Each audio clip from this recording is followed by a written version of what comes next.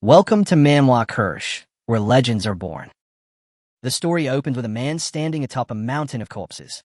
He demands to know why Luo Wei did this to him, recalling how they once stood like brothers who had fought side by side through life and death. Luo Wei answers by bringing up the very beginning of the calamity. Monsters had poured out from bizarre spatial rifts, spreading chaos across the world. As time passed, those rifts came to be called dungeons, and anyone who came into contact with them awakened mysterious abilities known as classes. Because of this, the class core was established to conquer those dungeons, and they pushed forward in victory. Luo Wei fixes his gaze on the protagonist and reveals that this very reason is why he must be removed.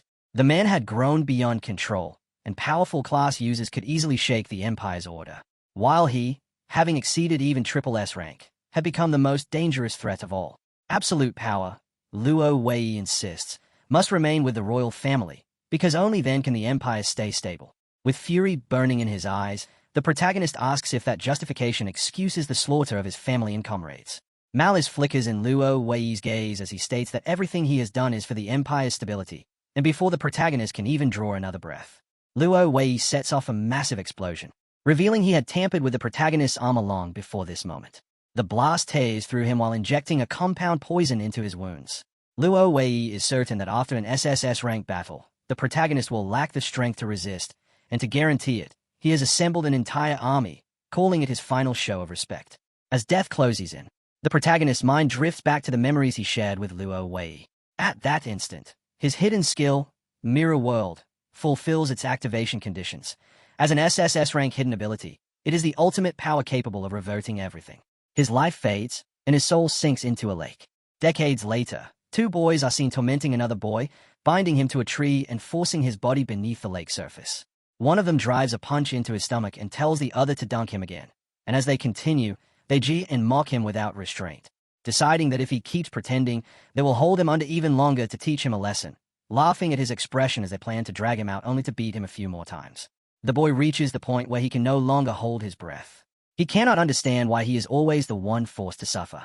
At that moment, the protagonist's soul begins to awaken. A bespectacled boy approaches the bullies and tells them to stop, warning that the boy is going to die. One bully turns with a scornful look and replies that if he is about to die, he should just heal himself, since that is what a Shanteo is for, even though he knows it will not help much. He then adds that the boy with glasses is nothing but a hypocrite, since he was the one who led them straight to this victim in the first place. By that logic, if the boy dies, the blame falls entirely on him. The bespectacled boy immediately panics and insists he only did it because he was forced to. That answer only irritates the bully further, and he raises his hand, ready to strike him. But at that instant, something unusual occurs. As an intense light begins to rise from the lake, the bullies break into a terrified retreat, shouting that a dungeon has appeared and that they must escape, because a newly formed dungeon is far beyond what they can handle. The boy with glasses, however, keeps his focus locked on the boy they had been tormenting, and seeing he is still submerged, he rushes toward the rope, fully aware that he has to save him. In that same moment, the lake suddenly dries up, and monsters start emerging. He hurriedly begins untying the knots, and while his attention is fixed on that, one of the monsters suddenly lunges at him. But at the critical moment, the bound boy grabs his clothes and yanks him clear of the attack's path. Immediately after, he stretches out his hand and activates a skill called Glacial Impact. A system notification appears, stating that basic heal has been used on Minor Demon A, but the attempt fails because the target's HP is already full. The boy with glasses is thrown into confusion, unable to understand why a healing skill was used on a monster. When the creature attacks again, he hastily summons a shield, managing to block it just in time. As the protagonist opens his information window, he sees the name Yunche along with the Chanter class. He quickly understands that he just cast a healing ability and that this body does not belong to him. Under normal circumstances, anyone who comes into contact with a dungeon binds to the system and receives a random starting class, which cannot be changed. From there, they develop their strength within dungeons, acquiring abilities that align with their class. Yet he himself had once been a warrior who stood at the very peak, and in that past life, he activated a skill known as Mirror World, after which he became trapped within it, remaining there until he heard the dying cry of this boy. Only then does he fully grasp that he has been revived inside this boy's body. It is hardly a comforting realization, yet he still offers silent thanks to the boy for granting him a chance at revenge. The boy with glasses urgently tells Yunche that monsters are closing in from all sides and asks for help at once, admitting he can handle no more than 3. The protagonist understands that this body is far too weak, to the point that even these minor enemies exceed his limits, and given their speed, escape is not even an option. When he opens his skill window, he finds nothing useful. Basic heal restores only 1 to 4 HP, while entangling vines merely summons vines to restrain a single target, and even that comes with a low chance of success.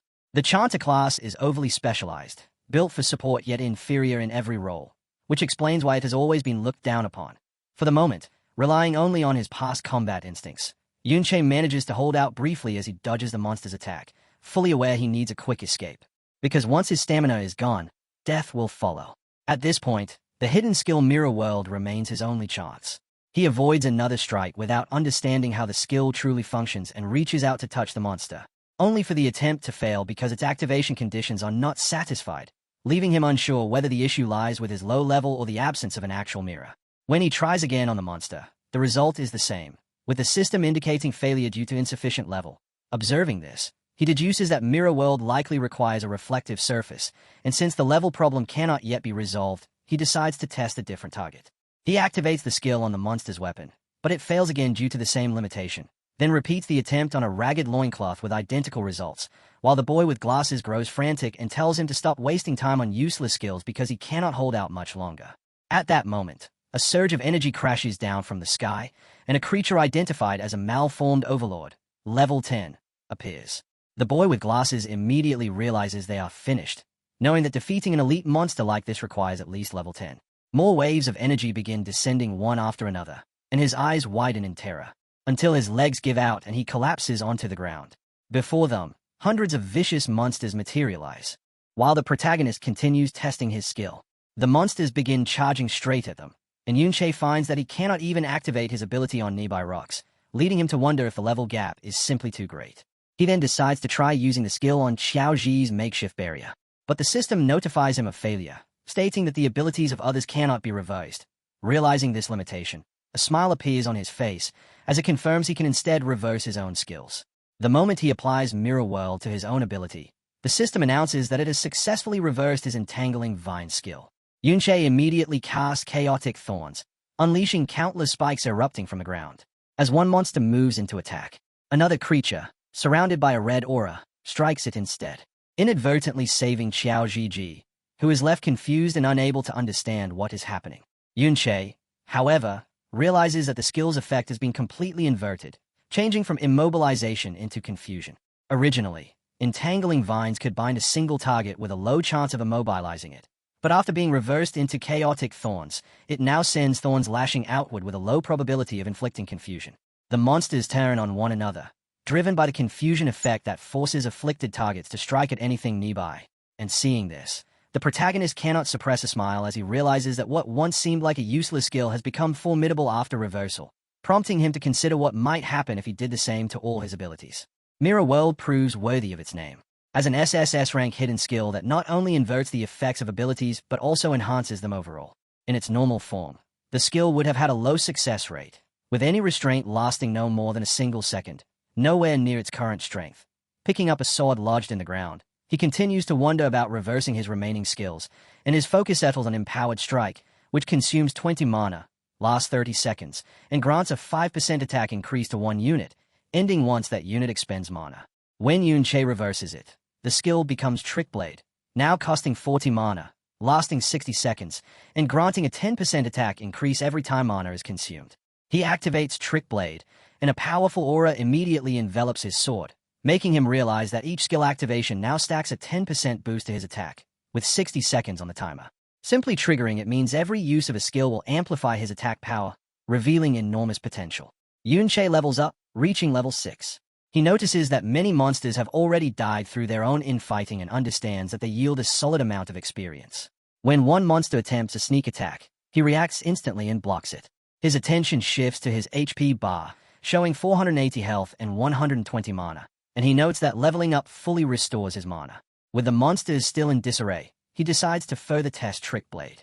Yunche casts Chaotic Thorns, consuming mana and triggering Trick Blade's effect, causing his mana to drop rapidly while his attack keeps climbing by 10% with each consumption. Soon, he is left with 12 mana, but his attack has surged by 120%, with 44 seconds still remaining. His eyes sharpen as he locks onto a monster rushing toward him, realizing this ability defies all norms by letting him reach 2.2 times his attack power with ease. As the monster strikes, he deflects the attack, slips behind it, and carves a deep wound across its back before cutting into its stomach. Xiaoji is left stunned. He can hardly believe that the person moving before him is Yunche, watching in disbelief as a mere level 5 chanter displays such capability, leaving him questioning since when chanters possessed abilities like this. Our boy continues pressing forward, cutting down monsters one after another without pause. With his level 6 attributes, 120 mana, and a regeneration rate of 1 mana per second, he calculates that he could theoretically push his attack power up to 2.3 times its base. In a single swift exchange, he brings down a level 11 monster and allows himself a faint smile. From this, he judges that his current strength is just enough to contend with level 11 elites. At that moment, a hand suddenly rises from the ground. Yunche's focus immediately locks onto it. As a level 21 creature known as the Battle Fiend Chimera bursts out from below and lets out a deafening roar. It turns and wipes out the surrounding lesser monsters in a single motion. Xiaoji's eyes fill with fear, while Yunche instead feels a flicker of surprise at encountering a hidden level 21 boss within this dungeon. The boss then charges straight toward him, and when Yunche attempts to use Chaotic Thorns, the skill fails, as the creature is immune to chaos. Just as the monster is about to strike, Xiaoji steps forward and raises a shield in front of him. Yunche is briefly taken aback, and soon after, he notices a familiar figure nearby. A blonde-haired boy calls him an idiot, scolding him for ignoring his warning not to rush ahead. Yunche's eyes widen at the sight. The boss's attack crashes down, instantly shattering Xiaoji's shield, and slamming his body heavily into the ground. Yunche immediately rushes to his side, extends his hand, and begins activating his skills. He casts Basic Heal on Xiaoji, restoring 1 HP at the cost of mana, reducing him to 54 points, while Trick Blade triggers and grants a 10% increase in damage. The heal activates again right after, this time landing a critical that restores 5 HP, leaving Yunche with only 1 mana. Noting how pitiful a chanter's healing truly is, he asks Xiaoji if he has any health potions, and Xiaoji replies that he has one reserved for emergencies, prompting Yunche to tell him to drink it, while noting that Trick Blade now has 85 seconds remaining. Meanwhile, the boss continues slaughtering the remaining monsters, and Yunche understands that he is still no match for it. But with most of the mobs nearly wiped out, a plan begins to form in his mind. Raising his blade, he tells Xiaoji to hold on for a minute as he intends to finish off the remaining monsters, leaving Xiaoji startled. Our boy moves like a thunderclap, cutting through the monsters in rapid succession until none remain, during which Trick Blade's duration drops to 0. As he levels up, his HP and mana are fully restored to 80-20. Without delay, he reactivates Trick Blade by repeatedly casting Chaotic Thorns, each instance of mana consumption triggering the skill's effect, with each activation increasing his attack by another 10%, and he understands that reaching at least a 400% boost is necessary to bring down the boss. He continues cutting through monsters, leveling up once more and restoring his mana to 110, then casts Chaotic Thorns to gain a 10% increase while dropping to 101 mana. Repeats it for another 10% as his mana falls to 92, and calculates that he must trigger Chaotic Thorns 40 times within 50 seconds, meaning he needs to reach level 10. Xiaoji can only stare in shock, unable to accept what he is witnessing. Yunche continues leveling up repeatedly as the boss prepares to strike. But at that moment, our boy begins to glow, having reached level 12, with Trick Blade now granting a 510% boost and lasting 95 seconds, which is more than enough to confront the boss. Yunche bursts forward like lightning and severs one of its arms, then vanishes from sight and reappears behind it, unleashing a relentless of slashes, inflicting immense pain before the creature can even respond. And in the next instant, he reduces its body to pieces, defeating a level 21 boss with over 10,000 HP in the blink of an eye. With its death, he gains 3 levels and rises to level 15. Xiaoji remains frozen in disbelief, unsure whether he is dreaming, questioning if a mere level 5 chanter has just solo cleared an entirely new dungeon, and with the dungeon lord defeated, the dungeon itself is cleared. He steps forward and asks Yunche if it is really him. The fallen monsters leave behind items, and a system prompts Yunche to collect them. Xiaoji wants to understand how he suddenly became so powerful, while Yunche drifts into memories of his past. And upon looking at Xiaoji's face, he asks about his connection to Xiao Benben. Xiaoji is stunned, unable to comprehend how Yunche knows his great-grandfather's nickname. Yunche, in turn, is slightly surprised to discover that Xiaoji is actually Xiao Benben's great-grandson. Memories of Xiao Benben resurface in his mind, and his eyes grow heavy with sorrow as he recalls that everyone he once knew was killed by Luo Wei. Just as he is about to ask more about Xiao Benben, Xiaoji looks away and says there is no need to discuss it now, adding that if Yunche does not wish to answer his question, he does not have to, and that there is no reason to humiliate him like this. Yunche is left confused, unsure what prompted such a reaction, as Xiaoji explains that, for reasons he cannot understand, Yunche must have been concealing his true strength all along. He then suggests they return to school, since the next day there will be a visit to the Modern History Memorial Hall and skipping classes would draw attention, while Yunche tightens his fist, his anger surging uncontrollably. He chooses to go along with Xiaoji for now, yet inwardly understands that revealing his true identity is impossible at this stage, since any deeper investigation from Xiaoji could easily lead to suspicion. Yunche turns his thoughts toward the Modern History Memorial Hall, realizing it should contain records of everything that happened after his death. The following day, they board the subway on their way to school, with the students buzzing in excitement. So much has changed with time, and after being gone for so many years, he sees that the world itself has undergone massive transformation.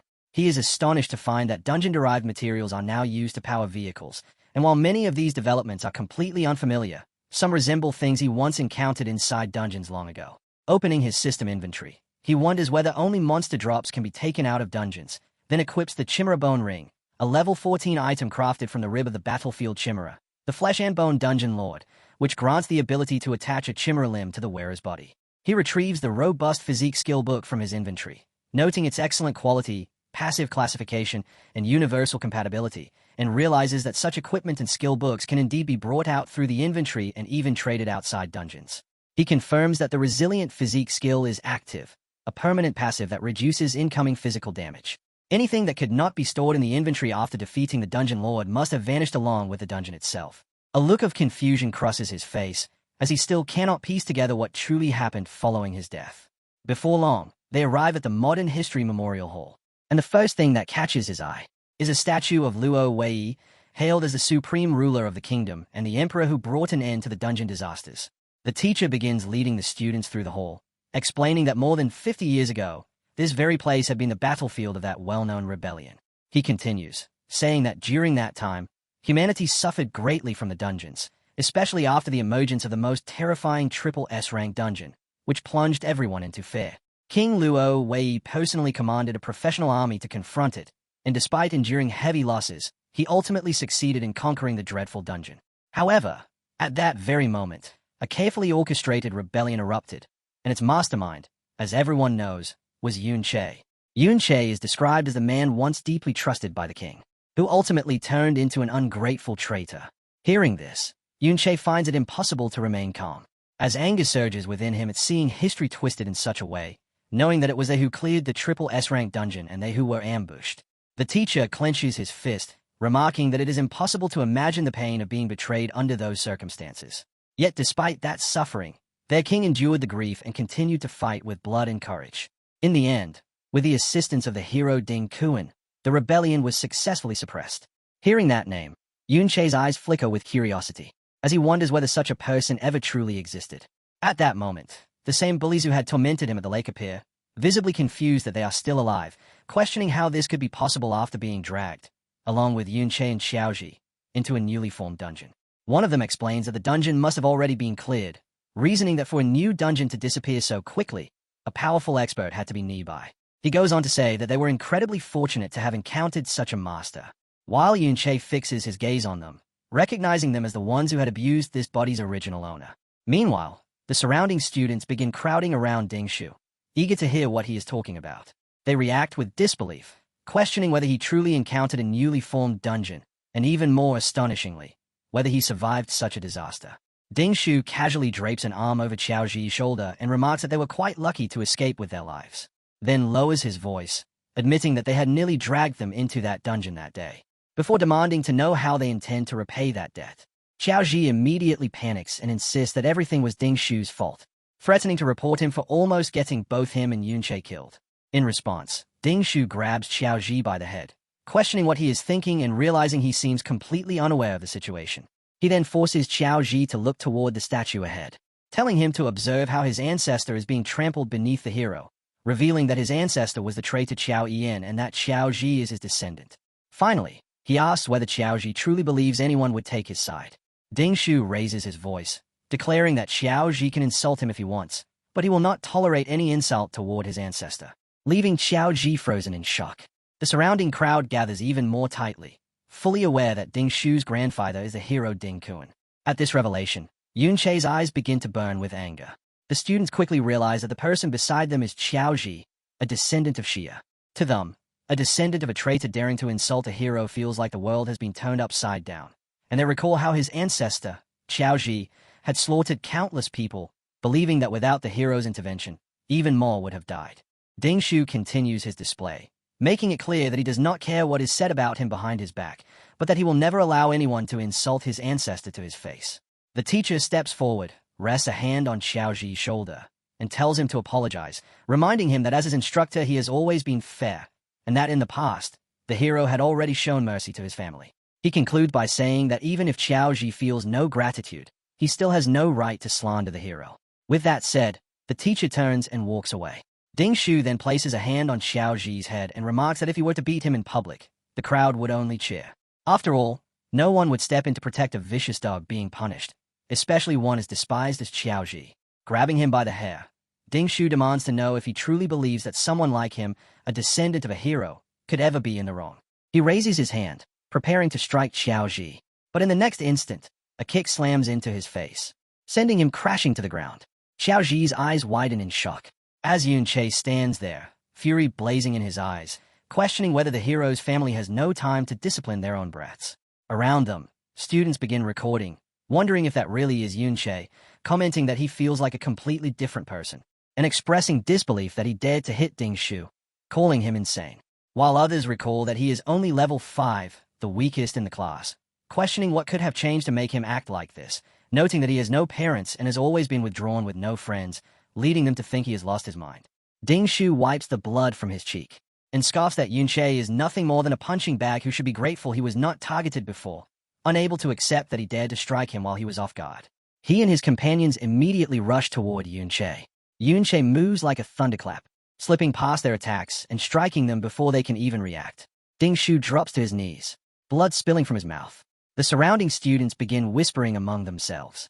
Ding Shu is left stunned, unable to comprehend Yun Che's speed. The students, confused by what they have witnessed, question how he was brought down so easily again, and begin to wonder if Ding Shu might actually be weak. Enraged, Ding Shu refuses to accept that a so-called trash-tier level 5 support could overpower him, and immediately activates the skill Hell, boosting his attack power by 25%. He equips the Fire-Forged Hammer, raising his attack to 314, convincing himself that Yun Che's earlier success was nothing but luck. And without hesitation, he charges forward once more. Yun Che reacts instantly, seizing the opening with precise movement. He drives a punch straight into Ding Shu's jaw, using the skill Blade of Trickery, which boosts his attack power by 80%. Ding Shu is left completely stunned. Without giving him a moment to recover, our boy follows up with a kick that sends him crashing heavily onto the ground. A guard rushes over, and upon seeing Yun Che standing over Ding Shu, immediately asks if there is a healer present. The surrounding students remain in shock at Yun Che's speed, still recalling that he is supposed to be only level 5. Even the blonde girl and her companion are visibly stunned. The guard firmly states that fighting is forbidden inside the hall due to the risk of damaging its contents, then turns to the teacher and questions why he has failed to control his students. The teacher begins walking toward Yun Che, declaring that he has not only insulted a hero but has now gone so far as to attack his descendant. In his view, Yun Che is utterly shameless, and as he draws his sword, Yun Che's attention locks onto him. Activating the ring, our boy stands his ground, and when the teacher strikes, the blade shatters into fragments, leaving everyone present in stunned silence. Yun Che calmly remarks that the matter of who is truly shameless can be set aside for now, pointing out that despite claiming fairness, the teacher appears to have listened only to Ding Shu's version of events, and directly questions whether he is trying to curry favor with his family. The teacher rebukes him for speaking nonsense, but his gaze soon shifts to the ring on Yun Che's hand, wondering what kind of equipment it could be, since even without using full strength, his attack had been stopped. As a powerful aura begins to radiate from him, Yun Che casually adds that it was merely an offhand remark and that he does not truly believe the teacher to be that kind of person. The students are left in disbelief, unable to comprehend how Yun Che managed to block the teacher's strike, while the teacher states that he will thoroughly investigate the cause of this conflict, all the while wondering where Yun Che obtained such equipment and whether he might have backing of his own. The ring on Yun Che's finger, the Chimera Bone Ring, already has its durability reduced by 37%, and despite being of epic grade, it remains gear taken from a level 21 lord, making its use against a level 35 teacher a considerable strain. Yun Che then requests to be expelled from the hall as punishment, along with Xiaoji. Xiaoji rises and follows after him with a confused expression, while the other students continue to marvel at how Yunche managed to block the teacher's attack, questioning whether such a feat is even possible for a student. The teacher instructs the others to cast healing spells on Ding Shu. And in the meantime, Yunche and Xiaoji leave the hall. Grief weighed on him as he struggled to accept that, in the end, no one had survived, and that Ben Ben had already been killed long ago by that so-called hero. He kept his eyes on Xiaoji, thinking that if he asked anything at this moment, Xiaoji would answer without hesitation. After giving a light cough, he admitted that his understanding of history was poor, then asked Xiaoji to recount in detail the deeds of that hero, Ding Kuan. Xiaoji grew uneasy, saying he wasn't entirely sure his memory was accurate. But from what he recalled, the hero Ding Kuan had uncovered the grand villain Yunche's conspiracy ahead of time. He went on to explain that Ding Kuan had arranged an ambush near the triple S-rank dungeon to provide support, and through that plan, the entire rebellion crisis had been resolved. Hearing this, Yunche felt a trace of surprise. Memories from his previous life began surfacing, bringing back the moment when they themselves had fallen into an ambush. Xiaoji continued, explaining that Ding Kuan had dreamed of resolving the dungeon crisis since childhood and had trained tirelessly toward that goal. After being recognized and elevated by the king, he spent years fighting across the land, saving countless regions from disasters, including the renowned Great Cataclysm of Winterfell City. Yunche lowered his gaze to the ground, lost in thought, as the image of his former self standing atop a mountain of corpses appeared in his mind. With a subdued expression, Yunche asked about the sword held by the hero's statue, and Xiaoji replied that it was the flowing cloud sword, adding that according to the tale, it was a very blade the hero had used to execute the traitor Yunche, a top-tier weapon. At those words, Yunche's eyes flared with fury, realizing that not only had his glory and accomplishments been taken, but even his sword had been claimed. In that instant, he resolved that Ding Kuan would be the first to die. Outside the Ding family compound, several high-level warriors moved about on patrol. All at once, one of them paused as his eyes sharpened, his attention caught by something unusual. In the distance, he spotted Yunche and Xiaoji slipping quietly into an alley. Dismissing them as mere passers-by, he chose not to dwell on it. Sensing how vigilant the man was, Yunche speculated that he might be a wanderer possessing a scouting ability. Xiaoji urged Yunche to leave, pointing out that there were too many guards and warning that even if they managed to sneak inside, the moment Ding Shu returned, they would be finished. Though Yunche wished to charge in and kill the so-called hero Ding Kuan outright, he understood that such a move was impossible. Xiaoji explained that Ding Kuan spent all his time inside a high-level dungeon. Unlike in the past, dungeons could no longer be freely entered or exited. Now, all high-level ones were under strict military control. An entry required a special pass, though Yunche was certain that such a pass would be kept somewhere within Ding Kuan's household. Yunche asked whether it was really necessary for this family to maintain so many guards, given that they were merely one branch among dozens descended from Ding Kuan. Xiaoji explained that, after all, they were the lineage of a hero, and moreover, they even possessed a dungeon within their own estate. Hearing that, Yunche's eyes widened in surprise at the idea of a dungeon existing inside someone's home. Xiaoji added that low-level dungeons had long since become commodities traded privately, though such things were far beyond the reach of anyone lacking power or status. He continued, pointing out that Ding Shu was constantly surrounded by guards, allowing him to hunt monsters and level up whenever he pleased, while ordinary students like them could only do so during school dungeon exercises, where they even had to compete with each other for monsters. Yunche came to realize just how drastically this era had changed, and questioned whether that meant the wealthier and more influential someone was, the higher their level would naturally become.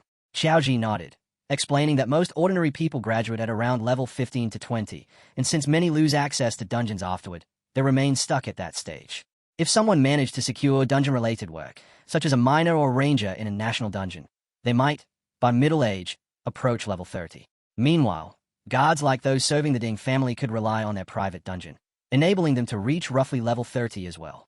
To go beyond that, one generally needed to be recruited into the military or join an official organization, such as a guild or military academy through school evaluations, since only then could they enter higher-level dungeons and continue advancing. Yunche understood that if he intended to grow stronger, obtaining that pass was absolutely crucial.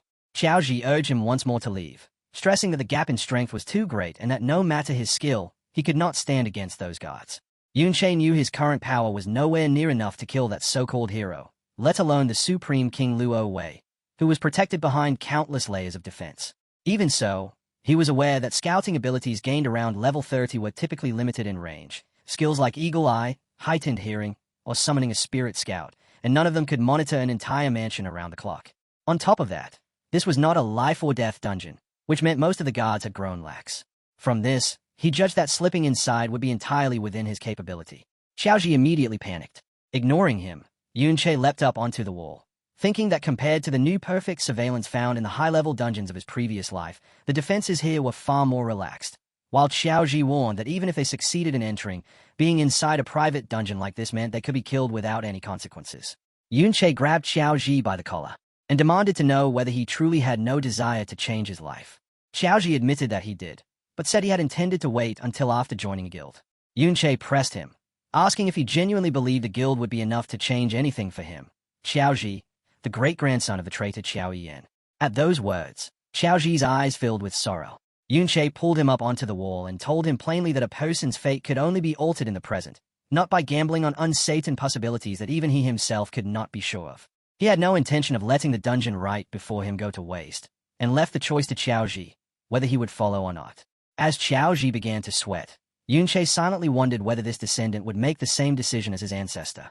In the end, Xiaoji stood up, unable to simply watch him walk toward death alone. Yunche warned him to stay silent, explaining that there were no signs of any summoning-type scouting abilities in the area. So as long as they kept their voices low, avoided direct lines of sight, and moved at the right moments, they would have no trouble slipping inside. Then, grabbing Xiaoji and sticking to his plan, the two of them successfully infiltrated the Ding family compound. Once inside, Xiaoji's attention was immediately drawn to the dungeon spread out beneath the ground. Entering it, they encountered two monsters, one at level 6 and the other at level 8, and Yunche observed that while the levels were slightly higher than in the previous dungeon, the number of monsters was lower, likely because Ding Shu's family regularly cleared them. Noting that there were only two minor mobs, Yunche told Xiaoji to go ahead and try dealing with them. Fear immediately gripped Xiaoji, and he refused, insisting there was no way he could defeat them. Ignoring his hesitation, Yunche forced him into the fight as the monsters lunged forward, prompting Xiaoji to summon his shield and defend himself, still unable to comprehend why Yunche believed he could win. His nerves tightened, and regret crept in as he thought he never should have come. All he wanted now was to go back home. Yunche told him to try counterattacking, but Xiaoji anxiously asked how he was supposed to find any opening to strike back. Yunche assured him calmly that he was watching and that nothing would go wrong. Choosing to trust him, Xiaoji steadied himself, then struck out with his shield. But at that moment, the second monster attempted to ambush him from behind, only for Xiaoji to react in time and evade the strike. Just as Yunche had anticipated, Xiaoji's natural talent was actually quite strong. The real issue was his constant fear and tendency to panic, which kept him locked in a defensive mindset, never daring to take the initiative. However, his instinctive sense of spatial awareness was remarkably precise, and because of that, even though he constantly appeared to be in danger, his health barely dropped. Xiaoji struck back at the monster, but his shield shattered into fragments upon impact. In that instant, Yunche moved like a bolt of lightning and killed both monsters. Xiaoji was left slightly stunned as he felt himself level up, reaching level 7. Yunche explained that experience was distributed based on contribution, and that if Xiaoji failed to disrupt the monsters, he would gain very little, since Yunche had dealt the killing blows. In his hand, Yunche held the crescent full bone blade, a weapon forged from the condensed resentment within a leg bone, granting him an additional 62 attack power and 11 spiritual attack. Noticing how nimble Xiaoji's movements were, Yunche asked how he allocated his attribute points, and Xiaoji replied that aside from spirit, he generally spread them evenly. Yunche recalled that shield bearers typically did not invest points into agility. Xiaoji explained that without doing so, he struggled to find a team at school, since no one was willing to wait for a slow shield bearer, and by the time he arrived, the others would have already cleared all the monsters. Yunche let out a quiet sigh and told him that he needed to think long-term. He went on to explain that advanced class promotions after level 60 came with strict attribute requirements, using the Bastion Fortress class as an example, which demanded 60 stamina and 90 defense, emphasizing that attributes could not be assigned carelessly.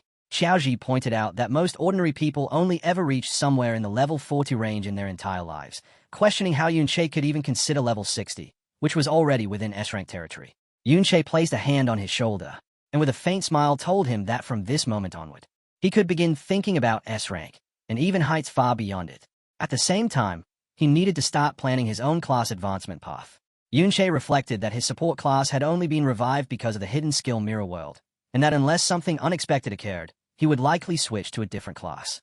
Then, a realization struck him, leaving him momentarily stunned. His Mirror World skill could actually be leveled up. Within the Ding family's private dungeon, Yunche cut through monsters at an astonishing pace.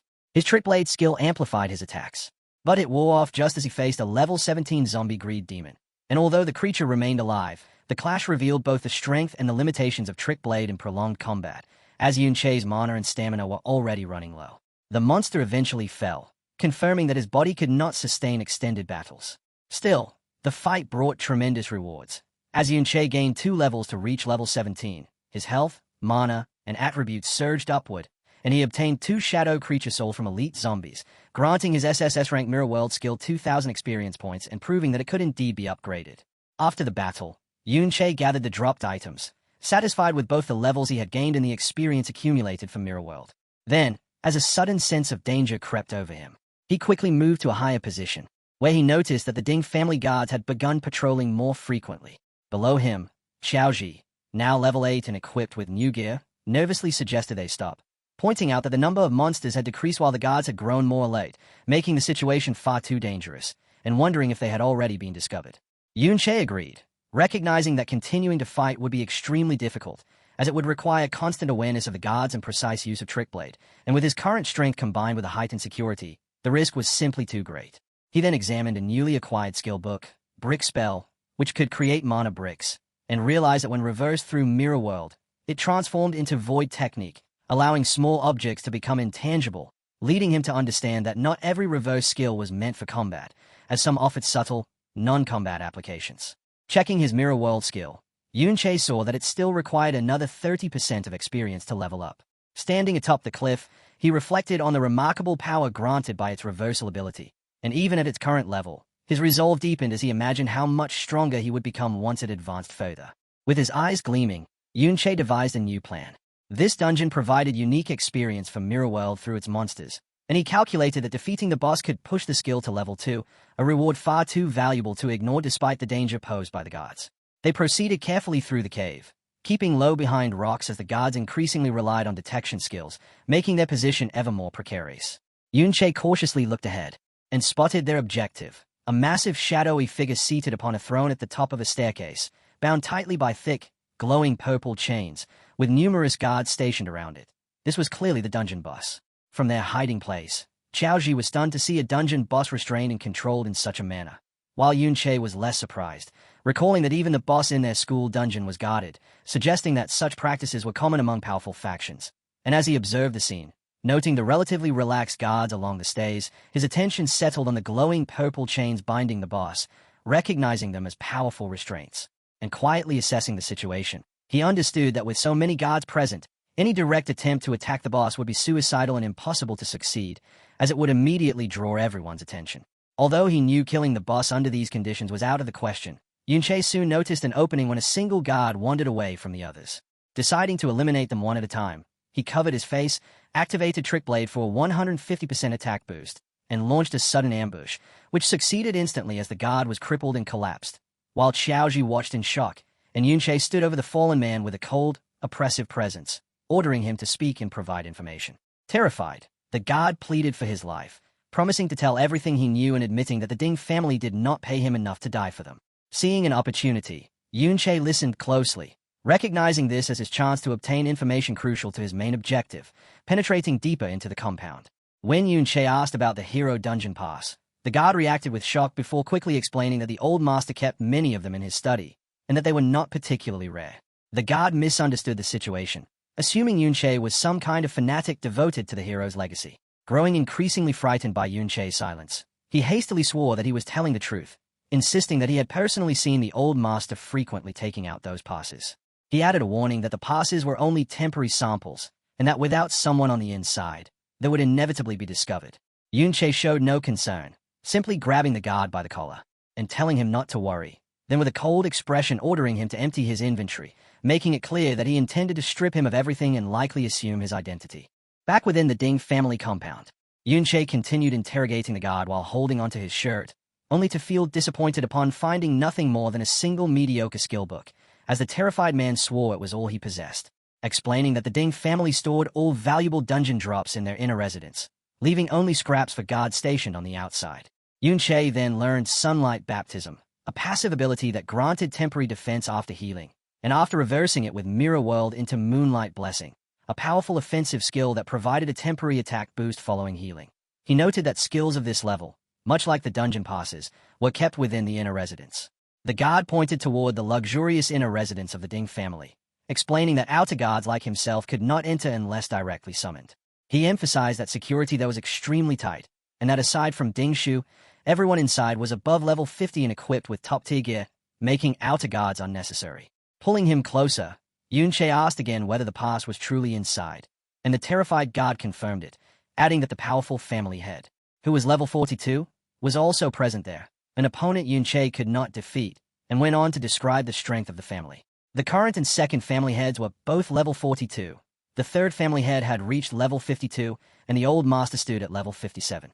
He warned that if the two strongest members were to retain, then everything would become impossible. After extracting all the information he needed, Yunche knocked the guard unconscious. He then had Xiaoji put on the guard's armor as a disguise and instructed him to wait for a signal, deciding that since the powerful family head was safely inside, he would draw him out instead of facing him head-on. Returning to the dungeon, Yunche observed the boss and quickly understood that the Ding family used high-level chains to keep it restrained and alive, effectively turning it into a permanent private farming source, and he realized that this entire system, dependent on chains that could be guarded, contained a weakness that could be exploited. It was a significant flaw, as the guards believed their method was secure simply because no one would dare to release the chains. Yet they had no knowledge of Yunche, who, from his past life, knew exactly how to unlock them. Moving quietly, he approached one of the guards and effortlessly released the lock. The chains dropped away, and the enraged boss broke free, erupting into chaos as it rampaged wildly while the guards fell into panic, creating exactly the kind of disorder Yunche needed to lure the family head out from the inner residence using this perfectly timed disruption. The plan unfolded flawlessly, as alarms rang out and the level 42 family head rushed out from the now unguarded inner residence, issuing urgent orders to reinforce the dungeon while leading his guards to deal with the crisis. Taking advantage of the distraction, Yunche seized the powerful level 60 combat chains that had bound the boss, and as he held the pulsing high-level equipment in his hands, he knew his plan had succeeded, because with the family head and the elite guards occupied, he and Xiaoji would now have an easy path into the inner residence. While Yunche's scheme created an opening, new arrivals appeared at the main gate of the Ding family estate, where servants hurried forward to welcome the returning second master. Ding Hao, level 42, who had just arrived in a luxurious car alongside his son Ding Shu. And while Ding Hao casually dismissed Ding Shu's recent defeat by Yunche as nothing more than a minor misstep, Ding Shu sharply replied that he had not come back merely to greet him. Ding Hao then stepped forward and opened the car door for Miss Yunsha. And two young women stepped out, one with long blonde hair, and beside her, a dark-haired companion who was likely Yunsha. At the top of the stairs, the mustache family head who had just returned from dealing with a dungeon disturbance stood waiting with a smile. But in an instant, that smile disappeared, replaced first by confusion and then by rising anger. He suddenly kicked a passing servant aside without hesitation, ordering him not to block his path. And as the servant fell to the ground, the enraged family head strode quickly toward Ding Hao, Ding Shu, and the two female guests, his fury unmistakable. From the nearby woods, Xiaoji, disguised in a guard's uniform, quietly observed everything happening at the residence. Yunche appeared behind him without warning, startling him.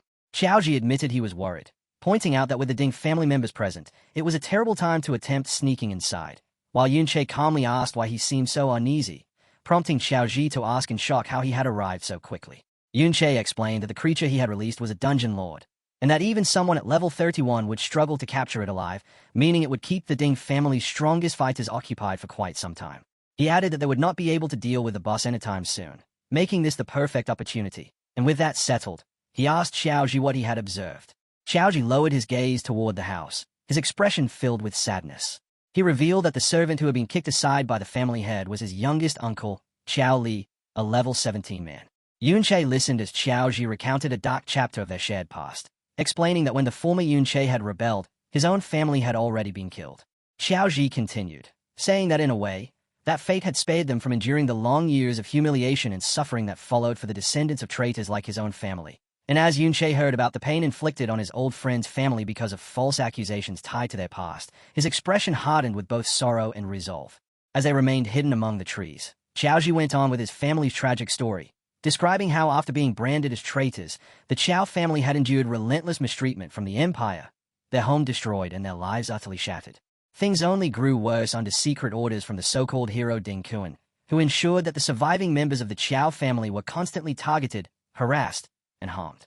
With no other way to survive after being beaten down and broken, The remaining Xiao family members were forced into servitude under the very people responsible for their ruin, the Ding family. Now they lived in poverty, forever watching their master's expressions and bowing for scraps, and Xiaoji admitted with quiet shame that they were even paraded at times as proof of the Ding family's supposed power and mercy in sparing the descendants of a traitor. He explained that his father's generation had once tried to resist and change their fate, daring to speak out against the injustice they faced. But their attempt ended in tragedy, as the pressure drove his father into madness while his uncle Xiao Li became completely submissive, reduced to little more than a loyal dog serving the Ding family. Burdened by this bleak history, Xiaoji began to waver, questioning whether it was right to follow Yunche into such a dangerous situation. His hesitation was cut short when Yunche turned to him and stated firmly that he needed to enter the inner residence. Startled, Xiaoji hurriedly tried to stop him, reminding him that Ding Shu's father, a fully equipped level 42 fighter, was inside, and warning that if Yunche were discovered, death would be inevitable. Yet Yunche showed no fear, calmly explaining that in a world like this, where power and access to dungeons were tightly controlled by the strong, no one could hope to change their fate without taking risks. Fixing his gaze on Xiaoji, he added that some things would never be accomplished if one kept hesitating and waiting, then gave him a clear choice. He could help him change his destiny, but only if Xiaoji chose to act first, while making his own stance clear that he would resist, though he would not force Xiaoji to follow him. Even in the face of Yunche's resolve, Xiaoji remained deeply afraid and uncertain, arguing that the Ding family was a massive force that dominated everything, and questioning how just the two of them could possibly stand against such power. Yunche turned away and looked toward the distant inner residence, and as he began walking forward, he told the stunned Xiaoji that his ambition went far beyond bringing down a single family, declaring that the true enemy he intended to oppose was the entire empire itself. Meanwhile, within the quiet inner residence, Ding Hao sat at ease on a couch while a maid attended to him, pondering how the dungeon lord had managed to break free from its supposedly unbreakable chains. Upon seeing him, the blonde girl who had arrived with Ding Shu politely addressed her uncle, asking whether it was an inconvenient time and offering to return another day due to the ongoing emergency. Ding Hao quickly dismissed her concern with a wave, stating that his elder brother, the family head, could handle the situation, and assuring her that a mere dungeon issue was far less important than her visit. Still smiling, he went on to say that once his powerful father, the old master, and his third brother learned of her arrival, they had already begun making their way back to the residence to meet her. He added that they had also informed Hero Grandpa, who was extremely eager to see her, making it clear that resolving the current situation would be effortless. From a concealed position on a balcony, Yunche heard every word, and the mention of Hero Grandpa immediately sharpened his focus, knowing they were referring to the so-called Hero Ding Kuan, as his thoughts quickly connected this information with what he had learned from the captured guard, that entering the hero's dungeon required both a pass and an accompanying person. He studied the guests, noticing the level of respect shown toward Yun Sha, and realized that her status must be exceptionally high. Then a detail struck him. Her name was Yun Sha, sharing the same surname as his current identity, and he briefly wondered whether this was merely coincidence. For the moment, he set that thought aside, narrowing his focus as he returned to his immediate objective of obtaining the dungeon pass. As he continued watching, Yun Sha stood quietly, her expression unreadable, carrying an air of mystery and significance.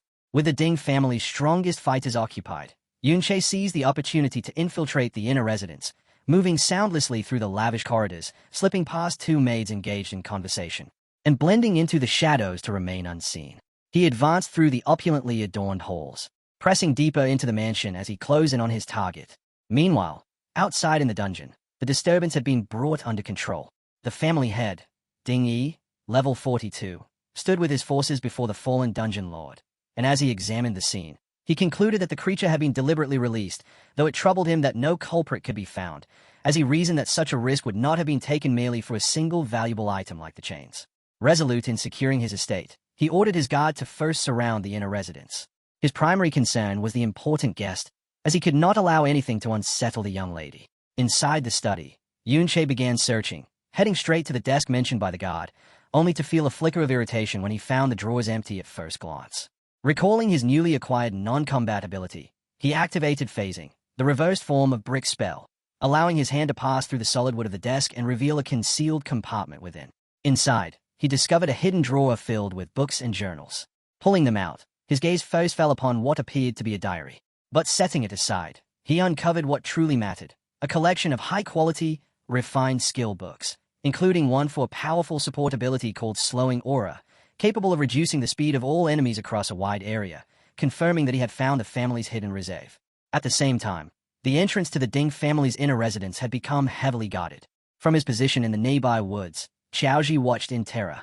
He wondered why so many guards had gathered, fearing they had been discovered. And as more arrived, his panic intensified until he became convinced the situation was far too dangerous, worrying that if Yunche did not escape immediately, he would surely be caught.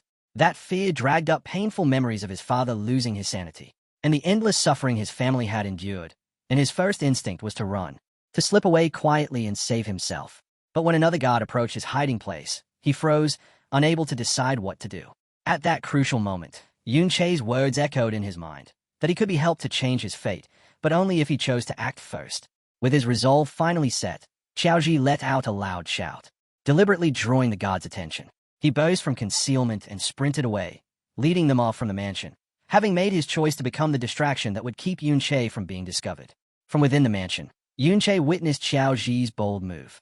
Seizing the opening created by the diverted guards, he smashed through a window and leapt outside, feeling a sense of approval as he realized his companion had finally overcome his fear and chosen to resist his fate.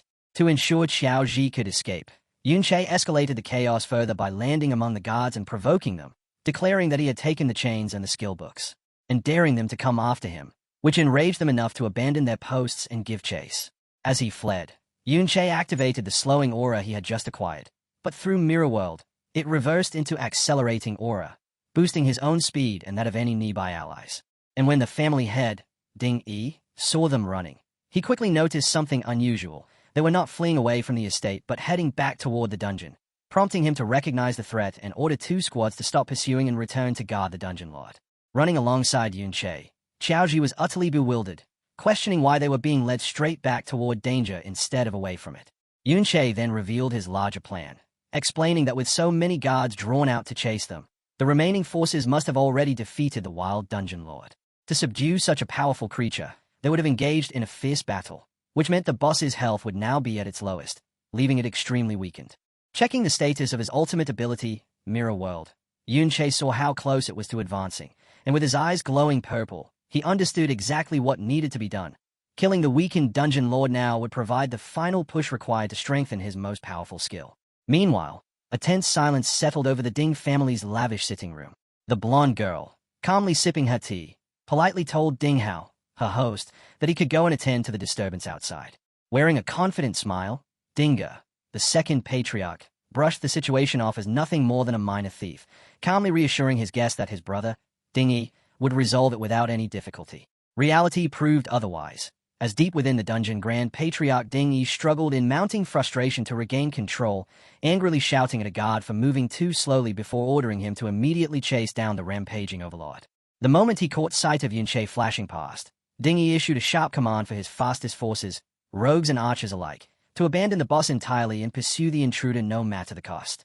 Their pursuit quickly fell apart, because Yunche's speed was overwhelming, far beyond their reach, and he understood exactly why, having invested half of his attribute points into agility. When combined with his reversed acceleration abilities, his movement became so extreme that only specialized level 30 rogues or archers had even the slightest chance of keeping pace with him.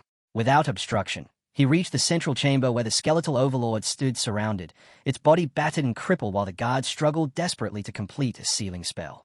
At that sight, Yunche immediately realized his plan had succeeded, the boss now reduced to its weakest state, and as purple energy surged through him, he prepared a single decisive strike to end the weakened dungeon lord. As he closed in, the guards stationed around the overlord finally noticed his presence. They raised the alarm and rushed forward in panic, attempting to block his advance before forming any proper defense. Yunche responded instantly by unleashing chaotic thorns. From the ground, twisting purple vines burst forth and lashed at the guards, leaving them completely stunned since none of them had ever encountered such a skill before. The attack carried a status effect, something humans would normally resist. Yet Yunche's version was abnormally powerful, causing several guards to fail their resistance entirely. The result was immediate and disturbing, as those afflicted fell into confusion, and one mage turned and struck a fellow guard with a powerful spell, throwing their formation into complete disorder.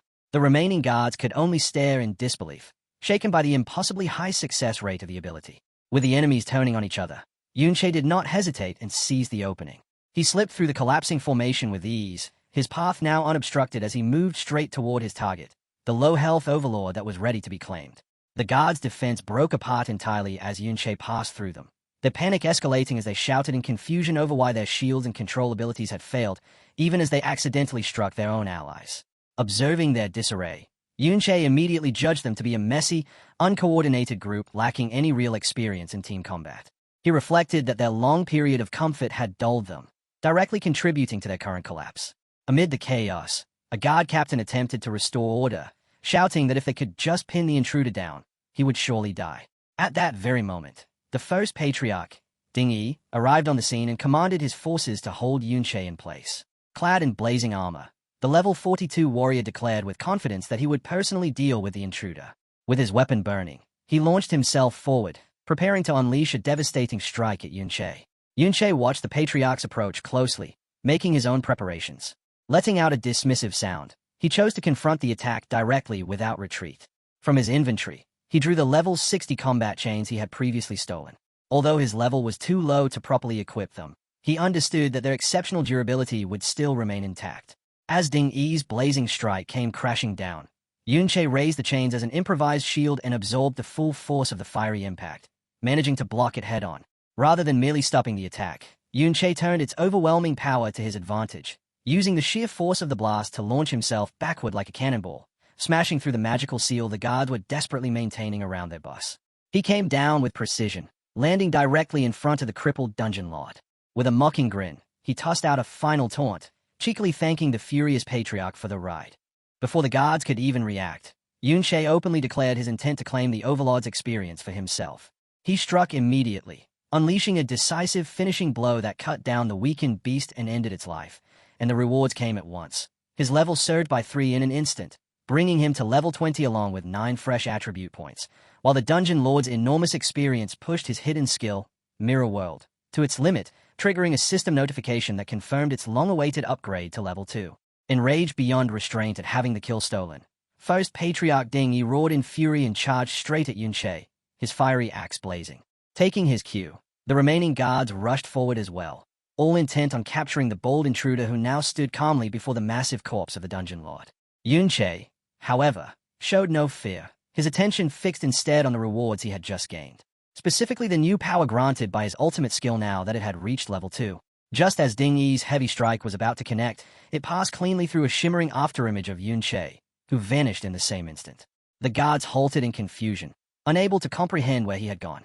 Yunche reappeared in an entirely different space, where the dungeon had transformed into a silent world tinted in crystal blue-green hues, revealing that he had activated a new function of his hidden skill, Mirror World.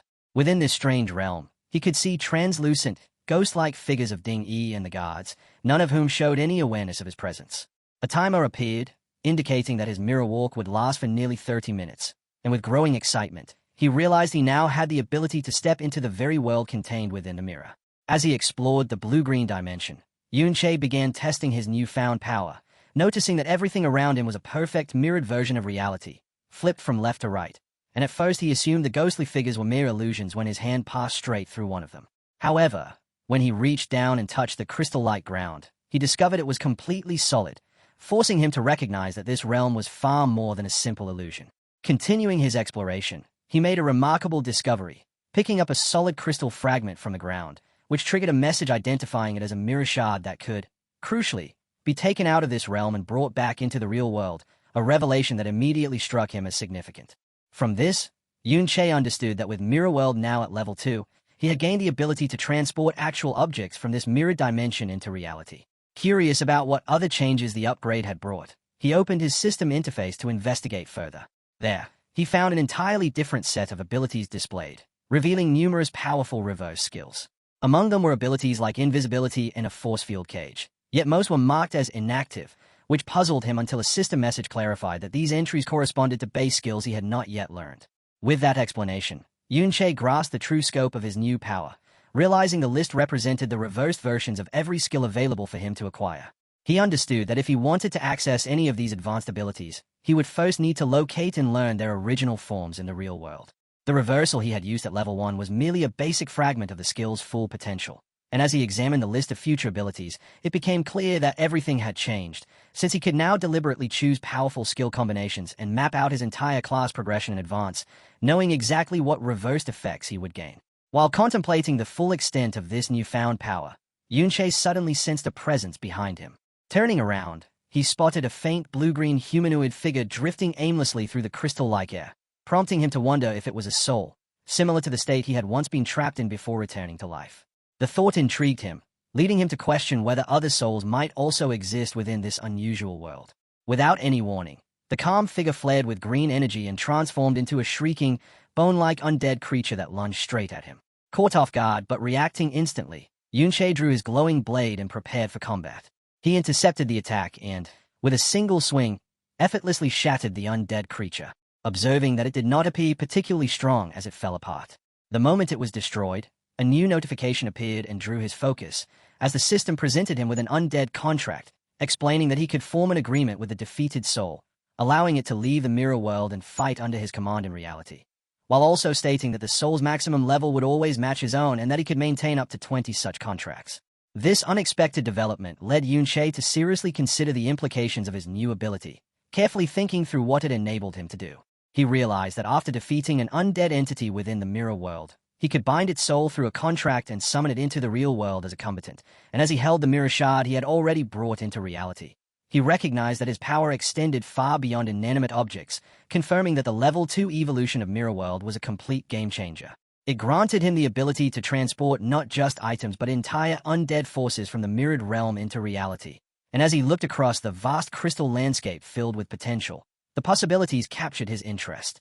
Meanwhile, back in the real world, the situation had fallen into chaos as the private dungeon collapsed following the death of its lord, leaving behind a stunned and bewildered group of guards who could not comprehend how the intruder had disappeared, with one captain anxiously demanding answers and speculating whether it had been some advanced rogue stealth ability. A rogue specialist immediately rejected the idea, explaining that stealth abilities had clear limitations and could not cause someone to vanish so completely without a trace.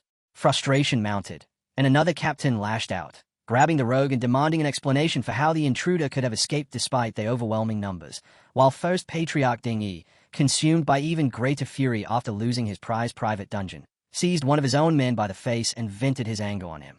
He shouted that if they failed to find the culprit responsible, they would be forced to compensate him for the loss themselves. At the same time, Yunche's stay within the mirror world was nearing its end, and as the timer for his mirror walk ticked down, he found himself wondering where he would reappear, whether he would return to his original position or if some other rule governed his exit. He received his answer moments later when he was transported back into the real world at the exact spot where he had disappeared. Ding Yi, still burning with anger, noticed him instantly and, without hesitation, roared an order for his men to seize him. Facing the renewed assault from the Ding family forces, Yunche remained completely composed, raising a hand as a swirling green glow gathered within it while telling them not to rush, remarking that after being surrounded and attacked for so long, it was now his turn to do the same. With that declaration, he activated the power he had just obtained, unleashing a surge of eerie skeletal warriors that poured outward, forming a terrifying undead army that charged straight toward the stunned guards. The guards recoiled in fear, their attacks faltering as they stared at the ghostly figures and questioned what they were seeing, some even wondering if the entities were actual spirits. Vice Patriarch Ding Yi forced himself to suppress the rising panic, shouting at his men to steady themselves and insisting that these were merely undead creatures, something he had encountered many times before. One guard stepped forward to engage a skeletal warrior, bracing himself for what he expected to be a difficult battle. To his surprise, a health bar appeared above the creature, identifying it as an undead skeleton warrior at level 20, the same level as Yunche, and despite this information, the lingering fear did not subside. Ding Yi's expression twisted further in anger at his men's hesitation, and in an effort to push them into action, he loudly promised a reward to anyone who fought and captured the intruder. The promise of a bonus rekindled their courage, prompting them to steel themselves once more. Yet when the guards shifted their focus away from the undead army in search for Yunche, they realized he had already disappeared again, leaving them bewildered as they scanned the area, unable to determine where he had gone. Using the undead he had summoned as a diversion, Yunche observed the unfolding battle from a safe distance, calmly assessing that his current forces were still too weak to make a decisive impact, and recognizing that if he could locate and bind stronger souls, this disorganized group of guards would stand no chance against him. Even so, his options were limited by what he could actually find, since he had already formed contracts with the 20 strongest souls available within the small portion of the mirror world he had explored. He also discovered that his movement inside that realm was not unlimited, having run into an invisible boundary that confined him to within 200 meters of his entry point. From this, he concluded that if he wanted to obtain stronger undead in the future, he would need to access the mirror world from different locations. His thoughts were abruptly interrupted when he noticed that his friend Xiao Ji, who had been serving as a distraction, had been discovered hiding in the woods. One of the guards mocked the disguised boy, sneering as he talked about the reward he would receive for capturing him. Yunche reacted instantly, springing out from the shadows and cutting down the guards, threatening his friend with swift and precise strikes. With the way cleared, he seized the stunned Xiao Ji, telling him they were leaving at once. Glancing back at the chaos he had created, with his undead army still tying up the remaining guards, Yunche decided their objective was complete, making it clear that it was time to withdraw, escape the danger, and properly assess everything he had gained from the raid. As Yunche and Xiao Ji made their escape, the remaining Ding family guards continued battling the undead forces. They struck fiercely at the skeletal warriors, shattering bones with their attacks.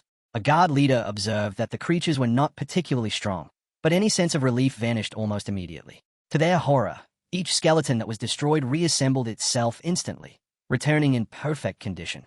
They continued fighting, only to watch the skeletons revive again and again without end.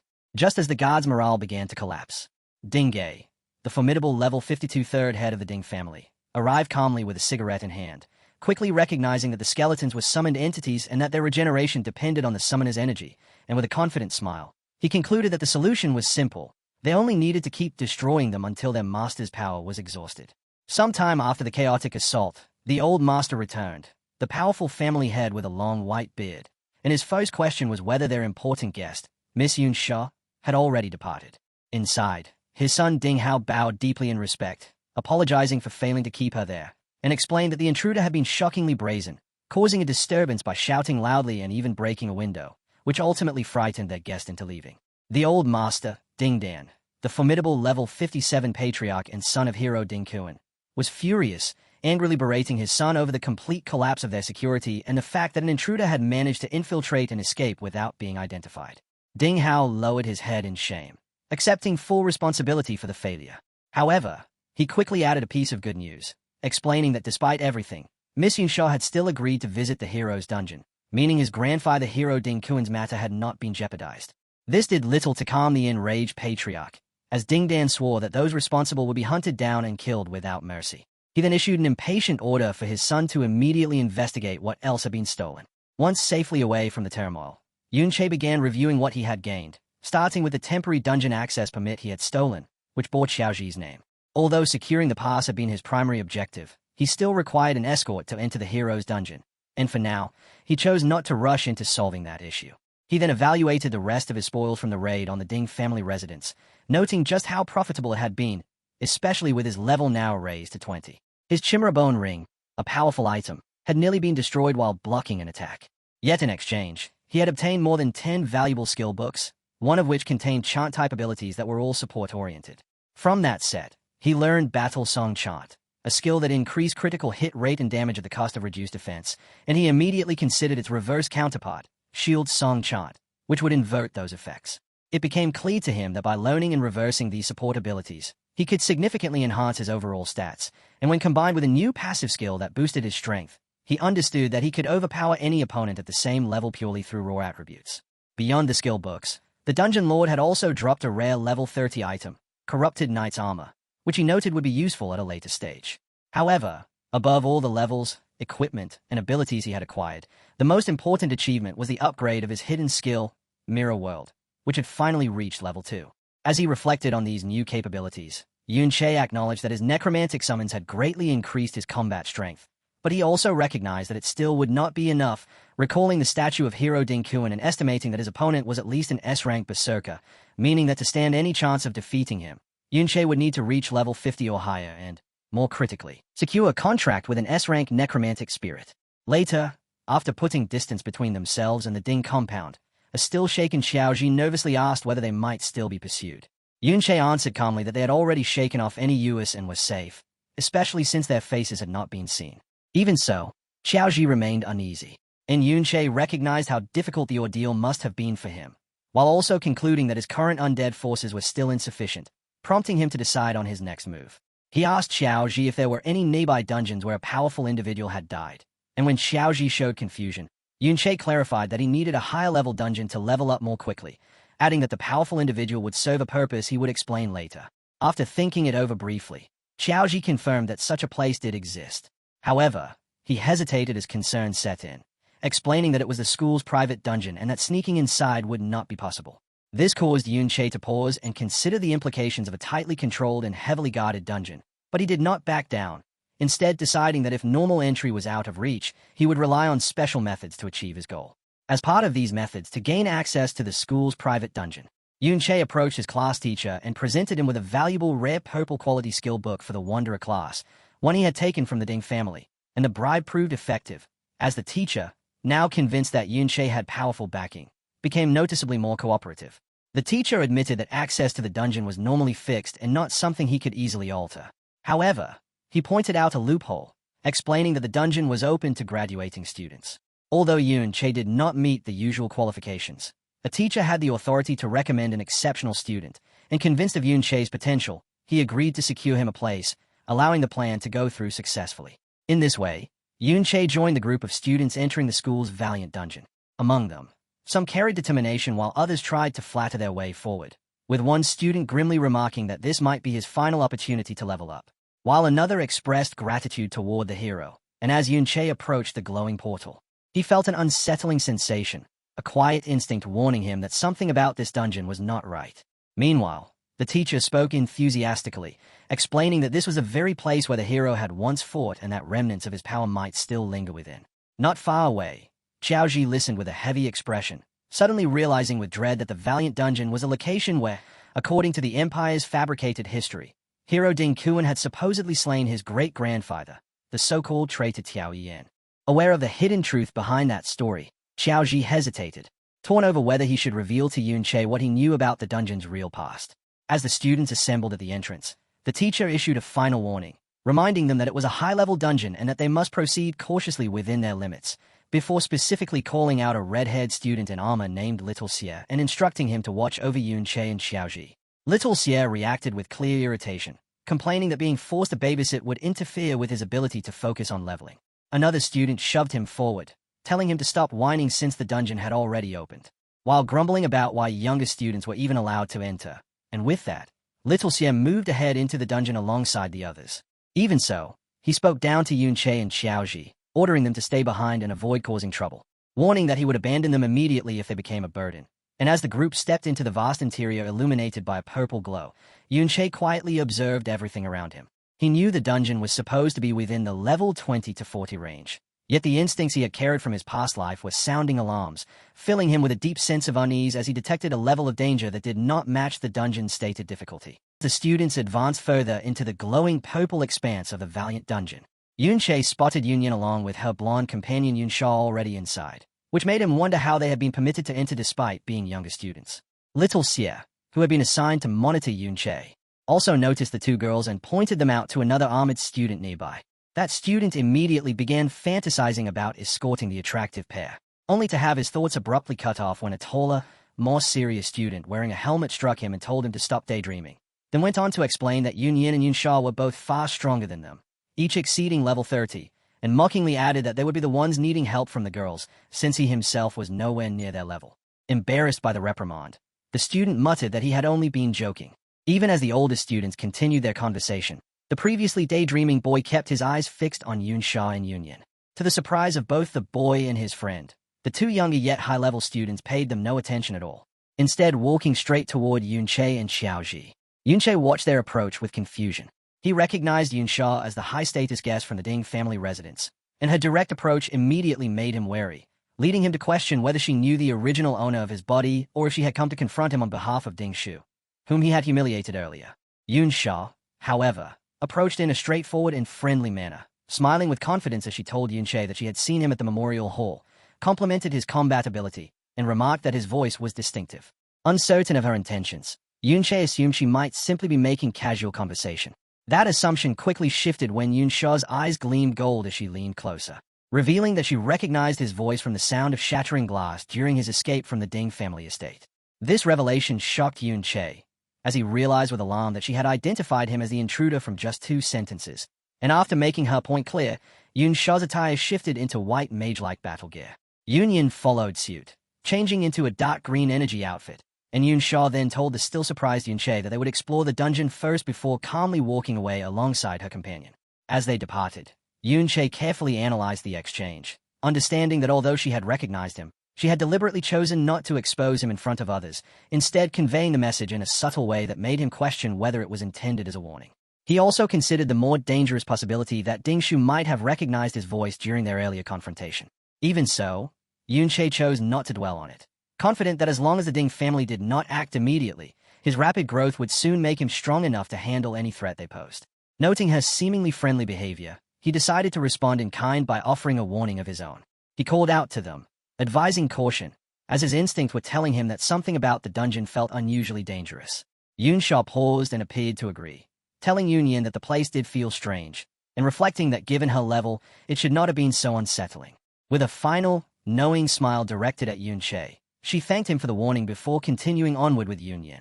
Their brief and unexpectedly cordial interaction did not go unnoticed, as the older students looked on in disbelief, beginning to gossip about why the typically aloof Yunsha seemed so familiar with him, and driven by jealousy, they quickly surrounded Yunche, pressing him with questions about his connection to her and demanding that he introduce them.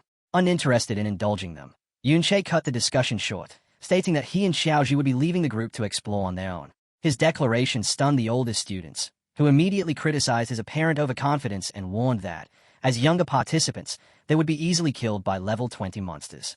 To their surprise, their supervisor Little Sierra intervened and told them to let the two go, reasoning that for Yunche to be on friendly terms with someone as strong as Yunyan, he must possess some capability of his own. Then his own level had to be high as well.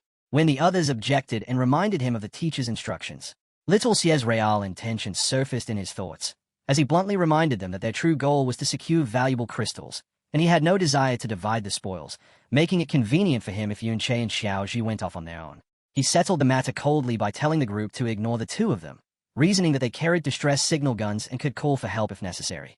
As Yunche and Xiaoji departed, Little Sierra watched them leave with a mix of irritation and envy, unable to understand why someone so ordinary had drawn Yunsha's attention.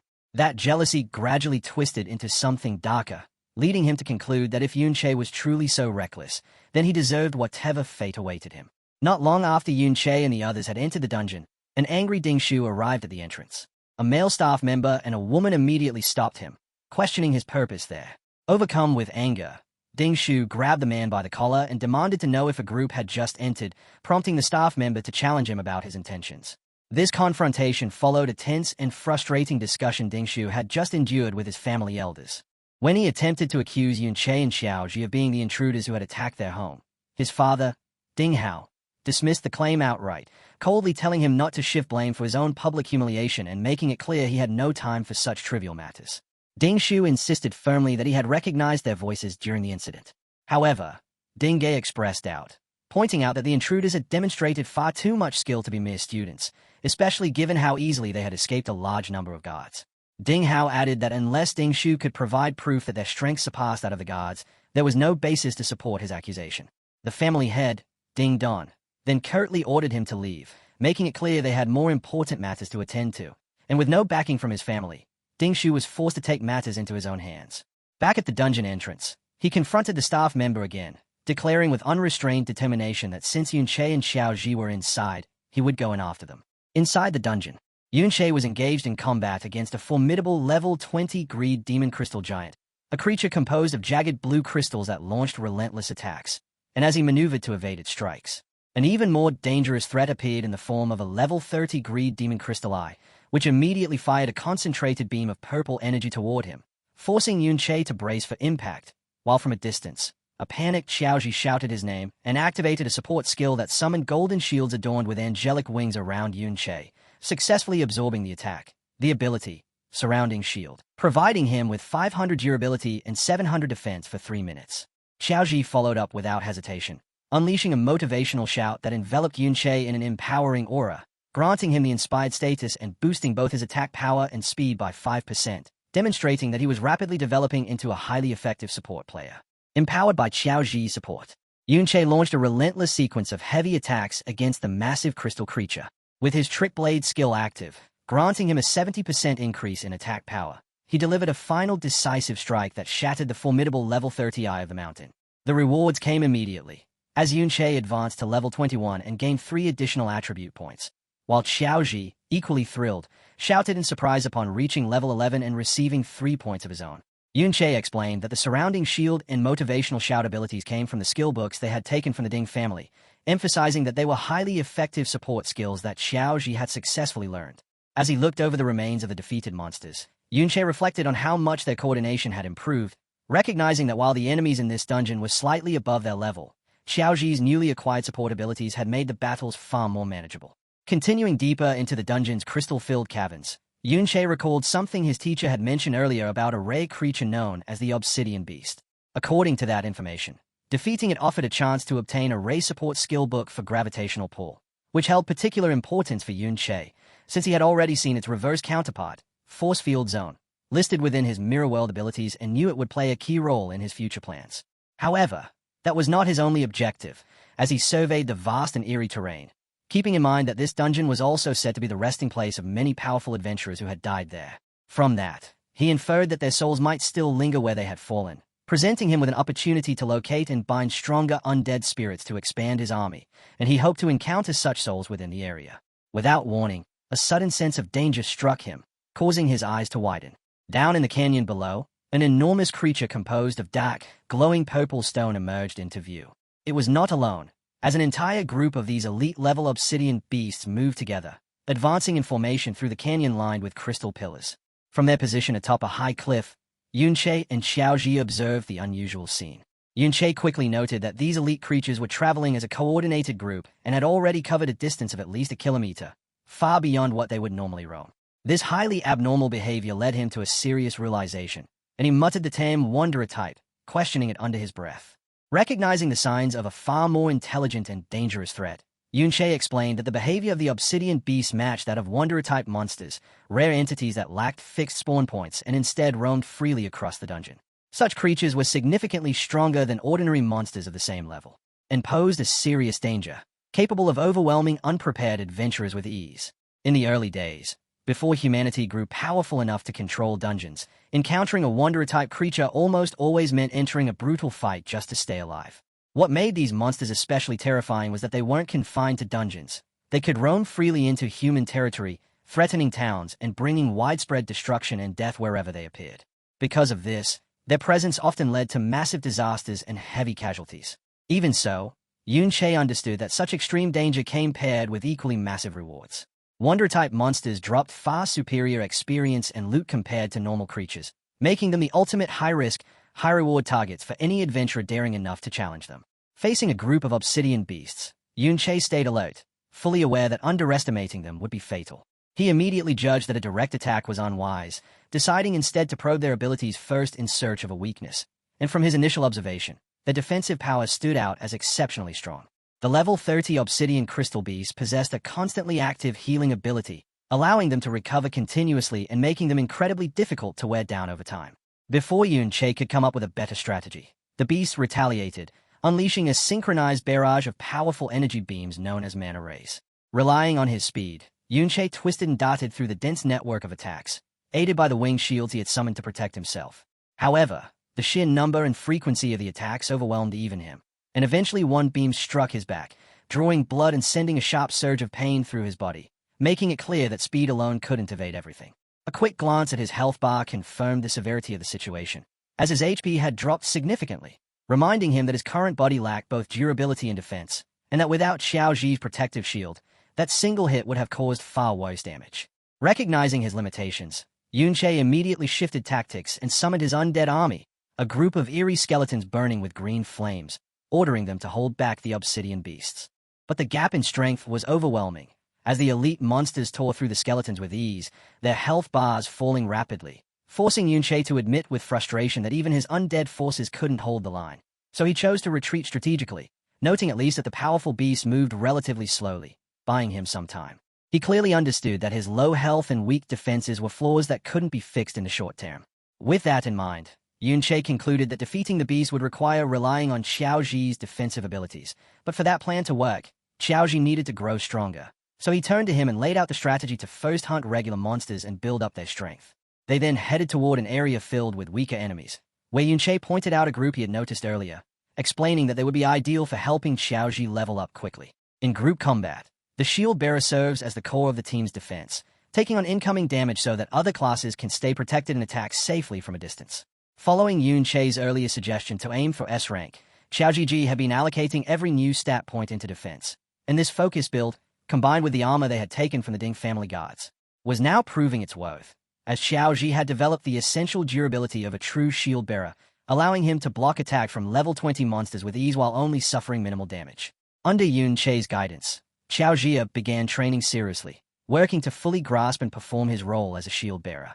From a distance, Yun Che called out instructions, explaining the fundamentals of a solid defensive stance, how to shift weight properly, stabilize the body, and angle the shield to meet incoming strikes.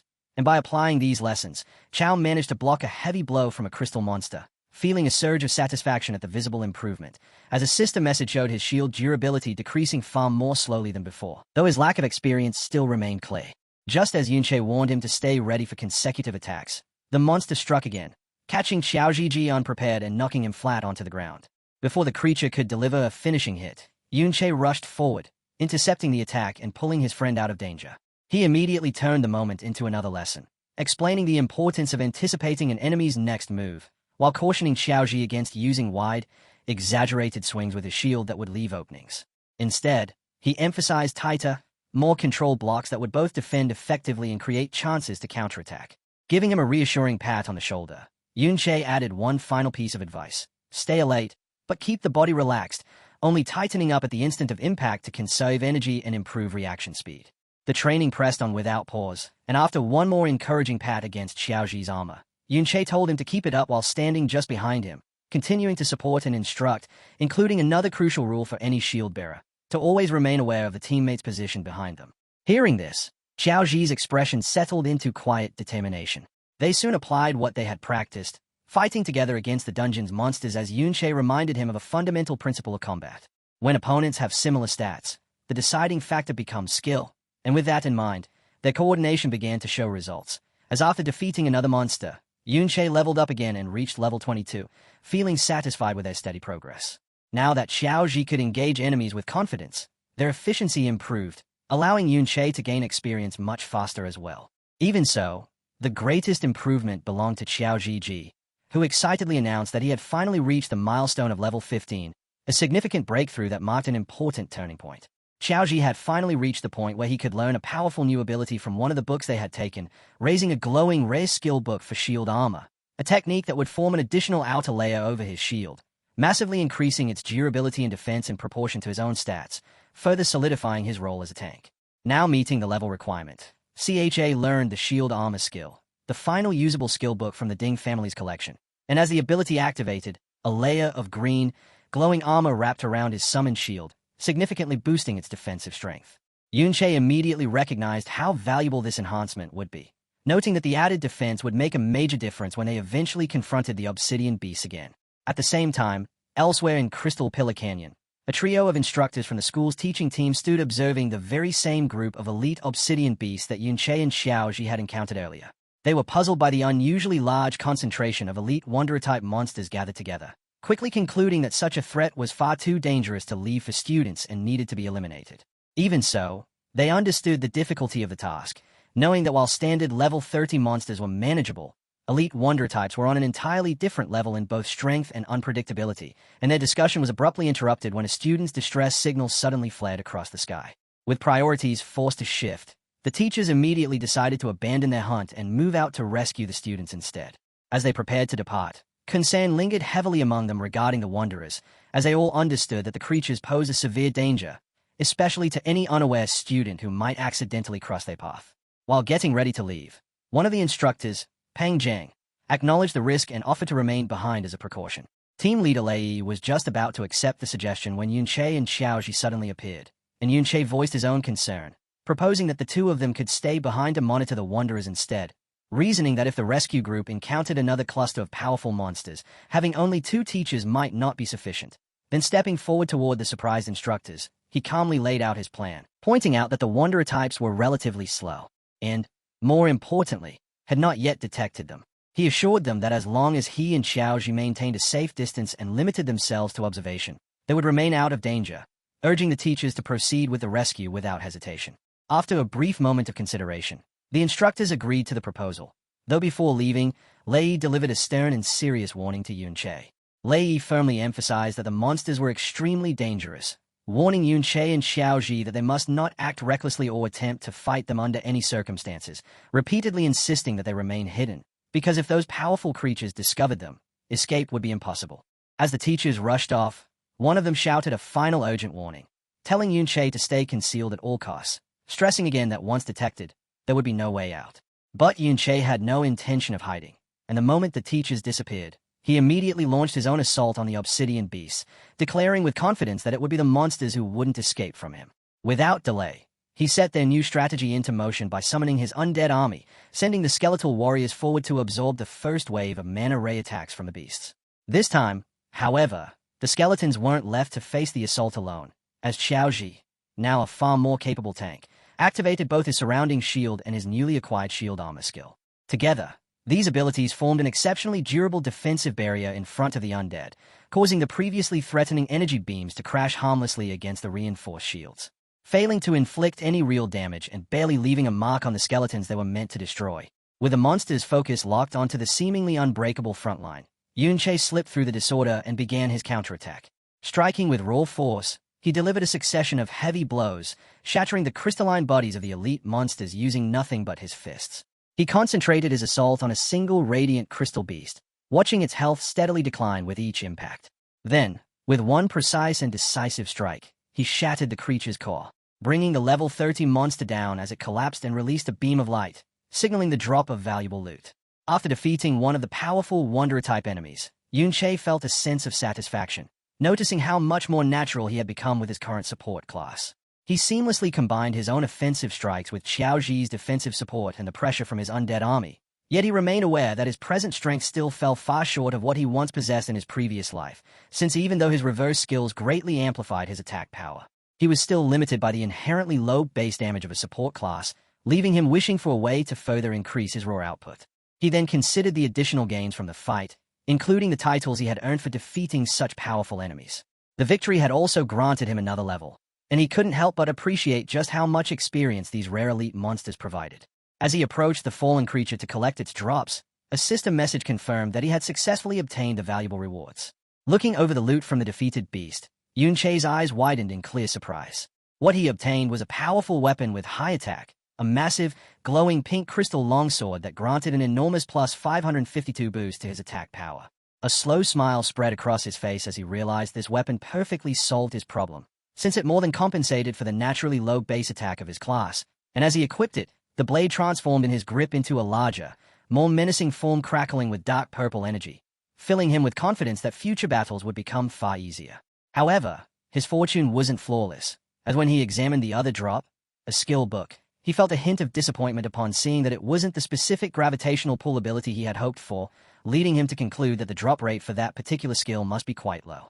Standing at the edge of the cliff, wishing for better luck and another opportunity to hunt high-reward Wanderer monsters, his thoughts were suddenly interrupted when a bright, firework-like red flare burst across the distant sky, instantly drawing his attention. Yun-che immediately recognized the signal, understanding that it wasn't an ordinary distress flare but a special one used only by the school's teacher teams, meaning they were in serious danger. The instructors, who had responded to what they believed was a student's call for help, had instead walked into a dire situation, discovering a massive gathering of elite Wanderer-type monsters clustered around a single cave entrance. They couldn't make sense of why so many powerful creatures had assembled in one place. Not long after, Yun-che, Xiaoji, Yun-sha, and Yun-yin arrived at the scene, equally puzzled by the overwhelming number of monsters gathered there. One of the teachers explained that they had only just reached the area after spotting the signal and still didn't fully understand what was happening. He gestured toward the cave, stating that the distress signal was coming from within, which meant the students they had come to rescue were likely trapped inside. Another instructor described the grim situation more clearly, explaining that although they were trying to organize a rescue, the sheer size of the monster group made it impossible, as even with all the teachers present, they lacked the numbers needed to break through. Upon noticing the arrival of the powerful Yun-sha and Yun-yin, one of the teachers turned to them for assistance, expressing that their help would make a significant difference in the rescue effort. Without any hesitation, Yun-sha agreed to the request, stating that saving fellow students was their responsibility. She immediately assumed command of the situation, summoning a radiant, star-shaped magical artifact, and casting a powerful area-enhancing spell known as Starlight Mystic Art. The spell spread across both teachers and students, bathing them in a golden radiance that sharply boosted their spirit and attack power, and the sheer intensity of the enhancement left those who recognized it stunned, realizing it was at least an epic-tier skill. With her ally strengthened, Yunsha shifted her focus to the monsters and unleashed a powerful offensive technique, gravitational pressure, crushing a wide area of the gathered Wanderer beasts under its force. At the same moment, Yunyan entered the battle, executing her own lethal move, Hidden Thorn, which instantly destroyed a level 30 radiant crystal spike and displayed her overwhelming strength. The combined force of their attacks was astonishing, leaving the surrounding students and teachers in awe as the once overwhelming monster group was wiped out, prompting one student to remark that with such power on their side, rescuing those trapped should now be possible, while openly praising the incredible strength of Yunsha and Yunyan. And as Yunche observed this display, he was deeply impressed, noting that not only was their equipment to the highest quality, but their skills matched it, leading him to conclude that with their support, the rescue would succeed smoothly even without his involvement. With the immediate threat eliminated, Yunche's thoughts shifted to the larger mystery, and as the rescue team advanced toward the cave, he questioned what could have drawn so many powerful Wanderer-type monsters to gather in that single location. Choosing to investigate independently, he instructed Xiao Ji to remain with the group while he moved ahead to scout the situation. Activating his newly enhanced ability, Mirror Walk, Yunche phased out of reality and stepped into the parallel mirror dimension. Taking in the strange purple-toned environment, he realized that the dungeon's crystalline structure provided countless reflective surfaces, allowing him to access the mirror world whenever he wished. At the same time, he was aware of the ability's limitations, as he still didn't know how to exit the dimension at will, recalling how he had previously been forcibly ejected when the timer expired during his raid on the Ding family's residence and had been unable to re-enter immediately afterward. As he moved through the mirrored version of the cave, passing the intangible phantom forms of other adventurers, he noticed something unusual. While people appeared as ghostly projections, the monsters were entirely absent. Looking more carefully, he discovered that the bodies of monsters he had previously killed existed here as physical entities. From this, he deduced an important rule of his ability, that aside from himself, living beings did not possess physical forms in the mirror dimension, while only the dead remained tangible. Moving quietly and unseen within this space, Yunche followed the phantom traces of the other adventurers deeper into the cave, soon recognizing them as a group of senior students, including the one known as Little Xie, and he inferred that they were likely responsible for attracting the massive group of Wanderer monsters before becoming overwhelmed and sending out the distress signal. From his position, Yunche could see that the group was using the cave's narrow passage to hold their line, a strategy that would keep them safe for a while. Yet the real question still lingered. What inside this cave could possibly draw so many powerful creatures together? He continued forward, venturing deeper into the mirrored version of the cave to investigate. Though the maze of crystal reflections made navigation difficult, with countless mirrored surfaces distorting distance and direction. Then he suddenly stopped, his body going still as his eyes widened in shock and disbelief at something entirely unexpected, something that should not exist in a place like this. As he pushed further in, Yunche finally saw it clearly. The dungeon's true treasure, a massive vein of rare glowing green crystal ore. And in that moment, he understood why Little Xie and his group had taken such a risk to come here. Dungeons often contained unique resources unavailable in the outside world. Materials used to forge powerful and one-of-a-kind equipment. These green crystals were one such resource, far more valuable than gold.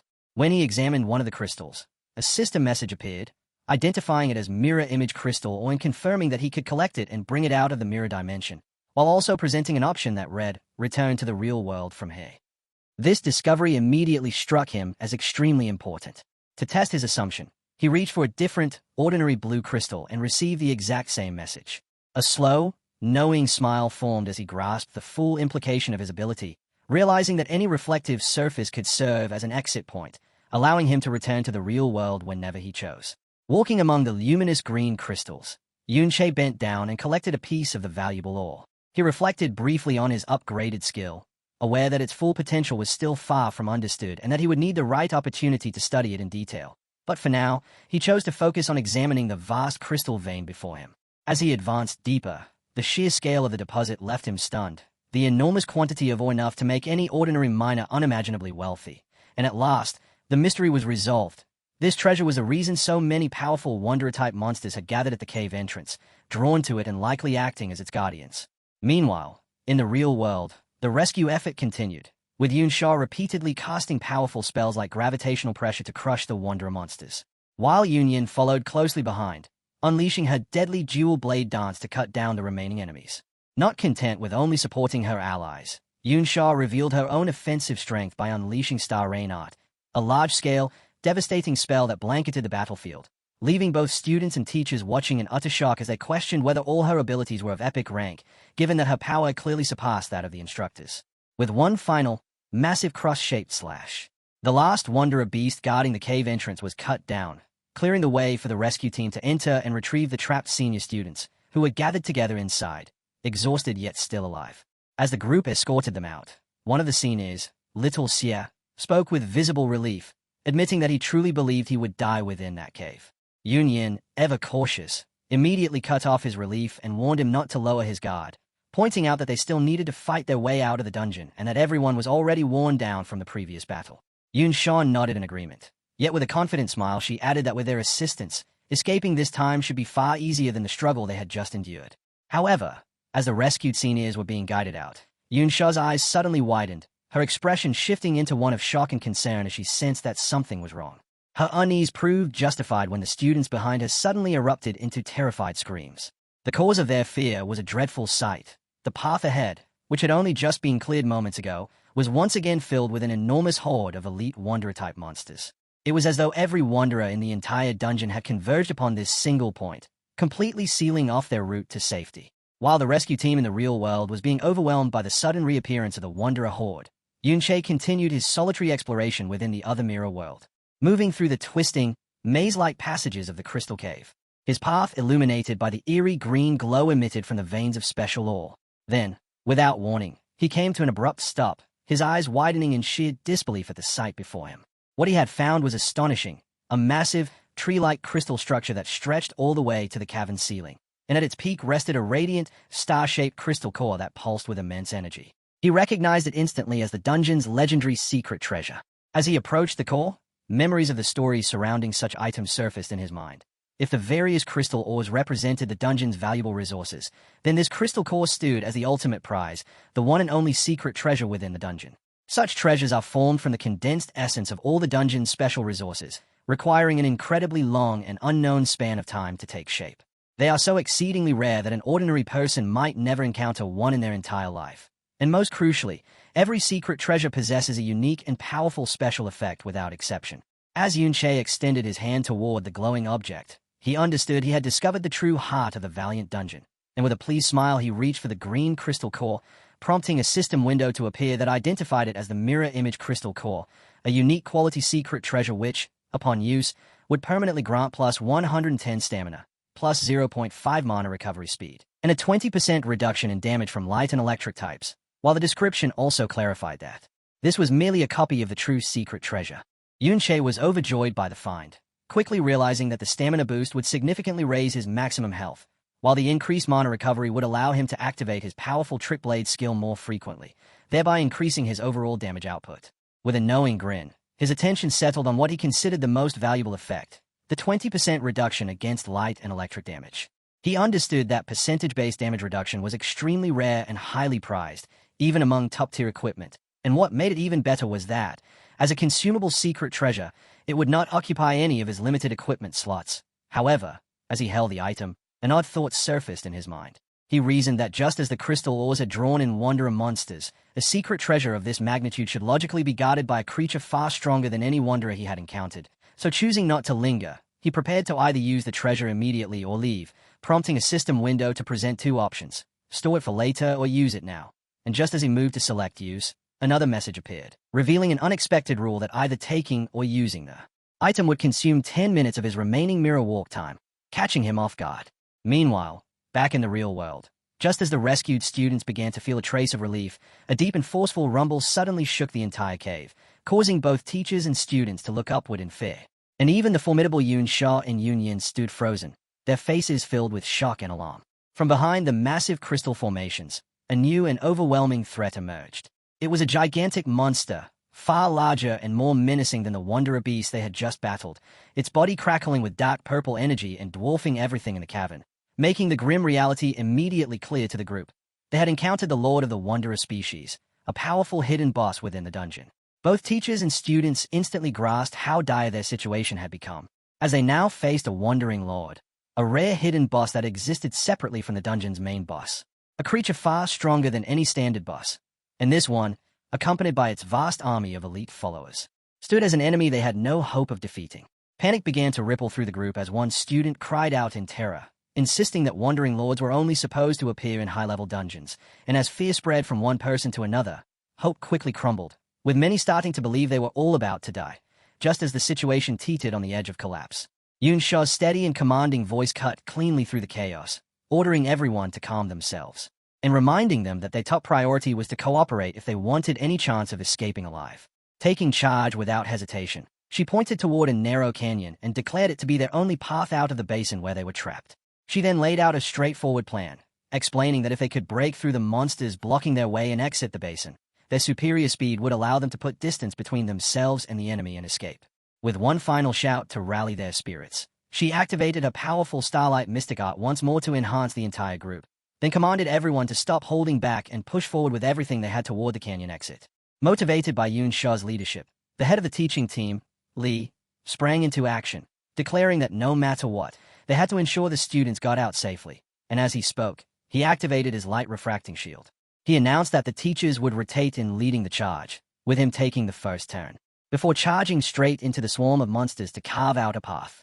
The remaining teachers and students followed closely behind, their combined attacks forming a powerful forward surge.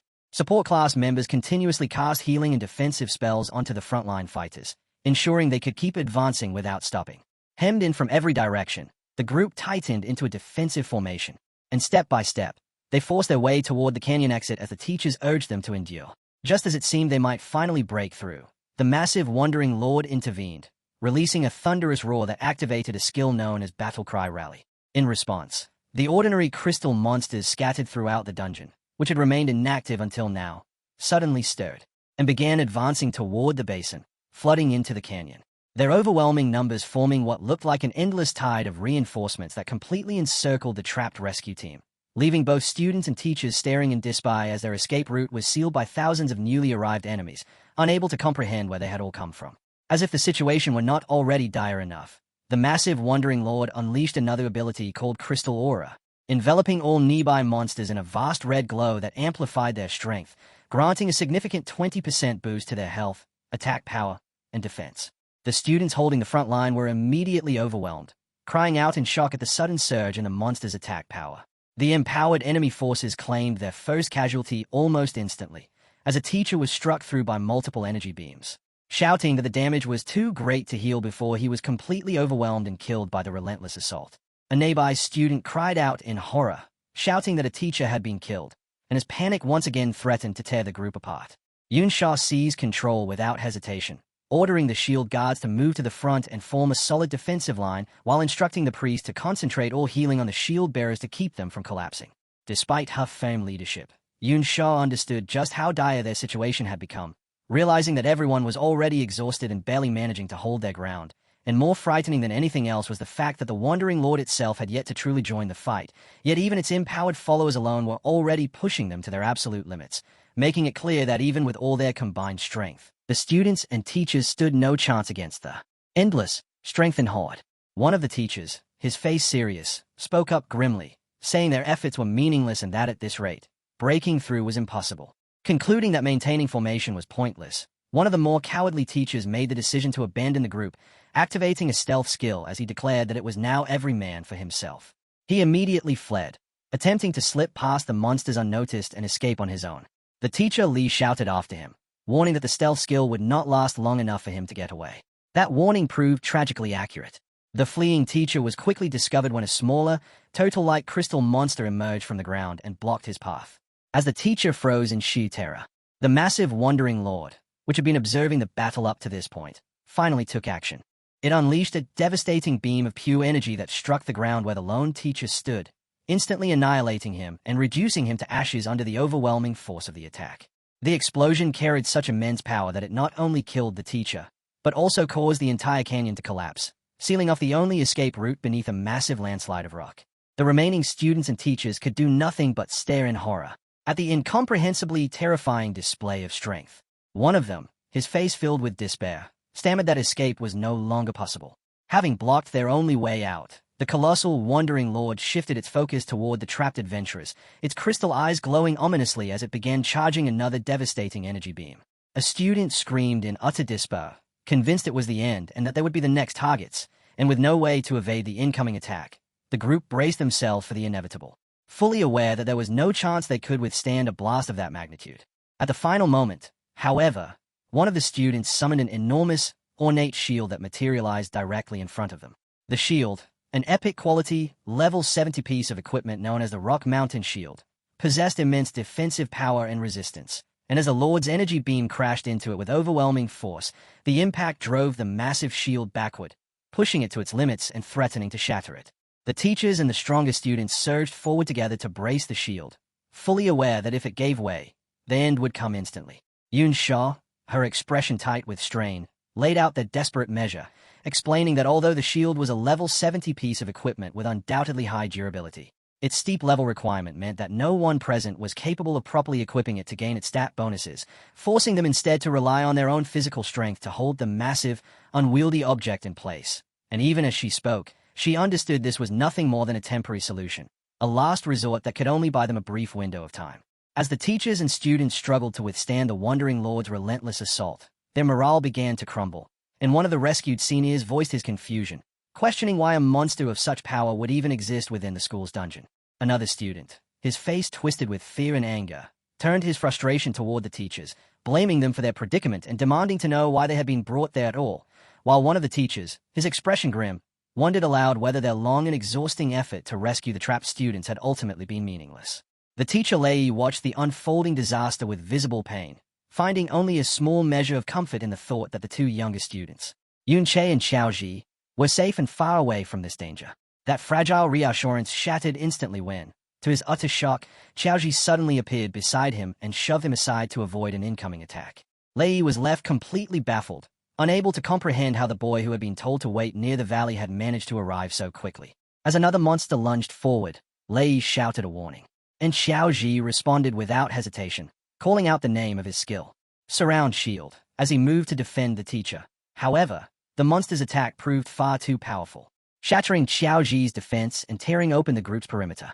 With their formation broken and their main tank injured, the group was left fully exposed, with no one capable of halting the advance of the wandering monsters. Their defensive line completely collapsed, leaving them wide open, and in a desperate display of courage, Xiao Ji charged forward alone into the oncoming horde. Managing to block multiple heavy attacks while shielding the wounded teacher, Li, who could only stare in stunned disbelief, unable to reconcile how the student he had once dismissed as useless now displayed such overwhelming strength. Yet Xiao Ji's lone stand was not enough, as the remaining shield guards had their defenses utterly destroyed, leaving the entire front line in ruins. At last, even Xiao Ji was overwhelmed, his armor shattering under a powerful strike as he was sent flying backward. He lay sprawled on the ground, bleeding and utterly defeated, as the surrounding monsters closed in, preparing to deliver the final, killing blow. Watching their last line of defense collapse, one of the teachers, his face drenched in sweat and twisted with fear, admitted that their situation had truly become hopeless. Just as the monsters surged forward to overwhelm the defenseless group, a sudden blur of motion sliced through the chaos. To the teacher's astonishment, Yun Che appeared, standing atop the corpse of a fallen monster, gripping his massive, glowing crystal greatsword as his eyes reflected a chilling, lethal calm. He glanced down at his battered and blooded friend, Xiao Ji, and commended him for his courage. Then, turning toward the encroaching horde, he spoke with unwavering confidence, declaring, "Leave the rest to me." Not long earlier, within the mirror world, Yun Che stood facing the crystal core, realizing that if a replica existed here, then the original in the real world must also still be present. That conclusion meant his mirror world ability could, in practice, let him claim double the yield from any valuable resource, though he was fully aware this advantage came with strict limits. He had already collected 75 pieces of the valuable crystal ore, yet bringing every single one out would demand 750 minutes of mirror walk time, an amount far beyond what he currently possessed. He understood clearly that, just like the crystal core, each individual ore required 10 minutes of his time to extract. Faced with that restriction, Yun Che made a firm decision. He would take the real-world crystal core, but for now, he would rely on the mirrored version he had found to immediately gain its powerful enhancements. A system notification confirmed the result. By using both the real and mirrored cores, his stat boosts were doubled, and he gained a formidable 40% immunity to both light and electric damage. After absorbing the core's power, as he stood atop the enormous crystal formation in the real world, a violent tremor suddenly rippled through the entire cave, causing his eyes to widen as he sensed the disturbance. Unsure of the cause, he reacted instantly, leaping down from the crystal formation to track the source of the noise. Mid-descent, Yunche chose to test his newly gained ability to leave the mirror world at will, phasing through the crystal walls as he slipped back into the parallel dimension, where he noted he still had nearly 13 minutes of mirror walk time remaining. A confident smirk crossed his face as he confirmed a crucial detail. So long as any time remained, he could freely move in and out of the mirror world whenever he wished. The skill would only enter cooldown after all the allotted time had been fully consumed, and he wasted no time verifying this. Passing back through the crystal walls and returning smoothly to reality, where he was met with a shocking scene. The number of monsters had surged dramatically, far beyond what the crystal ore alone could have attracted. Looming above them all stood the giant Wandering Lord, and in that moment, Yunche understood that this creature had been the true source of the ominous danger he had sensed from the very start. Recognizing the severity of the threat, his thoughts immediately turned to his companion, knowing Xiaoji and the others were in grave danger. Yet with his newfound command over the mirror world, a different plan began to take shape in his mind. Now aware that he could freely enter and exit the dimension at will, he saw an opportunity to overturn the situation against the seemingly invincible boss. With greater control over his ultimate skill than ever before, Yunche swiftly devised a new strategy. He started slipping in and out of the mirror world, using that parallel space to reposition instantly, avoiding monster attacks with ease before reappearing in reality to deliver precise strikes. This hit-and-run approach proved highly effective, and after cutting down several additional elite monsters, he advanced to level 24. He paused briefly to assess his strength, determining that with his expanded mana pool and the doubled recovery granted by the crystal cores, he could stack his Blade of Trickery to reach an enormous 330% boost in attack power.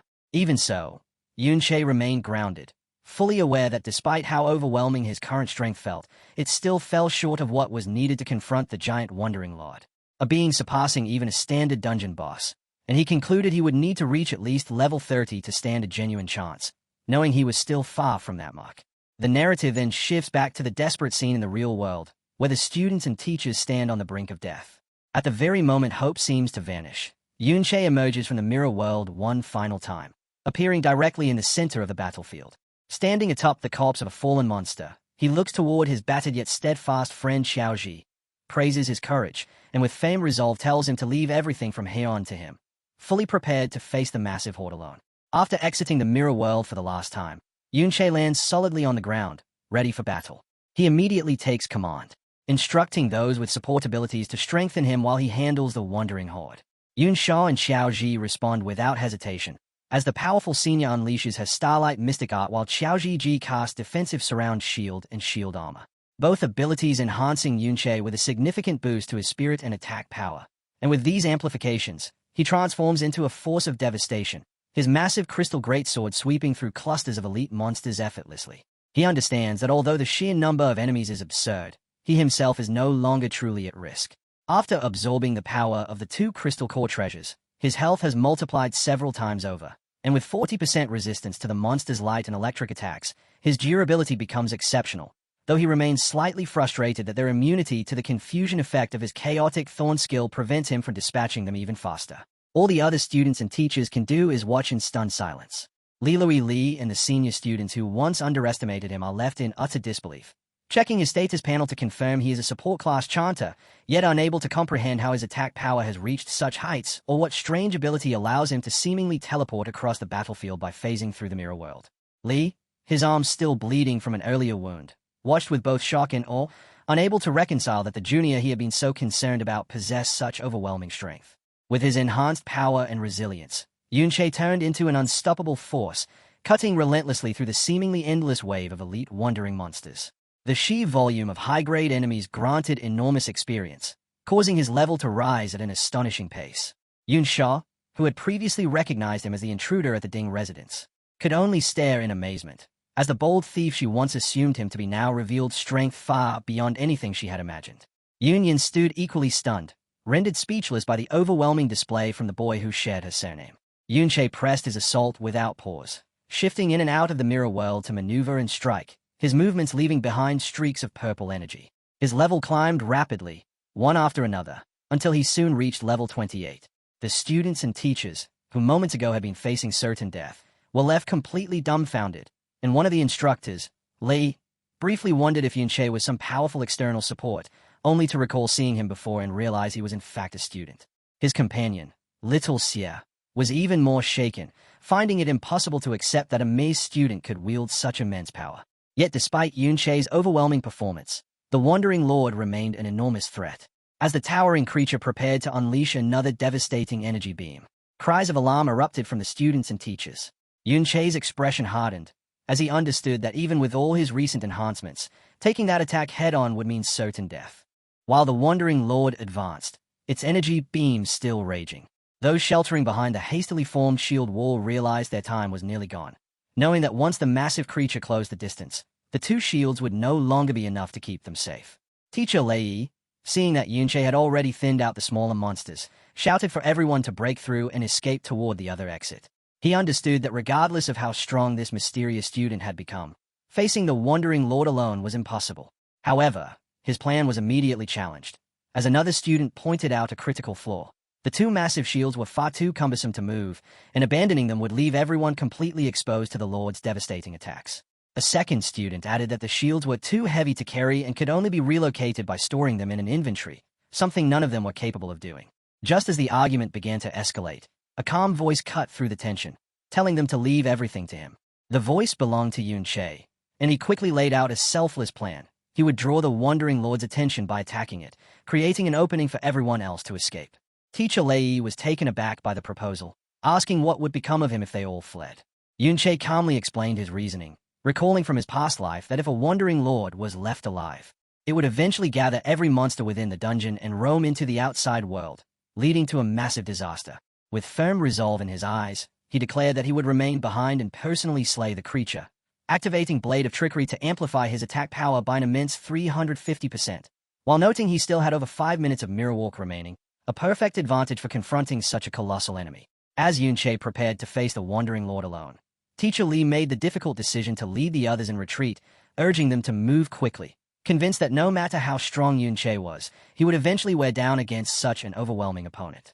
He reasoned that the faster they escaped, the sooner Yunche would also be able to withdraw. When a student questioned Yunche's claim that he could kill the Wandering Lord, Lei dismissed it as a courageous statement meant to reassure them, knowing full well the true power of such a creature. Forced to leave with the group, Xiaoji was overcome with a sense of helplessness.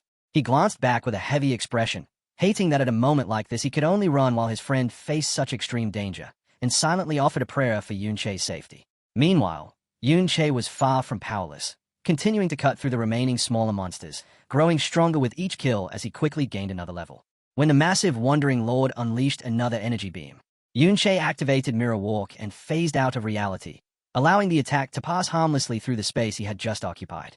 In the next instant, he reappeared behind the creature and delivered a powerful strike with his glowing blade. Yet the result revealed a harsh truth. The Wandering Lord, a level 42 stone golem, possessed such immense defense along with a potent healing ability that the minor damage he inflicted was restored immediately, making it clear that at his current level, his efforts were insufficient. Its defenses were simply too great, and as he continued evading its attacks, Yunche's initial exchanges confirmed his assessment. He identified the large crystal embedded in the creature's head as its core, marking it as the obvious weak point. The challenge, however, was reaching it, because even with all his enhancements, his attack power still could not overcome the Lord's formidable defense and regeneration, and to make matters worse, his available time was steadily running out. A quick glance at his status made it clear that the powerful buffs granted by the others were beginning to fade. His own mana reserves were nearly depleted as well, and he understood that he would not be able to maintain Blade of Trickery for much longer, leaving him with a single viable path. He had to grow stronger, which meant leveling up by eliminating the weaker monsters first. Just as he prepared to shift his focus back to the smaller enemies, a bright beam of light suddenly burst forth from a nearby crack in the rock. Yunche's eyes widened as he immediately recognized that light. At the same instant, the massive Wandering Lord noticed it as well, and with alarming intelligence, it fired a powerful energy beam directly at the crack. Yunche reacted at once by phasing into the mirror world to evade the attack. But the moment he reappeared, shock hit him. The beam had been aimed precisely at the spot where he would emerge, making him realize with a jolt that the cunning boss had already read his pattern and was predicting his movements. Forced back into reality right within the path of the Wandering Lord's massive energy beam, Yunche was engulfed by the blast, a sustained attack that rapidly drained his health.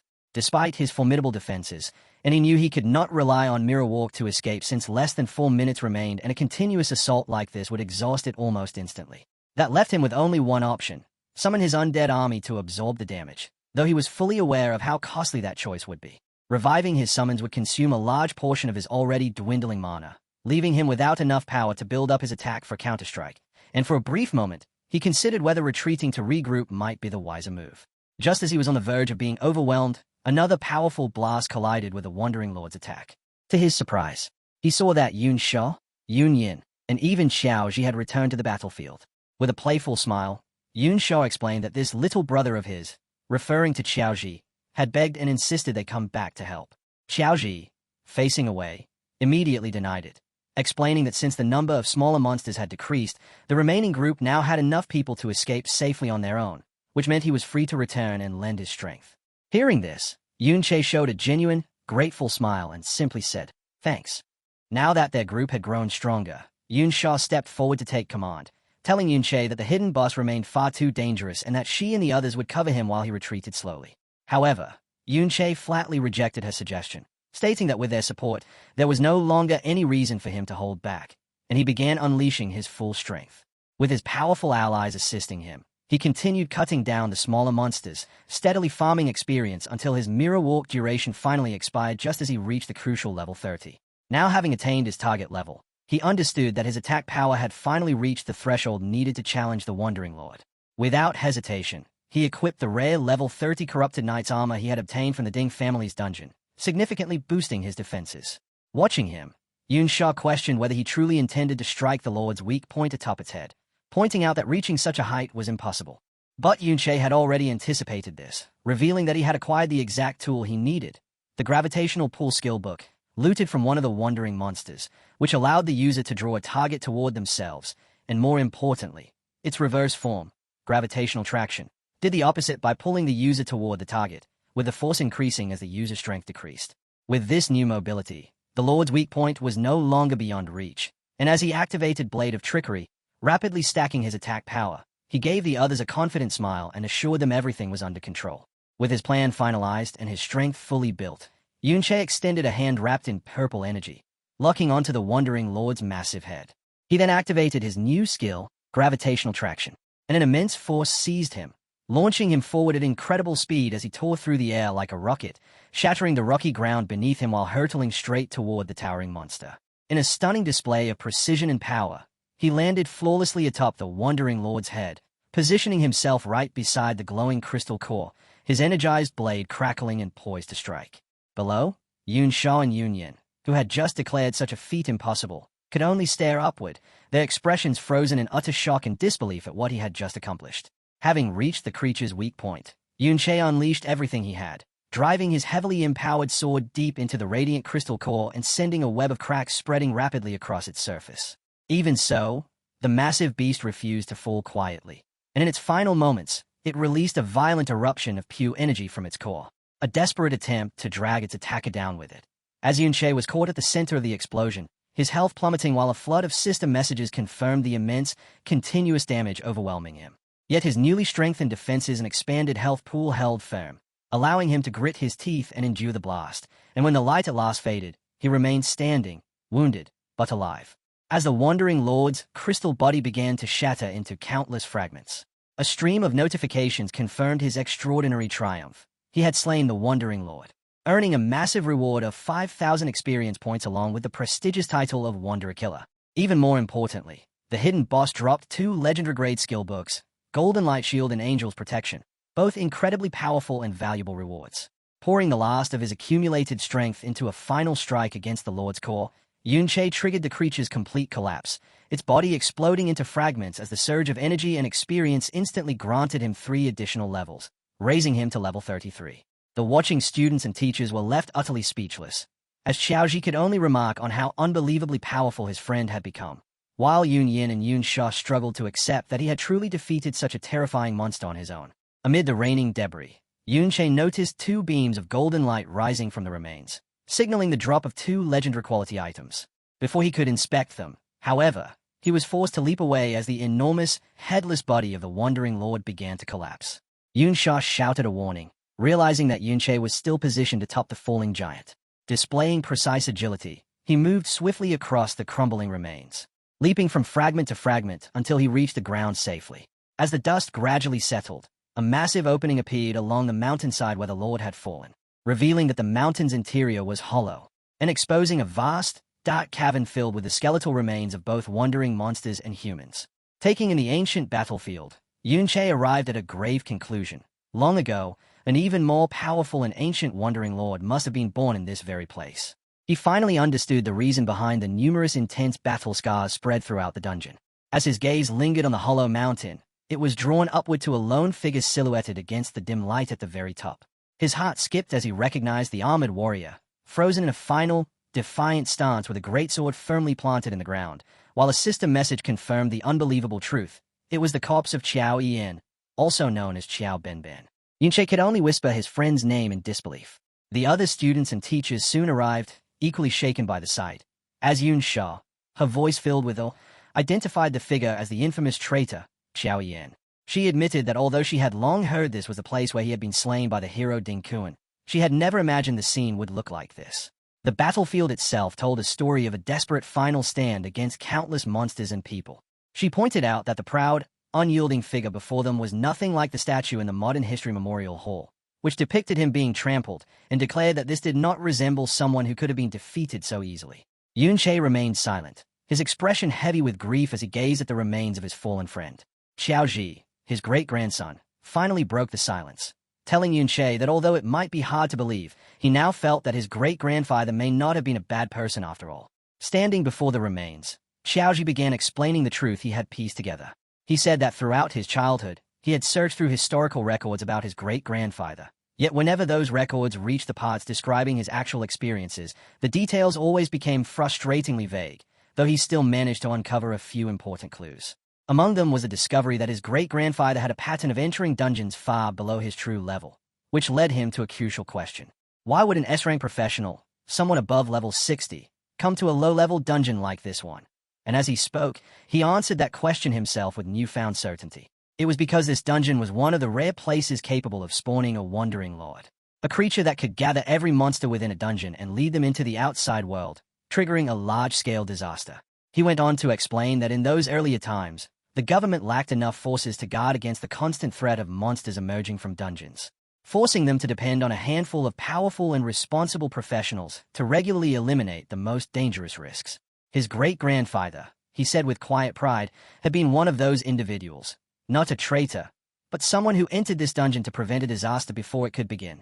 As Yunche listened without interrupting, Xiaoji's confidence gradually began to waver. He admitted that others likely believed he was simply making things up, and that even his own family thought he was seeking emotional comfort by bending unclear historical records into a story he wanted to accept. Just as he seemed ready to lose hope, a hand gently came to rest on his shoulder. And when he looked up, he saw Yunche wearing a calm, understanding smile as he simply said, "I believe you." While Yunsha and Yunyan watched with visible shock and admiration, Xiaoji was left overwhelmed, unable to speak after hearing Yunche's simple yet sincere words of trust. At that moment, a flood of memories surged through Yunche's mind. As memories surfaced of his fallen companion, Qiao Benben, whose heroic legacy had been cruelly distorted. He remembered the boy's youthful arrogance, how he would brag that his natural talent made a master unnecessary and that he would soon surpass even Yunche himself. Yet he also recalled the fear that appeared when things went too far, when Xiao Benben would panic after being overwhelmed by a swarm of monsters, shouting for his master to save him, only to stubbornly deny needing any help afterward, his pride clearly wounded. He remembered his friend's peculiar habit of training hard in secret, only to later flaunt his newfound strength in front of others, and how he consistently chose the weakest shield-bearing class, the Sword Guard, simply because no other defensive class was fast enough to keep up with Yunche's reckless offense. He remembered how he would always manage to track Xiao Benben down, even when the latter tried to sneak away alone to grind levels, and how his friend would always come up with excuses, claiming he was just drawn to a good fight, insisting that saving people was merely something he did along the way. With a renewed sense of purpose and a burning desire for retribution, Yunche fixed his gaze on his friend's remains and declared that, for Xiao Benben's sake, he would settle the debt with the Ding family, the ones responsible for tarnishing his friend's legacy after death. Back at the Ding family residence, Ding Shu recounted the events of the dungeon expedition to his skeptical father and uncle, insisting that everything he said was true, that Yunche was truly that extraordinary, and that they could confirm it with the supervising teacher if they doubted him. He explained that he had originally been barred from entering the dungeon due to his low level, but had remained outside, waiting until the survivors emerged. The scene shifts to the moment the students exited the dungeon, buzzing with excitement after witnessing the fall of the giant Wandering Lord from afar. All of them astonished by the fact that someone had managed to defeat a rare hidden boss exceeding level 40, a feat far beyond what they could imagine. Listening in, Ding Shu confirmed that the one responsible was named Yun Che, leaving him unable to believe that someone even stronger than the high-level Yun Yin had been among the students, as he began to question Yun Che's true identity. Returning to the present, the third head of the family, Ding Ge, fell silent after hearing his son's account, before rising from his seat and issuing a command to gather the Ding family guards and follow him to the traitor's dungeon, the very place where Qiao Yian had died. His brother, Ding Yi, stopped him, recalling a detail from Ding Shu's earlier report about the intruders at their residence, and with a sinister glint in his eyes, instructed him to bring along the members of Qiao Ji's family as well. Meanwhile, back inside the dungeon, Yun Che examined one of the legendary skill books dropped by the Wandering Lord, Golden Light Shield. Without any hesitation, he handed the powerful skill book to Qiao Ji, telling him to learn it since it had no level requirement. Yun Sha, observing the exchange, was visibly shocked and questioned why he would give away a legendary skill so casually. Yun Che answered calmly that the skill was meant only for shield bearers and held no value for him, then added a meaningful remark, suggesting that Qiao Ji's great-grandfather had likely used this very ability in his time, which moved Qiao Ji to accept it. Watching thoughtfully, Yun Sha commented that while Qiao Ji might lack strong skills, Yun Che clearly possessed many powerful ones. She admitted that even though her own abilities were considered high-tier, she still felt far inferior to him, specifically mentioning his near-teleportation movement and his ability to summon large numbers of undead creatures. At the mention of the undead, Yun Che's expression shifted, his gaze sharpening as a serious look took over. A crucial detail about his power suddenly resurfaced in his mind. His undead summons were formed from souls he encountered within the mirror world, leading him to a profound realization. If all souls passed into that dimension after death, then it was possible that his old friend Qiao Yian's soul was there as well. This realization brought a flicker of nervous excitement across Yun Che's face. A system notification then appeared, confirming that his mirror walk ability had fully recharged, granting him 30 minutes to explore the mirror world, and he immediately considered whether he could use this opportunity to search for his friend's soul. With resolve in his eyes, he activated the skill, his body once again enveloped in the familiar purple glow as he stepped into the alternate dimension. And within the strange blue-green expanse of the mirror world, he quickly found what he had been searching for. Before him stood a powerful spectral figure clad in full armor, emanating a calm yet imposing presence, and overwhelmed with emotion. Yun Che softly spoke the nickname of his fallen companion, Qiao Ben Ben, confirming that his friend's soul had indeed remained here all this time. Back in the real world, time had passed, and Yun approached Yun Sha to remind her that they should be leaving soon, as she had an important audience ceremony to attend. Yun Sha appeared reluctant, admitting they had already stayed for quite some time but that everything happening here was far too intriguing, her gaze drifting toward the place where Yun Che had been standing. She wondered aloud what he could possibly be doing and why he had been gone for so long, unaware of the reunion taking place in another dimension. Inside the mirror world, Yun Che stood with a solemn expression as he spoke to the armored soul of his old friend, Qiao Ji Ben, saying he could hardly believe they were able to meet again. He said there was so much he had wanted to tell him, words that had been waiting for this moment. Yet the reunion ended almost as soon as it began. With quiet sorrow, he realized it was a pity his friend could no longer respond, because the once calm spirit was abruptly seized by a dark and sinister force, its shape warping and distorting into a grotesque, roaring undead monster. A heavy realization settled in Yun Che's heart as he understood that his friend had truly become an undead being, something that acted on instinct alone, with no trace of memory left. He admitted to himself that he had no desire to fight him, but there was no alternative, so he leapt upward to evade an incoming strike while preparing himself for what would clearly be a difficult battle. As the fight commenced, Yun Che's eyes shone with a deep purple glow, locked firmly onto his opponent. While exchanging blows, an unusual phenomenon unfolded as fragments of crystal began to float around him, each shard reflecting a different scene, and he quickly recognized them as pieces of Ben Ben's past and experiences. Among them, one fragment drew his focus, displaying a vivid memory of Ben Ben's final clash against the man known as the hero, Ding Kuan. As he observed that memory, Yun Che noticed something peculiar in Ding Kuan's stance and movements, a style that felt oddly familiar to him. Without warning, the mirrored world surrounding them broke apart like shattered glass. When everything settled, the monstrous undead figure was gone, and in its place stood the composed, armored soul of Qiao Yian once again. Yun Che could only stand there, utterly bewildered, unable to make sense of what had just occurred. Still confined within the mirror realm, he cautiously called out his friend's name once more, only for the calm soul to erupt again into the same roaring undead creature, this time swinging a blade formed of shadowy purple energy. Yunche met the attack head-on and blocked it, his face turning grave as the truth became clear to him. The two clashed in a chaotic exchange, their strikes infused with purple energy colliding with tremendous force. In that moment, Yunche fully accepted that his friend was gone, leaving behind nothing but battle instinct within that corrupted form. Seeing no purpose in continuing to fight what remained of his friend, he chose to withdraw for now. But as he attempted to leave, a system notification appeared, informing him that exiting the mirror world from his current position was impossible. Frustration surged through him, and with no other option available, he resigned himself to continuing the fight. At the same time, in the outside world, Xiaoji stood by himself, his face marked by shock and resolve as his fist tightened. His isolation ended when a large group arrived, led by Ding Ge and Ding Yi, and one of them questioned why Xiaoji was alone, even speculating aloud that Yunche might have noticed their approach and fled in fear. Ding Ge looked down at the boy with a smug smile, remarking that this was only half the fun. Feigning ignorance, Xiaoji asked Ding Shu why he had come, even wondering aloud if he was here to gain experience as well. Ding Shu dismissed the act with a scoff, telling the brat from the Qiao family to drop the pretense, then bluntly accused him of helping Yunche sneak into his home and steal their belongings.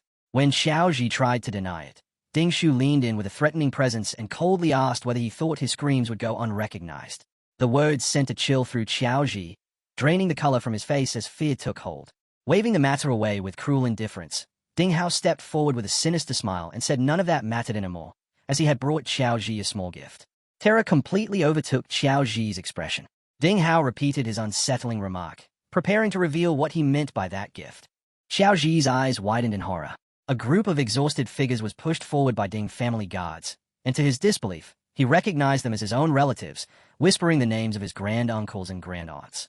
At last, his gaze fell on his mother, who looked back at him with weary, defeated eyes. Before he could process anything, his second grand-uncle erupted in fury, shouting at him to kneel and beg forgiveness from the hero's family and from Ding Shu. Looking down, Xiaoji began to say that he didn't want to keep living like this anymore. But his grand-uncle cut him off sharply, angrily demanding whether he had forgotten everything he had been taught about how to behave before the Ding family, screaming again for him to kneel. And this became the breaking point for Xiaoji. All the resentment and humiliation he had endured burst out at once as he shouted back, asking if the Qiao family was destined to live as dogs for the Ding family generation after generation. His outburst stunned the rest of his family, leaving them staring in shock. Yet another relative stepped forward and sided firmly with the elder, shouting that for descendants of a disgraceful traitor, living as dogs was already more than they deserved. The pressure tightened further as a female relative, on the verge of tears, begged him to reconsider, asking if he intended to get the entire family killed and pleading with him to think about his father. She continued, reminding him how his mother had struggled to support them ever since his father lost his sanity, trying to weigh him down with guilt and force him to yield. After a brief silence, Xiaoji's demeanor shifted completely. He turned and pointed passionately toward the skeletal remains of his ancestor on the mountain, declaring that the truth was his great-grandfather had come to this dungeon to prevent a catastrophe, and insisting that he had only fallen because he was ambushed by many, turning his defeat into a heroic sacrifice. He went on to explain that he had spent a long time gathering clues about his great-grandfather, always lacking the final decisive proof, but now, with the scene of that last battle right before them, he finally had the evidence he had been searching for. With blazing determination in his eyes, he declared that his ancestor was not a traitor, and that the so-called official history was nothing more than propaganda. Turning toward his stunned relatives, he told them that if they revealed this truth to the world, they could clear their ancestor's name and finally free themselves from a life of servitude. His voice rose, filled with righteous fury, as he insisted that the Ding family had no right to treat them this way, and that the rest of their relatives should never have died for such a faucet. Instead of denial, his impassioned words were met with condescending laughter from Ding Ge, who found the whole speech childish and amusing. Ding Ge then stepped forward calmly with a smug expression and confirmed that everything Xiaoji had said was true, openly admitting that Xiao Yian had been killed in an ambush and was not an evil man. Then, without the slightest trace of remorse, he revealed the most damning truth of all, that his own grandfather, the so-called hero Ding Kuan, had orchestrated that ambush in order to build his fortune, leaving Xiaoji standing there, stunned into silence as he listened to the casual confession behind the tragedy that had destroyed his family for generations. With a manic grin, Ding Hao leaned in close to the horrified Xiaoji and cruelly brushed aside the truth, questioning who would even care about it. He declared that only the official narrative mattered, that Xiao Yan was labeled an imperial traitor, and therefore he was vile. Spreading his arms before his armored guards, he continued to mock Xiaoji, asking what it mattered whether his father had been driven insane or his relatives had been killed, proclaiming that as descendants of traitors, they deserved such a fate. He then struck the most devastating blow, pointing directly at the terrified Xiaoji family and revealing that they had known the truth all along, asking Xiaoji how else he thought those relatives had died, making it clear they had been silenced for knowing too much. With the psychological torment complete, Ding Yi casually adjusted his tie, wearing a smug smile as he issued a simple and chilling command for them to kneel. Without hesitation or protest, every member of Xiaoji's family, including the elderly, dropped to their knees in submission. Kneeling on the cold ground, Xiaoji's mother pleaded desperately with her son, begging him to admit he was wrong and to stop resisting, telling him it was pointless. Tears streamed down her face as she revealed her deepest fear, that after her husband had gone mad, she could not endure losing her son as well. Hearing his mother's anguished plea, Xiaoji stood frozen in place, overwhelmed by despair and inner conflict, just as his resolve was on the verge of shattering. At that breaking moment, a soft and gentle voice cut through the suffocating tension as a woman with long brown hair reached out toward him, telling him not to listen to them, her kind smile steady as she assured him that he was the best. Yet that warmth seemed to fade almost instantly when Ding Shu stepped forward, his face still wrapped in bandages from his last clash with Yunche, wearing a mocking sneer. Irritated by Xiaoji's hesitation, he called him ignorant and lashed out with a brutal kick, shouting that he would make him kneel no matter what. But this time, everything changed, and to Ding Shu's shock, Xiaoji's eyes flared with power as he calmly raised his forearm and blocked the strike with ease. Before Ding Shu could even respond, Xiaoji seized his leg and, with a thunderous roar, drove him straight into the rocky ground, the impact shattering the surface beneath them.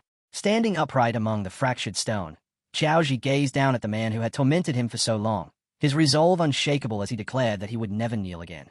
Gasping with a mix of rage and humiliation, Ding Shu forced himself back to his feet. Unable to accept what was happening, he summoned a massive, glowing crystal hammer, shouting furiously that Xiaoji had suddenly found the courage to resist. He rushed forward, vowing to put him back in his place as nothing more than a punching bag. Just as the heavy hammer came crashing down, Xiaoji underwent a sudden transformation, and in a burst of light he appeared clad in full plate armor, a massive shield materializing in his grasp at the perfect moment to intercept the attack with a deafening clang, completely halting its force. Ding Shu could only grit his teeth, stunned by what he was seeing. Now standing as an unyielding protector, Xiaoji positioned himself firmly between Ding Shu and his kneeling family, shielding them as he briefly glanced back at his mother.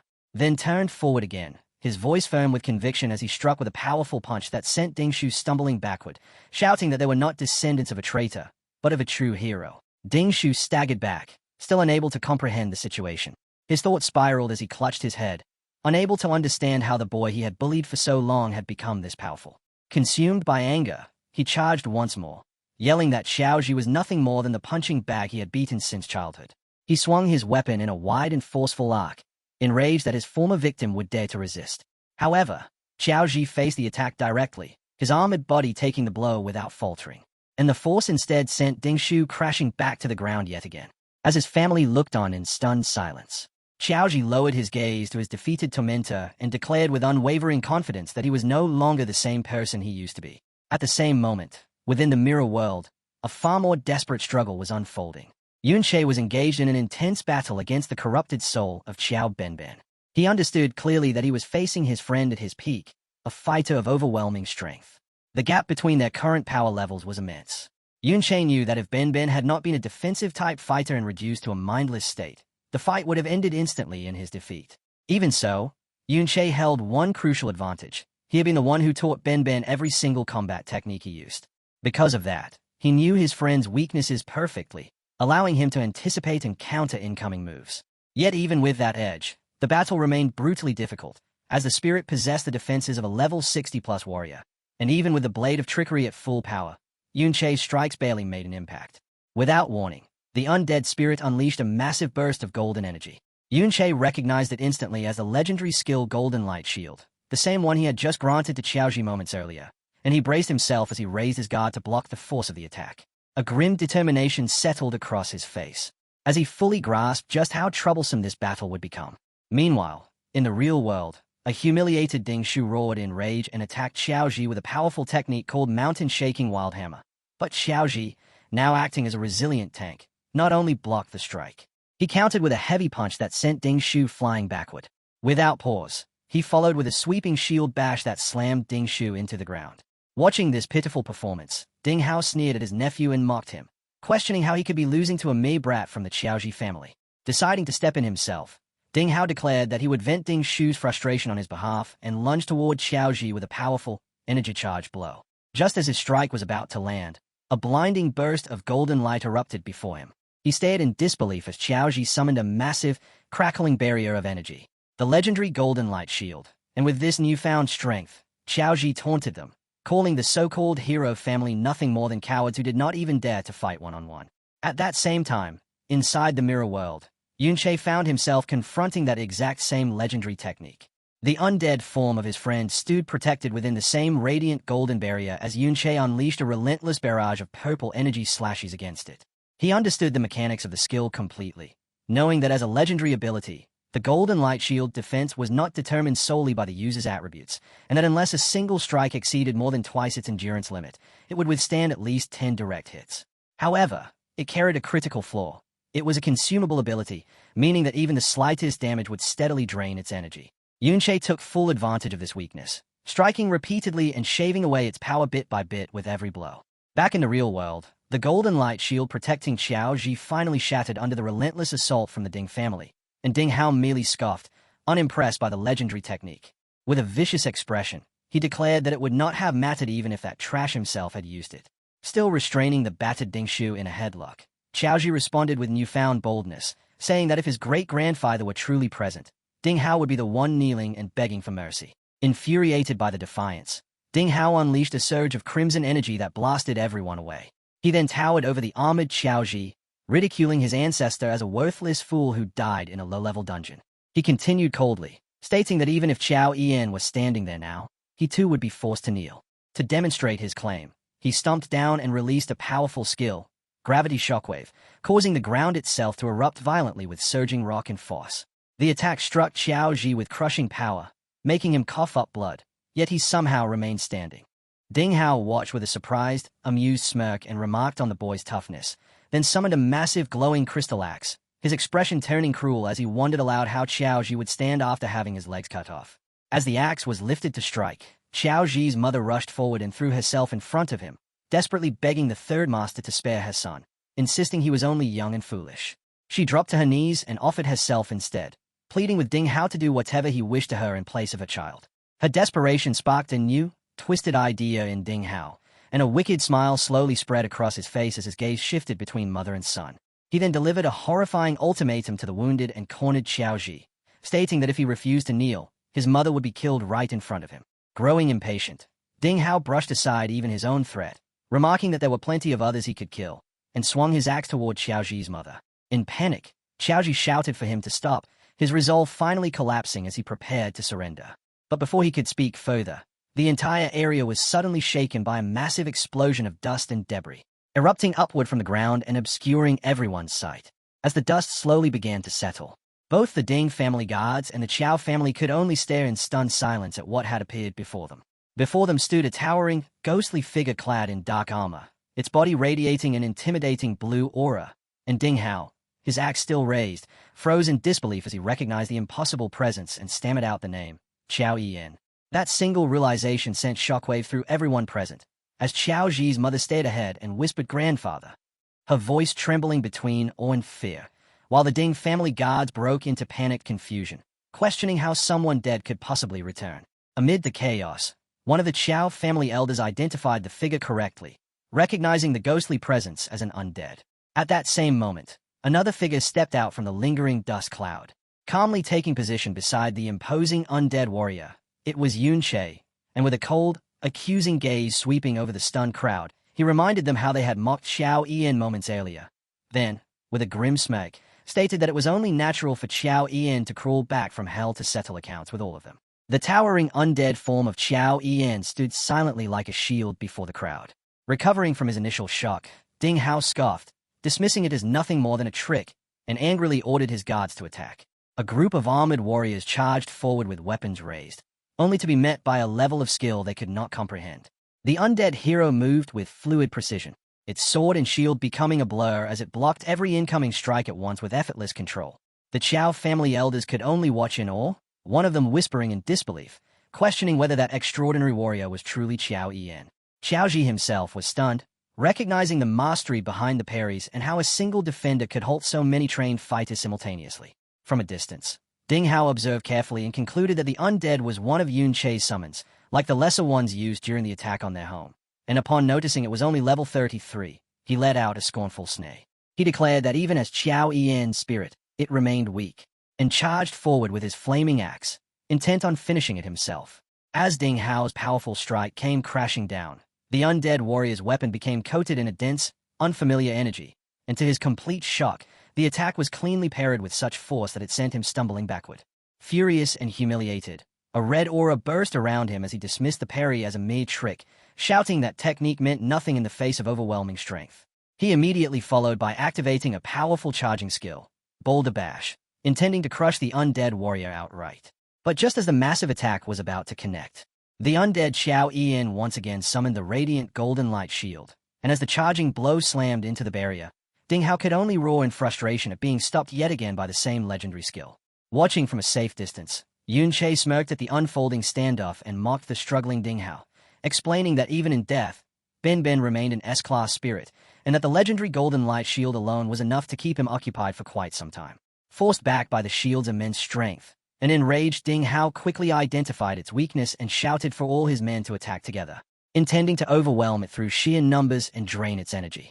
However, before they could succeed, a new wave of summons intervened as skeletal warriors glowing with an eerie green aura burst from the ground, engaging the Ding family guards and preventing them from aiding their master. Irritated by this obstruction, Ding Hao adjusted his strategy, dismissing the summons as a minor nuisance while activating his own ability, which clad him in a full set of radiant red armor.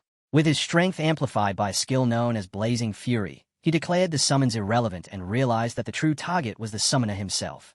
With a furious roar, he unleashed a powerful technique, Accumulated Pressure Punch, aimed directly at Yun Chei, confident that killing him would cause all the summoned creatures to vanish. His eyes burning with malicious intent, Ding Hao charged forward while boasting about the high-level equipment granted by his grandfather, certain that Yun Chei stood no chance. Yet just as his strike was about to connect, it was intercepted by a sudden flash of purple light. A single precise slash cut cleanly through the attack.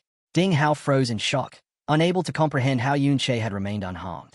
Before he could react, Yun Chei followed up with a barrage of red energy slashes, activating a skill called Tearing Claw that completely erased Ding Hao's attack.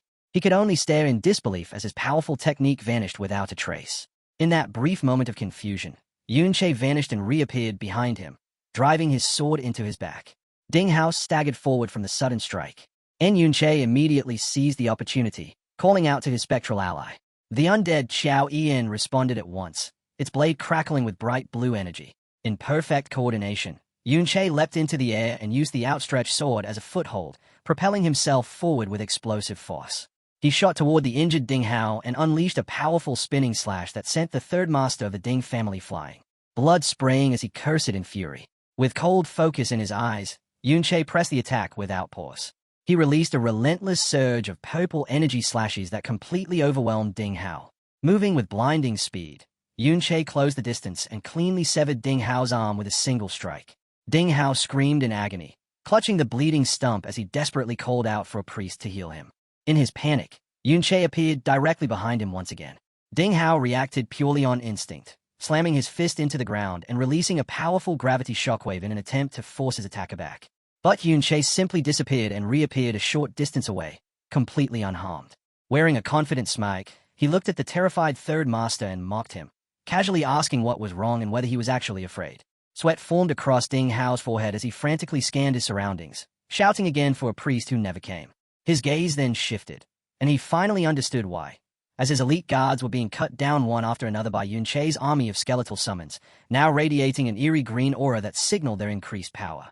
Yun Chei stood calmly at the center of his ghostly army, his expression cold and assured as he ridiculed Ding Hao, questioning whether he truly believed these undead were still as weak as they had been during the earlier raid on his home. A system window revealed the source of their enhanced strength, a reverse skill that granted all his summons a massive 30% increase to both attack and defense, along with a damaging aura that continuously harmed nearby enemies, and Yun Chei explained that with this legendary-level ability, His army had become far too strong for the Ding family guards to handle. Terror fully overtook Ding Hao's face as he finally grasped how hopeless his situation had become. With his forces defeated and his own strength proving ineffective, he made a desperate decision, muttering a curse under his breath before turning to flee. His attempt at escape ended instantly. The ground behind him suddenly burst open as the undead Qiao Yin drove its massive sword into the earth, sending violent tremors through the ground. From the fractured terrain, towering spectral swords rose upward, forming a prison that completely surrounded Ding Hao and trapped him within an unbreakable cage of blue energy. Standing just outside the barrier, Yunche now appeared with hair turned bright white and an aura radiating immense, composed power, and he calmly named the technique for the trapped man, calling it the Sword Shield Absolute Array, a specialized skill of the Sword Guard class. He added a final chilling remark, stating that no one below S-class had ever escaped it, then mockingly invited Ding Hao to test his luck. In a last desperate move, Ding Hao raised his remaining gauntlet as it began to glow with violent red energy, shouting at Yunche to stay back while revealing that he held a void bomb, a powerful S-class item passed down from his grandfather. He threatened to detonate it, boasting that the explosion would be more than enough to kill everyone present given their current condition and levels. Yunche, however, remained completely unfazed, his expression calm and almost indifferent as he looked at the panicked man. With a single cold word, he called Ding Hao's bluff and told him to go ahead and set it off.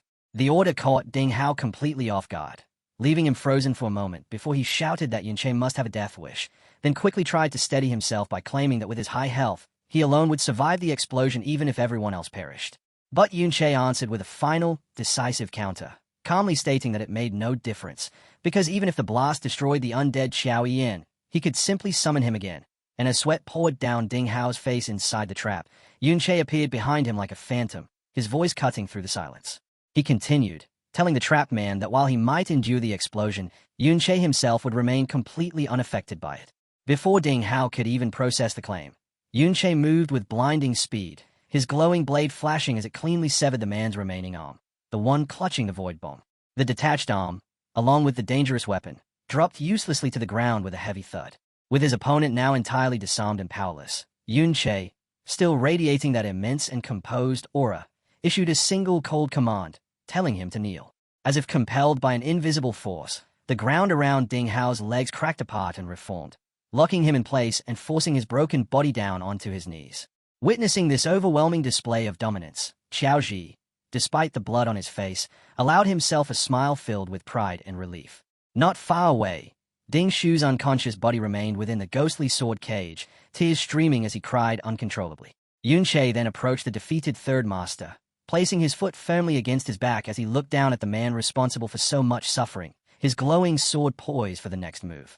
With a calm yet chilling expression, he asked the broken man what value he believed he still had left. After the fierce battle, Yunche checked the items he had obtained from Ding Hao and found a wide assortment of loot, including hundreds of life potions.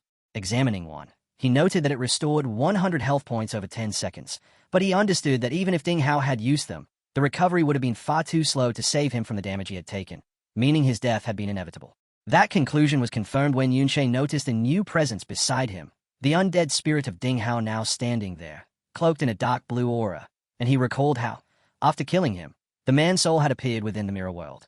Taking advantage of that moment, he had successfully turned him into one of his undead. A serious realization formed in Yunche's mind, that by killing powerful human opponents, he could continue expanding his army with high-level undead. Nearby, Ding Shu's unconscious body lay still on the ground, serving as a quiet reminder of just how brutal the battle had been. At the same time, the members of the Qiaoji family stared at Yunche in stunned disbelief, while the second granduncle found it impossible to accept that someone so young could possess such overwhelming strength. His gaze shifted toward Qiaoji Zhe, who was gently consoling his mother, and in that moment he understood that it was Yunche who had been guiding him, strengthening both his resolve and his spirit. Yet that realization quickly gave way to fear, and one of them, panic written across his face, asked what they were supposed to do next, his voice trembling as he expressed his certainty that the Ding family would unleash brutal retaliation for the death of the third master, while another immediately agreed, insisting that regardless of how powerful the young man appeared, he would stand no chance if the hero Ding Kun personally intervened. In his mind, he reasoned that if the hero had once slain their mighty ancestor decades ago, then his current strength could only have grown far beyond that point. Yunche listened to their anxious discussion and, inwardly, found himself in agreement, fully aware that once news of this incident spread, the time left for him to grow stronger would shrink drastically. And with the image of that legendary hero fixed firmly in his thoughts, he understood that he needed to raise his power as quickly as possible if he hoped to stand against an opponent like Ding Kuan. At that exact moment, a system notification appeared before him, catching him off guard as he wondered whether something had advanced, only to realize that the alert was informing him that his undead army had leveled up. He immediately recognized that sending his scattered undead minions to battle monsters throughout the dungeon had proven highly effective.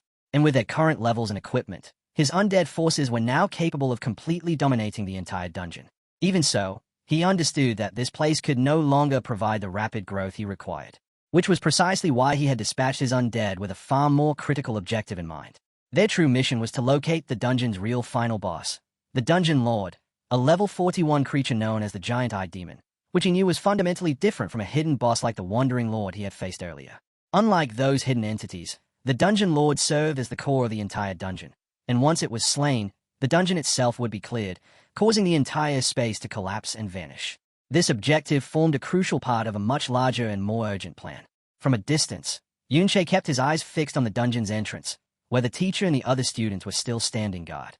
And he knew they must have already witnessed Ding Hao bringing the Qiaoji family inside, meaning that if the family attempted to leave on their own now, it would immediately arouse suspicion, leaving him with only one viable solution: to create a massive distraction.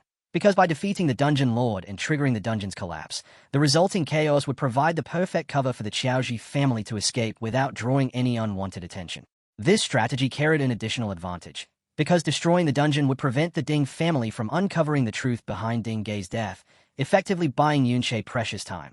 And as everything unfolded according to plan, his powerful undead servant Xiao Yan engaged the Dungeon Lord in battle and ultimately defeated it, after which the system confirmed the success with two notifications, one announcing that Yunche had gained another level, and another declaring that the Dungeon Lord had been slain and the dungeon itself was now cleared. As the dungeon began to fragment and pixelate, breaking apart piece by piece, the members of the Qiaoji family looked around in stunned shock, quickly realizing with rising alarm that the entire world surrounding them was collapsing. At that moment, Yunche appeared before them and calmly informed them that he had already killed the Dungeon Lord. He then laid out the remainder of his plan, explaining that the dungeon's destruction would create widespread chaos, which, combined with Ding Gei's sudden disappearance, would delay the Ding family's response. He instructed them to take advantage of this confusion to escape, assuring them that it would grant them a short window of safety. However, he followed this with a final, serious warning, telling them that if they were ever truly cornered, questioned, and pressured by the Ding family, they should not hesitate to hand him over and place all responsibility on him. As the world continued to crumble into digital fragments, Yunche began recalling his undead servants, while a golden light started to gather within his hand. At that instant, another system notification caught him off guard, revealing that his hidden skill, Mirror World, had gained 5,000 experience points, and further explaining that by defeating the Dungeon Lord, he had obtained a Dungeon Core Spirit, which had then been converted into elemental power for his skill. This led him to an important realization. The only way to gain the experience required to upgrade Mirror World was by killing Dungeon Lords, and as he recalled the immense boost from its previous upgrade, a clear path forward emerged, leading him to conclude that if he could enhance this ultimate ability again, he would be able to rapidly close the massive gap between himself and his ultimate target, the hero Ding Kuan. The scene shifts to a privately owned dungeon belonging to a wealthy individual, where a mustache guard clad in full armor stood on patrol alongside his partner. Feeling that such vigilance was unnecessary, he questioned whether they really needed to remain so alert. With a casual tone, he suggested sneaking away to play cards, reasoning that no one would be foolish enough to attempt breaking into a private dungeon. At that very moment, a shadowy figure, Yunche, silently appeared behind him. In a brief flash of light, Yunche fully entered the dungeon. The mustache guard suddenly froze, sensing something unusual behind him. But after a moment, he dismissed the feeling as nothing more than his imagination. Hidden within the shadows, Yunche observed them quietly, his plan already unfolding as he recognized that guards assigned to these private dungeons rarely exceeded level 30, making such supposedly secure locations seem nearly defenseless in his eyes. A sequence of moments from his relentless campaign followed, each one reflecting how steadily he was advancing toward his objective. He charged through one private dungeon after another, moving like a blur that left frightened guards in his wake. With every step, he drew closer to the moment he sought, the day he would possess enough power to kill Ding Kuan. And the thought ignited a fierce anger within him, his eyes burning with hatred even as he reminded himself that he had to keep his emotions under control until that time arrived. To achieve this, he carried out a deliberate hunt for dungeon lords, confronting a massive beast-like creature while internally urging himself to remain calm.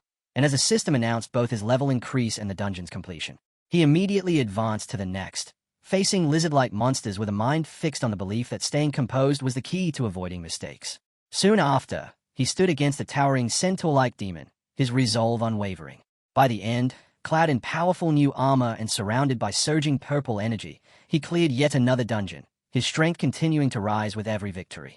Yunche's continuous assault on private dungeons did not go unnoticed, as newspapers became filled with headlines reporting the mysterious clearing of multiple dungeons and the panic it caused, while each defeated dungeon lord granted his ultimate skill, Mirror World, another 5,000 experience points, rapidly accumulating over time. The media began referring to the unknown culprit as the Dungeon Vandal, and authorities launched a high-level investigation into the incidents.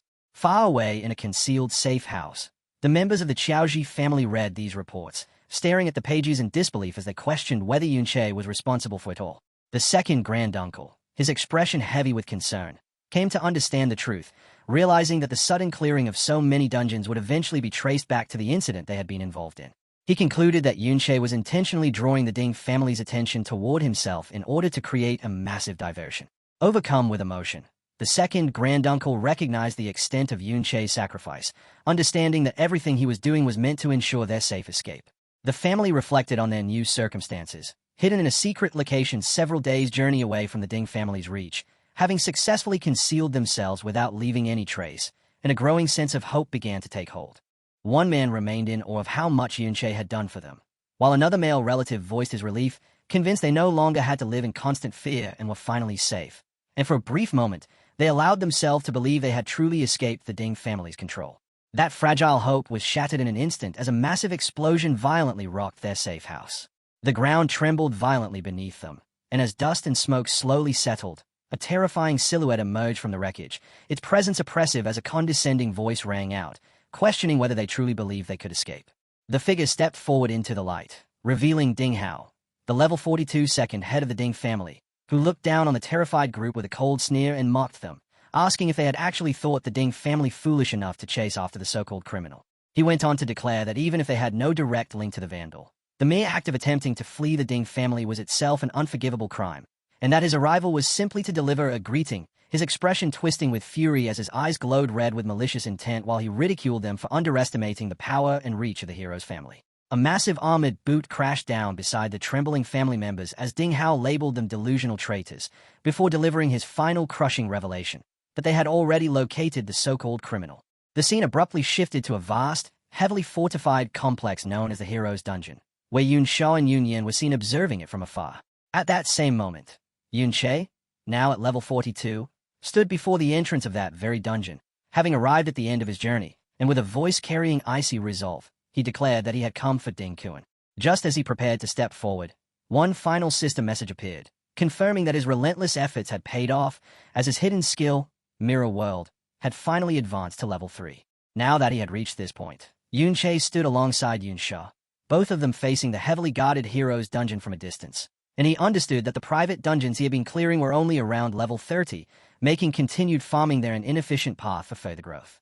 The issue was that all higher-level dungeons were like this one, strictly controlled by the state and surrounded by military forces maintaining a 2-kilometer security perimeter that prevented anyone from approaching. This presented a serious obstacle, especially given the limitations of his Mirror World ability, as he knew that once inside the parallel space, he could only move within a 200-meter radius from his entry point, making it impossible to bypass such an extensive security zone without being detected. Turning toward the person he had arranged to meet, he realized that he would need to depend on Yun Sha's assistance.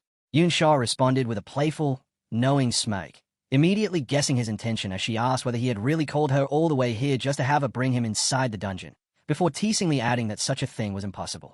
She continued by explaining that regardless of what he might know about her, even she could not simply walk in without proper authorization, at which point Yun Che revealed 2 temporary access permits, the same ones he had taken from the Ding family, demonstrating that he had already prepared for this situation.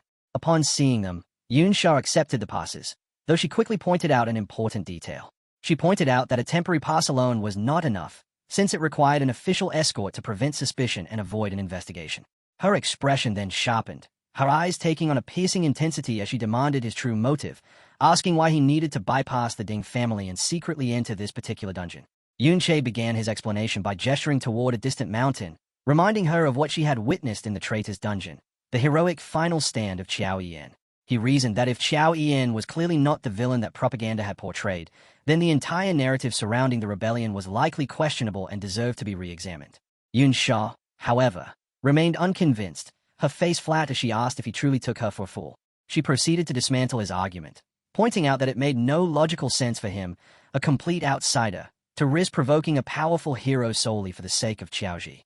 More critically, she reminded him that he had already infiltrated the Ding family's residence before the events in the traitor's dungeon had even occurred, pressing him further by asking whether he expected her to believe that he had somehow predicted the truth about Qiaoji and stolen the access permits in advance for this exact purpose. She then revealed another crucial detail she possessed.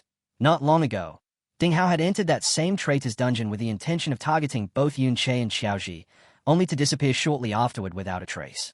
As she assembled these details, Yun Sha fixed him with a sharp, calculating gaze and concluded that his actions did not align with someone merely seeking to confront a hero. Instead, she inferred that his behavior suggested a deep, personal hatred directed at the hero himself. As she continued, her stare hardened further, and a slow, dangerous realization formed as she connected the final pieces, noting his name, Yun Che, and narrowing her eyes as she voiced a suspicion that he might be related to the original traitor from the rebellion who bore the same name. Yun Che responded to the accusation with a light, disarming smile, choosing not to answer directly, but instead turning the question back on her by pointing out that her surname was also Yun, then asking if that meant she too was connected to the infamous traitor. The unexpected counter left her visibly unsettled, causing her to stammer as she insisted that she had not engaged in any of the suspicious actions he had. Frustration broke through in that moment, leading her to reveal a hidden truth, that Yun was not her real surname, and that she had only adopted it to avoid unnecessary trouble. Yun Che immediately seized on her admission, playfully noting that if her name was not genuine, then she had no grounds to be certain that his was either, before his tone shifted into something more challenging as he pointed out that her demeanor did not resemble someone asking for a favor and questioned whether she was not concerned that he might expose a secret. And as she regained her composure, Yun Sha lifted the access pass, her lips curling into a calm yet threatening smirk as she warned that if she chose to report him to the guards, he would be the one truly finished. The two remained locked in a tense silence, facing each other as unspoken threats and hidden truths lingered heavily in the space between them. When her warning hung in the air, Yun Che simply smiled, answering with quiet confidence that he believed she would not go through with it. His response only left her irritated and unsettled, prompting him to explain his reasoning by reminding her of what she had done back in the dungeon. He stated his belief that someone willing to risk their own safety to protect fellow students would never choose to stand with people like the Ding family. To support his claim, he produced the diary he had taken from their residence and offered it to her, revealing that it contained proof of the many cruel acts committed by the descendants of the hero Ding Kuan, who had abused their reputation to oppress and harass innocent people. Yun Sha accepted the diary but showed little interest, coolly asking if that was the only reason, then dismissing his argument by saying that if he was relying on her sense of justice, he was mistaken, as she did not care about such matters. With a faintly superior smile, she mocked him for being naive enough to entrust his life to someone else so easily, before abruptly asking him a pointed question, whether he had ever experienced betrayal. A shadow passed over Yun Che's face as memories from his past life resurfaced, and he quietly acknowledged her question about betrayal. Her expression shifted in surprise at his reaction. He continued, explaining that whether he had been betrayed or not was irrelevant, as it would not prevent him from trusting others. He added that his trust in her went beyond that, rooted in his belief that her fundamental nature was not malicious. This unexpected sincerity visibly flustered Yun Sha, who muttered under her breath that he did not seem like a good person himself. Having reached a decision, she issued him a challenge, telling him that if he truly trusted her, he should follow her, daring him to find out whether she might change her mind and betray him along the way. Yun Che followed without hesitation, and as he did, a single drop of sweat slid down her face. Inside, she was shaken, struggling to comprehend how, after everything she had experienced, someone could still look at her and place such trust in her as a good person. Once they stepped into the grand, purple-lit halls of the hero's dungeon, Yun Sha and the cloaked Yun Che were immediately stopped by a guard. The guard recognized Yun Sha at once and saluted respectfully, greeting Miss Yun Sha while informing her that the hero had been expecting her for several days and that she could proceed directly inside. However, his welcoming demeanor quickly shifted into suspicion as he mentioned that old Master Ding Dan had just entered moments earlier, then questioned why she had not arrived together with him. The guard's attention then shifted to the cloaked figure beside her, asking if he was her guard, and though he quickly attempted to clarify that he meant no disrespect, he explained that old Master Ding Dan had issued strict orders, warning that several temporary passes had been stolen from the family and that they were to exercise extreme caution with every visitor. Yunsha's expression hardened with irritation as she challenged him, asking whether he intended to interrogate her. Caught off guard, the flustered guard hurriedly denied it and proceeded to reveal the true reason behind the heightened security, explaining that they had received an official notice stating that the dangerous criminal responsible for rampaging through private dungeons was believed to be heading toward the hero's dungeon. At those words, Yunsha cast a subtle, knowing smirk toward Yunche, clearly aware of the irony. Meanwhile, the guard continued nervously, insisting that these measures were merely routine and meant to ensure her safety, prompting Yunsha to release a quiet sigh before leaning toward Yunche and whispering that the guard seemed intent on thoroughly checking him. With the situation escalating, Yunsha suddenly laughed, then casually draped her arm over the cloaked Yunche and told the guard to go ahead and carry out the inspection. She then leaned closer to the guard, her eyes shining with authority as she coldly questioned whether he truly believed she could fail to recognize her own guard, before mockingly suggesting that perhaps she herself was an imposter and inviting them to verify her identity as well. Overwhelmed by her presence and status, the guard immediately lost his composure, stammering that he would never dare, and quickly conceded that if Miss Yunsha was so certain, there could be no mistake, stepping aside and allowing them to pass. As they moved beyond the checkpoint, Yunsha let out a soft breath of quiet satisfaction. While crossing through the dungeon's portal, she reflected inwardly, concluding that Yunche's true identity must carry far greater significance than she had initially assumed.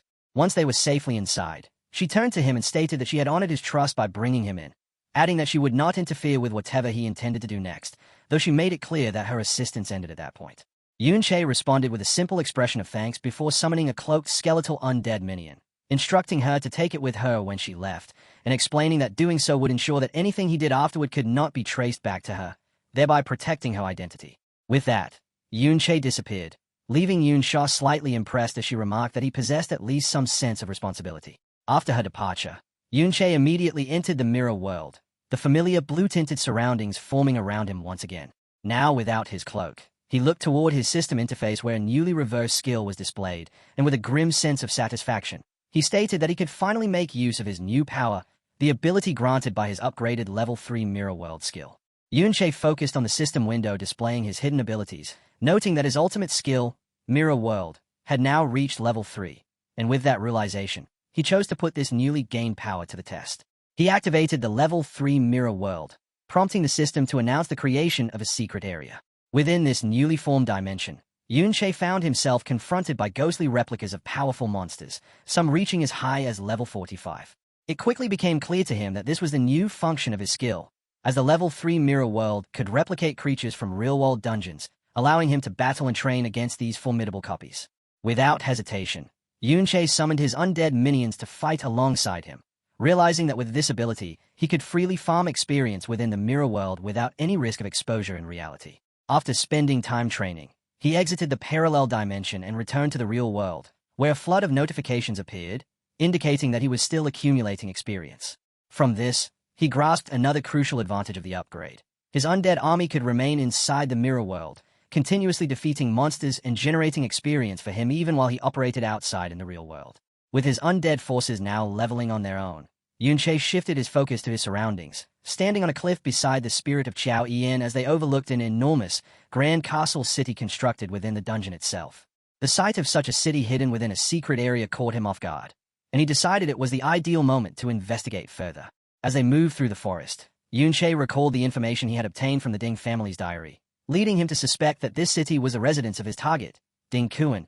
While he reflected on how little he truly knew about the so-called hero, aside from the fact that Ding Kuan had reached S-Class decades ago and had not revealed his full strength publicly since then. Even someone of high status like Ding Ge had been unaware of the hero's true power, and Yunche understood that acquiring more precise information would significantly increase his chances of success in his pursuit of revenge. He found this especially strange when he remembered that in his past life, he had known every individual who had achieved S-Class rank, yet Ding Kuan seemed to have emerged without any clear origin. Searching for answers, he turned to the undead spirit of his former friend, calling him by the nickname Ben Ben as he asked whether he knew anything about Ding Kuan. The spirit of Chao Ian, however, could only respond with a confused tilt of its head, unable to provide any answer. Seeing this, Yunche voiced his disappointment, questioning whether attempting to communicate with his undead companion was still pointless. He reflected on how, after his SSS rank skill Mirror World had advanced to level 3, the intelligence of all his undead minions had improved significantly, with the change being most noticeable in the spirit of Chao Ben Ben. Even so, He concluded with frustration that his friend's soul had yet to recover enough to allow for proper communication. Gazing out across the vast castle city hidden within the dungeon, Yunche held onto a small but persistent hope, thinking that if he continued upgrading Mirror World, Ben might one day regain more of his lost consciousness. Meanwhile, inside a grand hall deep within the castle, Ding Dan descended a wide staircase as he delivered his report to his father, voicing concern for his favored third brother, Ding Gai, who had gone missing without any clue to his whereabouts. He stood before an imposing figure seated upon a throne, a man clad in intimidating full-plate armor, none other than Ding Kuan, the Empire's famed hero. Continuing his report, Ding Dan expressed his anger that the criminal they were pursuing had dared to approach so close to their stronghold, the hero's dungeon. As Ding Kuan rose from his throne, Ding Dan pressed on, reasoning that anyone capable of silently capturing someone as powerful as Ding Hao must have already reached S-Class, and for the sake of security, he pleaded with his father to personally intervene and eliminate the threat. Ding Kuan's response, however, was immediate and brutally decisive, as in a blur of motion, his hand transformed into a shadowy claw marked by a glowing red eye and drove straight through his own son's chest. With life draining from Ding Dan, Ding Kuan's menacing, shadowless form held his son's body in place while he scoffed coldly, mocking him for his incompetence and questioning how someone incapable of even keeping track of his own child dared to instruct him. Ding Dan could only gasp in disbelief, blood spilling from his lips. Looking down with utter disdain, Ding Kuan remarked on how pitiful it was that Ding Dan had only barely met the S-Class threshold at his age and yet could not endure even a single strike from him. He continued mercilessly, revealing that the only reason he had tolerated such uselessness was so Ding Dan could take care of his grandson, Ding Gai. He went on to berate him further, accusing him not only of failing that simple responsibility by losing Ding Gai, but also of expecting him to resolve the consequences of his failure. Terror consumed Ding Dan's blooded face as he came to grasp the horrifying truth about his father, and in that moment, Ding Kuan revealed a chilling secret, that with Ding Gai gone, he had lost a blood relative, and that this loss would cost him many years of his own lifespan. The scene then shifted to the chaotic streets outside the castle, where a cruel young man with slick-back blonde hair, Ding Yang, another descendant of the hero, laughed wildly while seated atop a large, battered man he used as a living throne. With cruel amusement, he encouraged the starving citizens below to fight over scraps of food, turning the scene even more brutal as vicious wolves attacked them while they desperately struggled. A small child cried out in terror as a wolf crept closer, while Ding Yang's voice rang out mockingly, taunting them and warning that the food would be gone if they didn't devour it first. At that moment, a tall, hooded figure appeared behind him, a level 60 enforcer named Nance, who addressed him as young master, then calmly pointed out that Ding Yang's pet, the man he was seated on, had not eaten meat for several days, before making a dark and unsettling suggestion. From afar, Yun Che stood with the spirit of Qiao Yan, silently observing the horrific scene, and he grimly reflected that compared to the sheer cruelty unfolding here, the actions of the other branch of the Ding family he had encountered before now seemed almost mild. As he continued watching the suffering below, a purple aura of anger began to gather around Yun Che, and he found himself questioning whether he should intervene and reveal his presence. Yet in that instant, something else drew his focus. Beside him, the undead spirit of Qiao Benben suddenly erupted with surging blue and black energy, releasing a furious roar in response to the injustice it was witnessing. Yun Che turned toward his companion with a somber expression, softly calling him by his nickname as he realized that even in this diminished, mindless state, his friend's instinct to protect the weak remained as strong as ever. This reaction stirred a memory from their shared past, bringing him back to the slums of their childhood, where among all the struggling children, Ben Ben and another boy named Lan Xian had always stood out as both the kindest and the strongest. He recalled the moment he first saw them standing up against a cruel slave driver, and how that display of courage had led him to take both of them in as his students and train them. At the time, his hope had been that they would grow powerful enough to one day protect others. The memory faded, and as Yun Che returned to the present, a heavy wave of guilt washed over him, as he blamed himself for his friend's current state, believing that he was responsible for turning him into an undead being. In that moment, the spirit of Qiao Yan turned toward him and, with great effort, managed to utter a broken, questioning name, Lan Xian. Yun Che froze in shock at this sudden sign of returning awareness. Grabbing hold of the spirit, he urgently asked whether his consciousness had come back and if he could speak, but the spirit could only force out another fragmented word, Ding. Without warning, the spirit erupted in a powerful surge of blue energy, struggling as it pieced together a terrifying revelation, finally declaring that Lan Xian is Ding Kuan. The realization struck Yun Che like a physical blow, his eyes widening in stunned comprehension as the truth settled in. The scene then shifted back to the throne room, where the armored figure of Ding Kuan stood over the lifeless body of his son, Ding Dan. and after wiping the blood from his gauntlet, he spoke the name Yun-Che, and in his shadowy, menacing form, he wondered aloud whether someone was deliberately using a name so similar to that of his former enemies in order to provoke him. A grim, knowing expression crossed his face as he reflected on how many years had passed since he had last heard that name. Then, with a sinister and confident smile, he addressed a master who was not present, declaring that he would personally see who dared to impersonate his dear master, and in doing so, he revealed his true identity as Lan Xian. Back on the city streets, the cruel Ding Yang spoke to his massive, orc-like pets, mocking them for their obedience while remarking that they must be starving. Letting out a manic laugh, he gestured toward the terrified and injured citizens scattered across the plaza, a scene of violence clearly caused by him. Nearby, a small child knelt beside a fallen man, crying and too frightened to move. With an expression twisted by madness, Ding Yang declared that since these people were nothing more than toys, his pets might as well devour them all. He gave the order, and one of the giant orcs immediately lunged toward the defenseless child. But just before the creature could strike, a brilliant flash of purple light erupted, and in an instant, the orc was shredded into pieces by a barrage of impossibly fast slashes. Yun-Che descended smoothly into the scene, landing with his back facing the chaos as a powerful purple aura crackled around his body. His expression was icy with rage, his eyes glowing intensely as the name Lan Xian echoed in his mind in utter disbelief. He could not comprehend how his former student could be the same person as Ding Kuan, the very monster responsible for such atrocities, and his sudden appearance did not go unnoticed. The enforcer Nan stepped forward, demanding his identity, while Ding Yang stared in shock, and Nan soon broke into laughter, mocking Yun-Che as a fool who had entered the hero's domain only to die. Yun-Che, however, paid them no attention, consumed by his own fury as his eyes burned with a purple flame, silently raging as he questioned how the Lan Xian he once knew could have raised someone as vile as Ding Yang. That thought triggered another memory, pulling him back to a simpler time when a younger Yun-Che stood before his two disciples, Lan Xian and Xiao Ben, explaining that with the rise of class users, the age of knights had come to an end. Even so, he told them that as the son of a knight, there were still principles he wished to pass on, promising that under his guidance, their strength would surpass that of ordinary class users.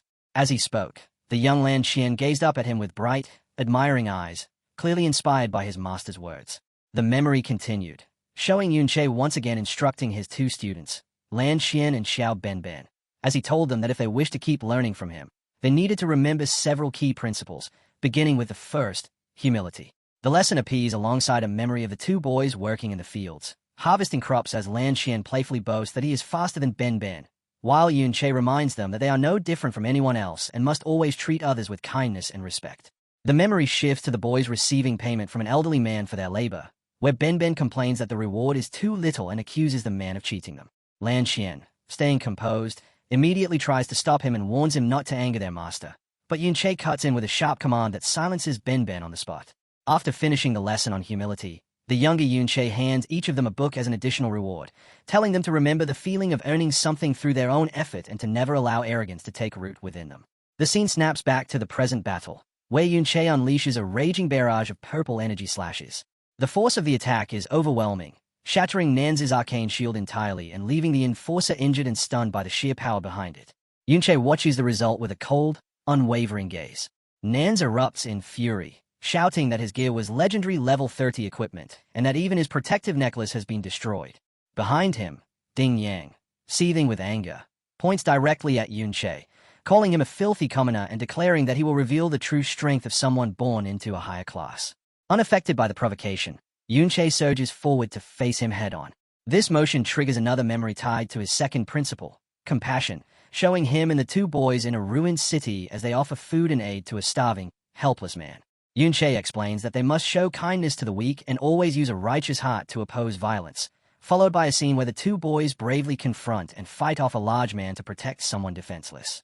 The final memory centers on Lan Xian, with Yun-Che standing behind him as they look down at a captured criminal, telling him that because he himself was once rescued from the same group of slavers, he should understand the helplessness of the weak and deliver a fair judgment. As Yun-Che closes the distance, he swings his glowing purple blade in a wide and powerful arc aimed at Ding Yang and his enforcer. The strike passes straight through them as though they are intangible, their forms dissolving into black smoke before the real Ding Yang and Nancy appear a short distance away among the frightened citizens, with Ding Yang mockingly remarking that Yun-Che must feel satisfied striking one of their illusions. In the next instant, the plaza fills with dozens of identical copies of Ding Yang and Nan's encircling Yun-Che, while the real Ding Yang leans casually against his enforcer's shoulder and cruelly offers to let Yunche cut down as many as he likes if he enjoys it so much. Yunche remains entirely calm.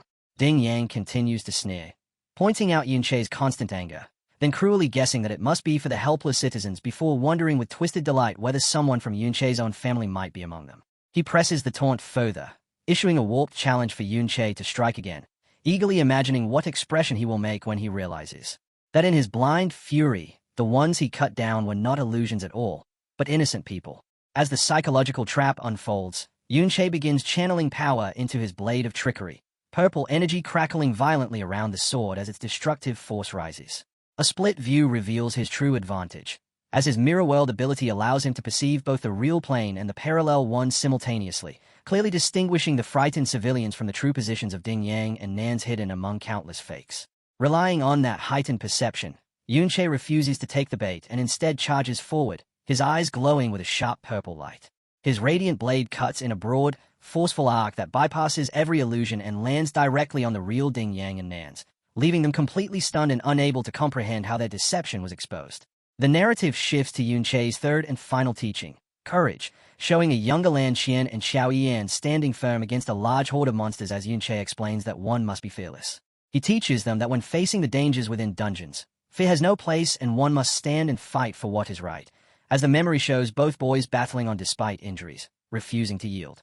After the fight, the younger Yunche finally appears, when enraged Ben Ben shouts that they were nearly killed while Lan Qian voices relief that the ordeal is over. Yunche simply smiles and reassures them, telling his students not to worry because he had always been close by, watching over them. Confronted with Yunche's overwhelming strength, Ding Yang immediately loses his composure, admitting his opponent's power and, in outright cowardice, ordering his enforcer Nans to abandon illusions and act as a human shield so he can escape.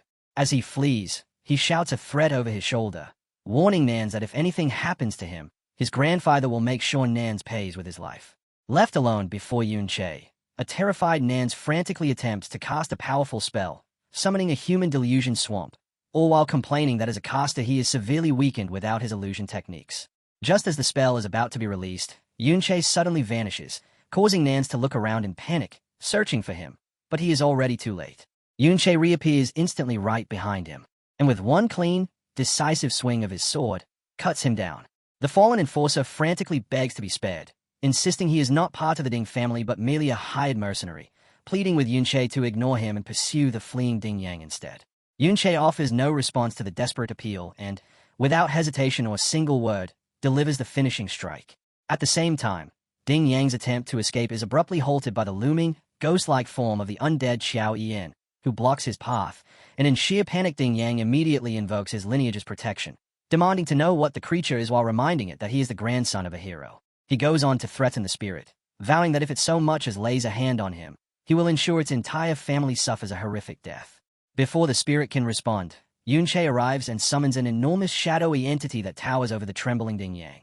And as Ding Yang screams in terror, a system window materializes before him displaying his equipped items, his robe, skill books, potions, and belt, all being forcibly stripped from his inventory, leaving him to watch helplessly as he demands to know what Yunche has done to him. This moment is juxtaposed with the final teachings Yunche once gave his students, forming a stark contrast against the cruelty now unfolding. The fifth principle was honesty. The sixth was justice. The seventh was honor. And the eighth and final principle was soul. The massive shadow creature unleashed by Yunche strikes, sending a barrage of dark blue energy blades erupting from the ground and raining down across the city. At its center, Ding Yang lies motionless, his brief but horrifying end concluded in a swift and merciless instant. From a bridge overlooking the devastation, Yunche gazes down at the bodies of citizens impaled on spikes, his thoughts turning to his former student Lan Qian with bitter realization that he had not only abandoned every lesson taught to him, but had also betrayed both Yunche and Xiao Yian in the past. That bitterness ignites into raw fury as Yunche reflects on the atrocities Lan Qian allowed his own family to commit, and within himself he cries out in anguish, demanding to know why any of it happened. A voice suddenly interrupts his thoughts, asking, "Why what?" as the shadow-clad armored figure of Ding Kuan, revealed to be Lan Qian, appears behind him. Before Yunche can respond, Ding Kuan drives a heavy punch into his back, mocking him by remarking on how much he seems to be enjoying himself in this hidden place. The sheer force sends Yunche hurtling into the castle wall, where he crashes with explosive impact, shattering stone into a cloud of debris and dust. Pinned beneath the rubble, Yunche immediately begins restoring himself, rapidly casting basic healing spells while assessing his newly acquired powerful equipment. Now equipped with the spider pearl necklace, the distant raw robe, the nether serpent's pants, the nether cave belt, and the nether cave pottery boots, as his blade of trickery continues amplifying his attack power. Covered in blood yet unyielding, Yunche drags himself out from the shattered debris, his thoughts still locked onto the same question directed at his former student, Lan Qian. Why? Through the ruined surroundings, the shadowy figure of that very student advances, now clearly identified by the system as the level 71 S-Class Berserker Lan, also known as Ding Kuan. Rather than confronting him head-on, Yunche shifts tactics, launching a spread of gleaming, mirror-like shards toward his opponent.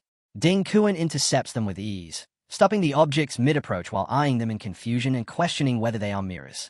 The shards serve only as a diversion, as Yunche uses them as gateways to reposition, instantly emerging behind his former student.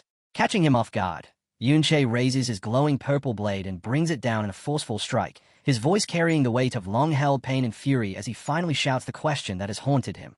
Why did you betray us? The sudden strike from Yunche's ambush cracked a section of Ding Kuan's armor, and as Ding Kuan reached up to feel the damage on his helmet, he broke into a grin, remarking that anyone capable of breaking his armor must possess abnormally high speed and striking power.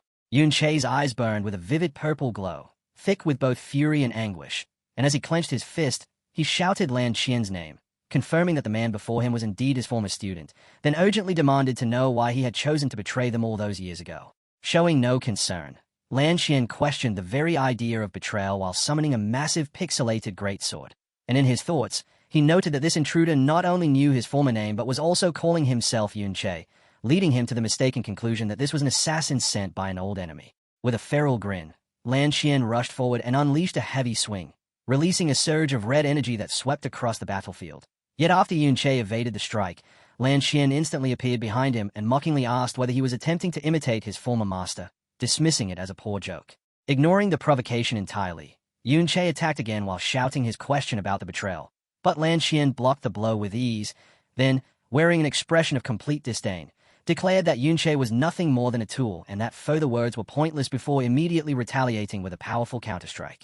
The collision of their weapons detonated the ground beneath them, carving out a massive crater and forcing both fighters to leap backward, and as the dust began to settle, the undead spirit of Qiao Yian materialized beside Yunche, prompting Yunche, with a hardened expression, to challenge his former student by asking what he intended to do about their other friend.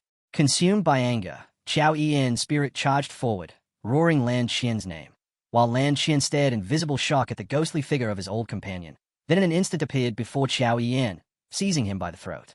With a furious shout, Lan Qian slammed the spirit's head into the ground and demanded to know how he could still be alive, and as he lifted his fist to strike again, Qiao Yian's spirit conjured a golden barrier in defense, only for Lan Qian to shatter it effortlessly with a single punch. As the barrier broke apart, realization dawned on Lan Qian, understanding that his former friend had become an undead spirit, and he observed that although Qiao Yian had been brought back, his intelligence seemed limited. In that brief moment of distraction, Yunche attacked from behind with his sword, but Lan Qian still managed to block the strike. At that same time, 3 new figures appeared atop the castle walls, and one of them called out to Lan Qian, addressing him as father and asking why he had come out personally, while all 3, each at level 60, claimed they could have dealt with the intruder themselves. Irritated, Lan Qian ordered them to leave, and in response, Yunche summoned reinforcements of his own, calling forth the undead spirits of Nans and Ding Hao to join Qiao Yian, commanding them to hold off the 3 men. Lan Qian's eyes snapped wide with shock as he recognized one of the newly summoned spirits, asking if it was his 3rd nephew, then narrowing his gaze at the undead Ding Gai until he confirmed the truth, that his nephew was truly dead, after which he muttered, "My blood relative," a brief trace of sorrow crossing his face. That fleeting sadness quickly twisted into a dark, sinister grin, and as he looked back at Yunche with renewed interest, he admitted he was beginning to find him intriguing before charging forward once more, noting Yunche's ability to revive others as undead.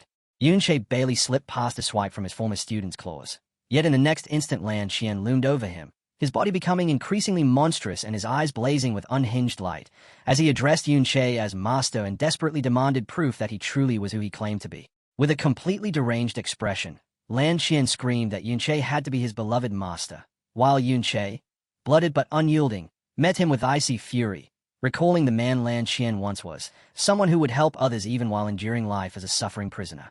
As the blade of trickery continued siphoning his magic to amplify its strength, Yunche swung his glowing purple sword and shouted in frustration, questioning how his student could have fallen into such madness and corruption. Yet Lan Xian still managed to intercept the strike. Lan Xian answered with a frenzied roar, placing all the blame on his dear master, which only provoked Yunche further as he seized him and fired back with sharp, furious questions, demanding to know what nonsense he was spouting while reminding him that it was Yunche who had freed him from slavery and granted him power. He pressed on, asking whether Lan Xian had forgotten everything he had been taught, but the only response he received was wild, uncontrollable laughter. That laughter abruptly warped into pure fury as Lan Xian shouted the true source of his resentment, demanding to know why Yunche had taken so long to rescue him.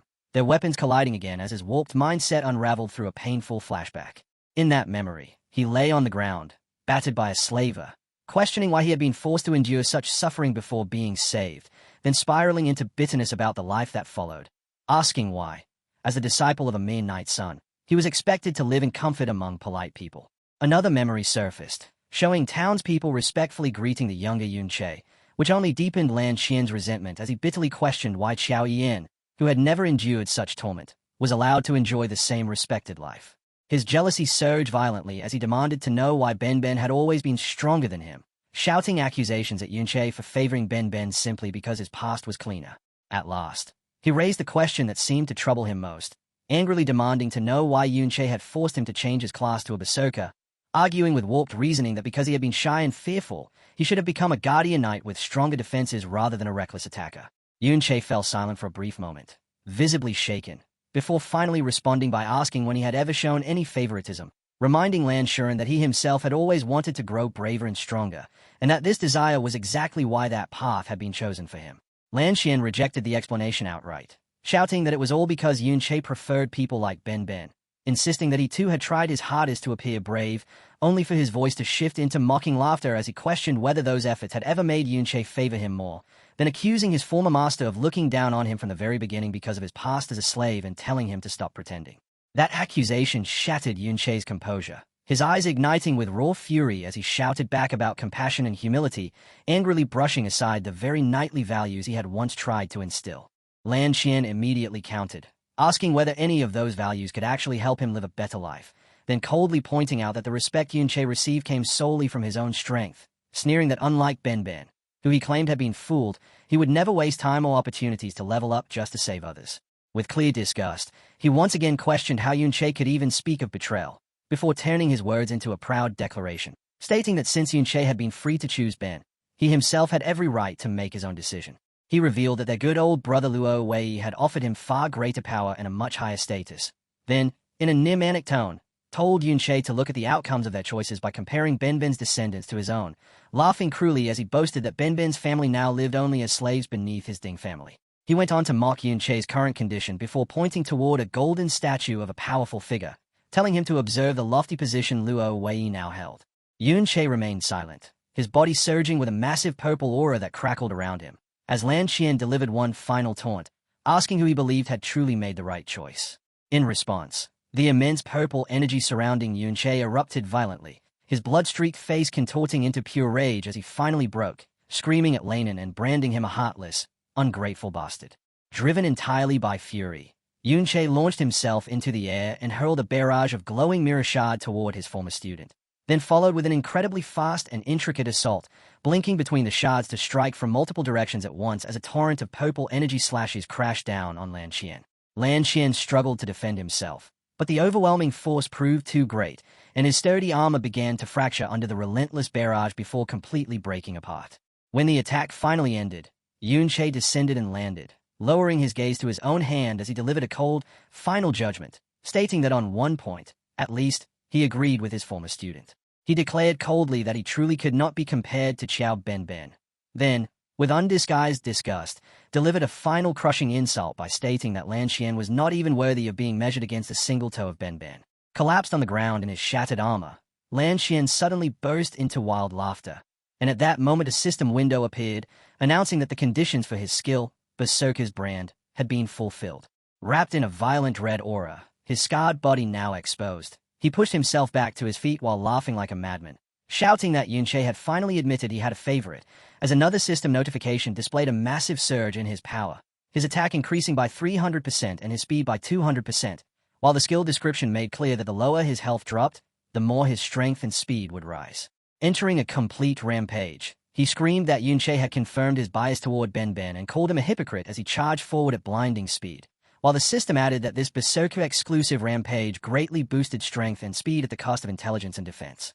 Yunche was left stunned by the sudden increase in his former student's speed, and as Lan Xian moved so fast that he could barely react, Yunche was forced to retreat into the mirror world just to stay alive, causing Lan Xian's devastating strike to slice through a mirror shard instead. The sheer force of that missed attack carved a massive trench across the battlefield and even split the castle itself in half, and when Yunche re-emerged from another shard amid the rubble, Lan Xian quickly deduced that he was using the mirrors to teleport and evade his assaults. To counter this, Lan Xian activated another berserker skill, Furious Blood Rain, while mocking Yunche for being powerless without his tricks, and instantly a storm of sharp, blood-red projectiles poured down from the sky, smashing into the ground as he sarcastically challenged him to fight head-on, reminding him that knights were supposed to be brave. Caught within the relentless barrage, Yunche began taking continuous damage, while Lan Xian advanced through his own destructive aura, also receiving minor damage that repeatedly triggered Berserker's brand, further amplifying his attack power and speed with each hit. Certain of his own reasoning, he sneered that Yunche only spoke of virtue when he was safe, branding him a spoiled noble who had never truly suffered and therefore understood nothing, before charging again and shouting that someone who had never endured his pain had no right to speak about compassion. As Lan Xian brought down another overwhelmingly powerful strike, Yunche narrowly evaded it, only for Lan Xian to appear instantly in front of him, leaving him visibly shocked as he mocked his former master's ideals as nothing more than a childish game. With another heavy swing, he released a massive wave of red energy, laughing at the naive belief that friends and students would remain loyal forever, and when the brutal attack connected, the impact shattered the ground beneath them. Forced down onto his knees and trapped within the damaging aura of the furious blood rain, Yunche had no choice but to endure the relentless hits as his health steadily declined, while Lan Xian laughed at the pitiful sight and mocked him for how powerless he had become without his mirrors. With his magic nearly depleted, Yunche hurriedly drank a healing potion, barely managing to offset the continuous damage eating away at him, as Lan Xian slowly advanced, smugly remarking that even without lifting a hand, Yunche could do nothing but struggle to survive the storm's damage. Seizing a fleeting opening, Yunche suddenly lunged forward in a desperate counterattack, yet Lan Xian blocked it with ease and commented that his master had never been so fragile before. Wearing a cruel sneer, he went on to say that this was the cost of naivety and that Yunche should be grateful for the lesson. But in a swift motion, Yunche summoned a small ghostly dagger and attempted to stab him at close range. Lan Xian caught the blade effortlessly, continuing his warped lecture as he claimed that only through betrayal could a person truly grow, then launched his own counterattack while taunting Yunche about how miserable it must feel to fall from such heights. Yunche managed to block the incoming strike, but as their weapons locked together, Lan Xian delivered his harshest taunts yet, boasting that Luo Wei had risen to become a revered king loved by his people, while Yunche himself had been branded a traitor and despised by everyone. Straining with everything he had, Yunche fought to hold back the overwhelming force pressing against him, until Lan Xian, with one final mocking question asking if he felt jealous, easily overpowered him and sent him crashing into the rocks, leaving him buried in debris and still suffering under the relentless damage of the blood rain. As his health fell to a critical level, Lan Xian's laughter rang out wildly while he approached like a victor, declaring that Yunche's life was about to end and that his only chance of survival now rested in his hands. With a twisted, merciless expression, Lan Xian made his offer. If Yunche admitted he was wrong and knelt to beg for forgiveness, he might be spared and allowed to live as a pet. But there was one crucial condition. He had to reveal the secret behind his ability to bring the dead back to life. Shrouded in darkness and appearing utterly defeated, Yunche quietly said, "I was wrong." Yet as the words left his mouth, he summoned a new pair of weapons, the ghostly daggers, and clarified that his mistake had been saving Lan Xian from the slavers all those years ago. As a powerful golden aura began to surge around him, he continued, stating that his second mistake had been trusting someone as heartless as him. And at that moment a system notification flashed, announcing that Yunche had leveled up. Lan Xian stayed in shock, realizing that his opponent's status had been completely restored, while Yunche went on, continuing to list the mistakes of his past. He admitted he had been wrong to believe he could win people over by leading through example, and wrong to assume that those who were good could never fall into evil, revealing that all this time his undead minions had been relentlessly farming experience within the mirror world, ultimately providing the final push he needed to level up. Now at level 46 with both his health and mana fully restored, Yunche stated that his next mistake had been rigidly adhering to the Knight's Code. And as he spoke, he activated a chain of powerful enhancement skills from his new daggers, including aura of swiftness and evil possession. His appearance shifted dramatically, his hair turning a ghostly white as a powerful blue aura enveloped his body, his attack power surging, while he coldly declared that virtues were unnecessary when dealing with scum like them. With a hardened, merciless resolve replacing everything else, he concluded that the only thing that mattered now was eliminating them by any means necessary, and fully empowered, Yunche rushed forward, his ghostly daggers crackling with energy as he collided head-on with Lan Qian. They clashed at incredible speed, their battle erupting into a violent storm of blue and red energy that tore through the already devastated surroundings, while Lan Qian laughed madly in exhilaration, shouting that this was how the fight should be. Yet after casually blocking one of Yunche's strikes, he began mocking him again, saying he had initially thought Yunche had gained a new dual-wielding class, only to realize he was merely awkwardly holding two daggers, then scolding him by saying that using an unfamiliar combat style in a real fight was no different from suicide and that he seemed to have forgotten the very lessons he once taught.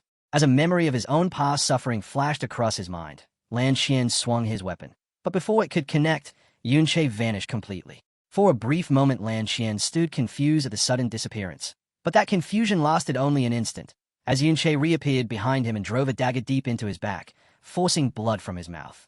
Roaring in pain and fury, Lan Qian spun to retaliate. But Yunche disappeared once again, prompting him to shout in frustration as he demanded how such a thing was possible when all the mirrors had already been destroyed.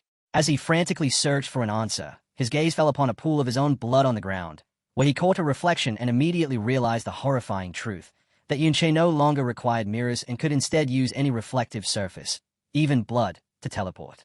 Enraged at having been outplayed, Lan Qian unleashed a powerful ability, causing thick tendrils of blood to burst from the ground and spread across the entire area, admitting that Yunche had discovered a loophole, but declaring that this technique would leave him with nowhere left to escape. Activating his ultimate skill, Blood Frenzy, he confidently announced that there was now nothing left his master could use for reflection.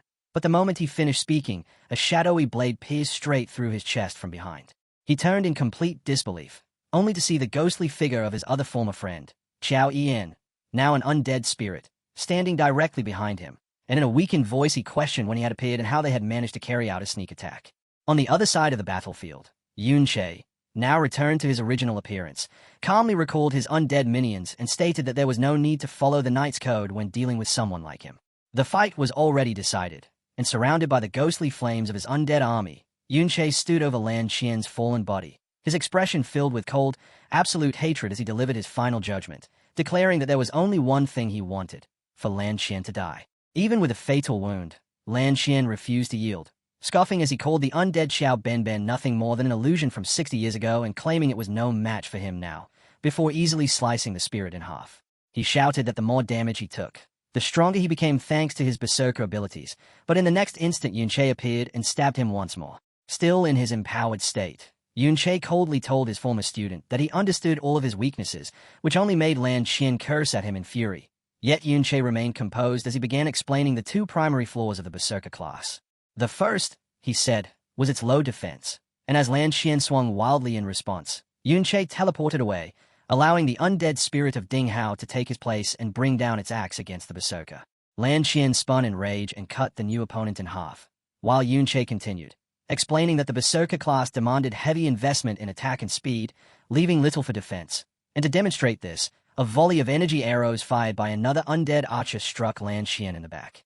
Now encircled by an ever-growing force of Yunche's summons, Lan Qian was forced to confront the reality of his own build, as Yunche pointed out that with the defense-reducing effects of his own skills, even low-level skeletons were now capable of injuring him. With a furious roar, Lan Qian unleashed a powerful whirlwind slash, cutting down the nearby minions and boasting that all he needed to do was clear out these low-level spirits. Yet as the dust settled, he looked up to see Yunche standing on the cliffs above with even more undead at his side. From there, Yunche revealed the second major weakness, a lack of wide-area attacks, explaining that aside from the basic whirlwind slash and a few linear energy strikes, Lan Qian had no effective way to handle a large, spread-out army. Then the final, inescapable trap became clear as a massive legion of undead spirits emerged from the shadows behind Yunche, and he told his former student that his mana regenerated fast enough to sustain an endless army, making it impossible for Lan Qian to ever eliminate them all. Still unwilling to accept this reality, Lan Qian angrily insisted that he did possess a wide-range attack and once again unleashed his furious blood rain, But Yunche was already prepared and calmly summoned massive ghostly shields from the ground to defend his army. He then exposed what he called his former student's greatest weakness, that there was no one he could truly rely on, and Yunche, along with Xiaoji, brought up the past, explaining that he and Xiao Ian had once fought side by side, covering each other's flaws, while pointing out the bitter irony that the shield which had once protected him, Ben, had now become the blade trying to cut him down.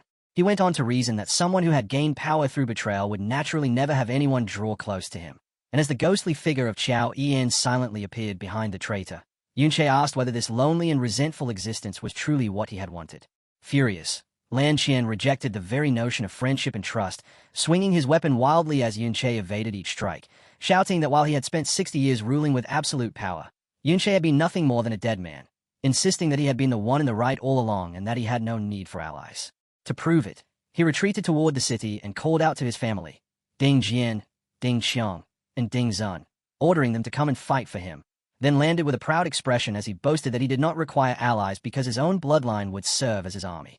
In the very next instant, Yunche appeared directly behind him and calmly questioned that confidence, and before Lan Qian could even react, Yunche's blade flashed in a swift, precise motion, severing his arm cleanly at the shoulder. Lan Qian screamed in both agony and disbelief as his 3 family members, watching from the rooftops, cried out to their father in shock, while a wave of pure panic overtook Ding Jian, leaving him stammering as he struggled to comprehend how the man he believed invincible was being so thoroughly defeated. Desperate and wounded, Lan Qian shouted at his 3 sons, ordering them to hold Yunche back and heal him immediately, but they remained frozen in fear, with Ding Zun stuttering as he questioned how they could possibly face someone who had overpowered their father so completely. That hesitation drove Lan Qian into a frenzy of rage, and cursing them, he declared he would act himself before leaping toward them.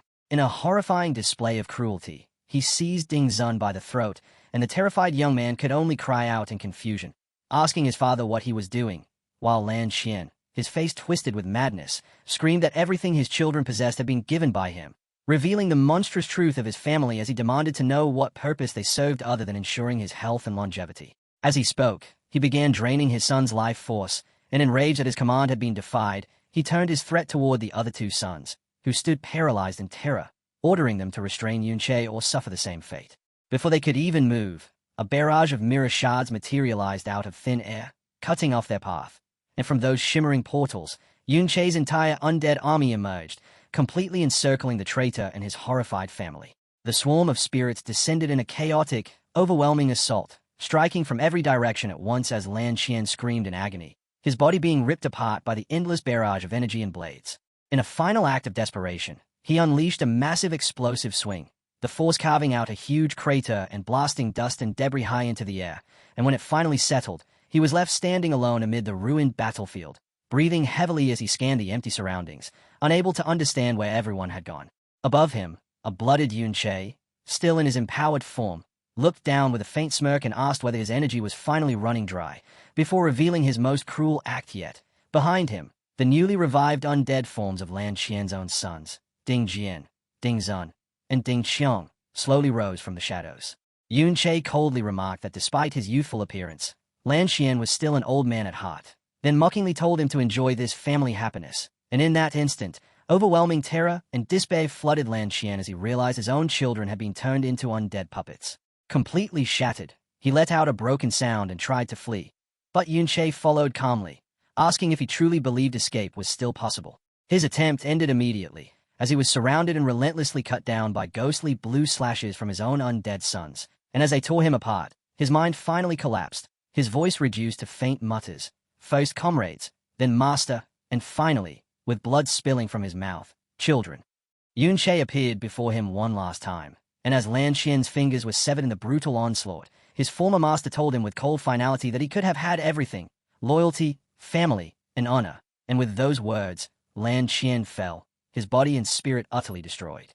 Yunche stood over him, expression empty and cold, surrounded by his entire undead army, gazing down at the man who had betrayed him as he stated that where he could have had love and loyalty, he now possessed only the hatred of those he had sacrificed, and with his final words, he told him to face the dead end he himself had chosen.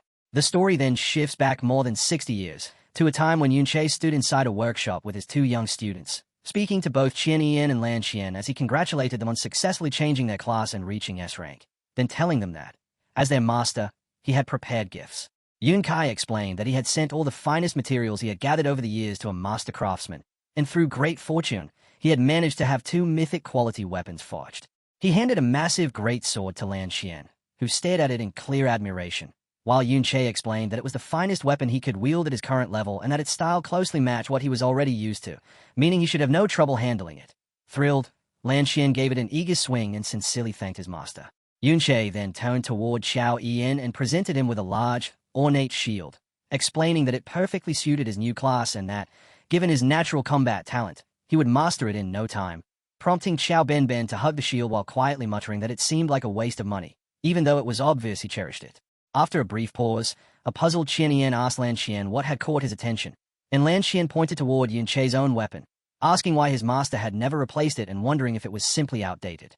In response, Yun Che raised his sword and stated that it was one he would never need to change, revealing it to be the Flowing Cloud Sword, then explaining that he had once risked everything, spending years gathering the rarest secret treasures before finally infiltrating an SSS-rank secret realm to forge this ultimate weapon within an ancient furnace. Even so, he added that it was still only its first version, describing it as a unique grade weapon, surpassing even mythic quality, and truly one of a kind. Before explaining its special nature, it could transform like a flowing cloud into any weapon form its wielder desired, with its true evolution depending on the bond formed through experience. After years of fighting alongside it, the sword had learned to respond to his will and adapt to his strength, a revelation that left Lan Xian completely awestruck. Yun Che then extended the extraordinary weapon toward him, asking if he wanted to try it, and overjoyed, Lan Xian eagerly asked if he truly could, reaching out to grasp the handle of the flowing cloud sword. And in that instant, the scene shifted to the past, where after a fierce battle, a man clad in full plate armor, Lan Xian, stood over the dying Yun Che, whom he had just stabbed with that very blade, thinking to himself that the scene needed to be arranged to resemble a violent rebellion for the king. With a manic laugh, he celebrated finally obtaining the one-of-a-kind, unique grade weapon, and as he claimed it, the once holy sword began to warp, its form twisting under the influence of a dark power. The moment passed, and the scene returned to the present, where Yun Che, still in his enhanced state with white energy glowing through his hair, stared ahead with unwavering resolve and began to walk forward, reflecting on his past life, remembering how he had never hesitated when facing danger on the front lines, no matter how difficult the path had been, always believing he could overcome any obstacle. He lifted the twisted flowing cloud sword from the ground, its warped blade now blazing with a fierce aura, and as it began to shift and reshape within his grip, he reflected that every struggle he had endured had been for a single, simple wish, to live quietly alongside his friends. Yet now, with the weapon in hand, he could clearly see how their greed had ruined the flowing cloud sword he cherished. Yun Che raised the damaged blade and aimed it at the fallen, bleeding Lan Xian, who finally admitted his mistake. While Yun Che stated he had never cared for the hollow title of hero, and in terror Lan Xian begged to be spared. In answer, Yun Che altered the weapon again, turning it into a massive, weighty scythe, then looked down at his former disciple and asked whether this was the power he had betrayed him for, and more importantly, betrayed Xiao Yan for. Panicking, Lan Xian stretched out his hand and pleaded, asking if his former master truly did not want to know the truth of what had happened. But Yun Che dismissed him, telling him only to face the end he had chosen, and in one swift motion he swung the great scythe, severing Lan Xian's head and cutting off his final words about the truth before they could be finished. Standing there as a dark silhouette, Yun Che delivered a cold final line, declaring that everything Lan Xian knew, he would come to know himself. After the fight, Yun Che sat upon a throne, gazing down at the newly formed undead spirit of Ding Kun, once Lan Xian, now bound to him, as the spirit spoke in broken phrases and revealed a shocking truth. He had merely been bait used by Luo Wei. Hearing this, Yun Che's expression hardened with cold resolve as he realized that his path of revenge was only beginning, while the undead spirit of Lan Xian raised a proof of advancement, a rare item, and seemed to indicate that through this revenge it would grow stronger. The narrative then explains the world's power system, stating that because dungeons are tightly controlled, ordinary individuals such as miners might only ever reach level 30 in their entire lives, while even gifted people who join official groups and rise through ranks can at best reach level 60, as level 60 represents a massive barrier known as class advancement. Only by fulfilling specific conditions can one's class evolve, unlocking superior equipment, enhanced stats, and unique skills. And only those who achieve this advancement can surpass the level 60 limit. As Yun Che examined the proof of advancement taken from Lan Xian, he recalled how crucial it was to the process, knowing these items are extremely rare, since even in his previous life, when dungeons were accessible to all, only 1 in 10,000 people succeeded in advancing, and in the present era the government holds total control over them, making them even less attainable for ordinary people. Yunche further considered that within the entire hero family only Lan Qian possessed such a proof, meaning none of the others had advanced their class, and the gap in power between those who have and have not completed advancement is immense. Lan Qian, for instance, had risen from an ordinary warrior into a berserker, gaining formidable abilities such as Berserker's brand while multiplying his physical strength several-fold.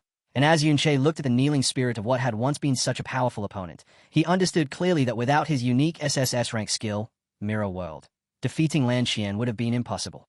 Thinking over his next step, Yunche recalled the overwhelming boost that class advancement had granted Lan Qian and began to consider what might happen if he himself, already supported by the immense foundation of Mirror World, underwent the same process. With that thought, he activated the proof of advancement he had taken, his mind racing as he imagined how far his power could rise. The system immediately initiated the advancement sequence, scanning his attributes and confirming he met all conditions, then presenting 3 possible evolved classes for a chanter, ward dancer, bard, and forest musician, and prompting him to choose one in order to begin the advancement quest. But Yunche had already decided, reaching out without hesitation because long ago he had chosen his path. The ward dancer, an exceptionally rare option among chanters and the only one that granted strong offensive abilities. With firm resolve, he confirmed his selection. At that exact moment, however, an unforeseen notification appeared from his own unique skill, as the Mirror World system posed a startling question. Did he wish to reverse the ward dancer class? And Yunche froze in shock, realizing with disbelief that his power could even invoke the nature of an entire class. He then reflected on how the class system functioned, noting that the 8 base classes branch into numerous advanced forms, most of which specialize in particular strengths, though there exist rare exceptions known as hidden classes, far more powerful but tied to extremely difficult quests. Among these, Yunche had targeted the chanter's hidden advancement, the war dancer, a path notoriously demanding because it required high speed and spirit, attributes typically neglected by chanters, in a quest condition involving an exceptionally rare item called a slaughter blood core, a crystal formed from the energy of mass killing. Something nearly unattainable for a support class lacking offensive skills, which is why almost no one succeeds despite it being the sole chanter route with attack capabilities. Even so, Yunche had chosen this path, yet his Mirror World ability intervened, and just as it could reverse skills, it now reversed the class itself, transforming the War Dancer into an entirely new and unknown class. The Peace Dancer. While the system explained, true peace requires absolute martial protection, allowing these dancers to wield both healing melodies and destructive ones, though the requirements shifted as well, becoming both inverted and more demanding, replacing the slaughter blood core with 5 life saplings. Hearing this, Yunche was left stunned by the sheer absurdity of the condition, trying to grasp the reasoning as he recalled that a life sapling is a legendary treasure capable of producing endless potions that completely restore health. Even a single life sapling would spark fierce competition among top professionals because it could replace a healer, so needing 5 bordered on impossible. Yet Yunche understood that such an extreme requirement implied the Peace Dancer class would be extraordinarily powerful.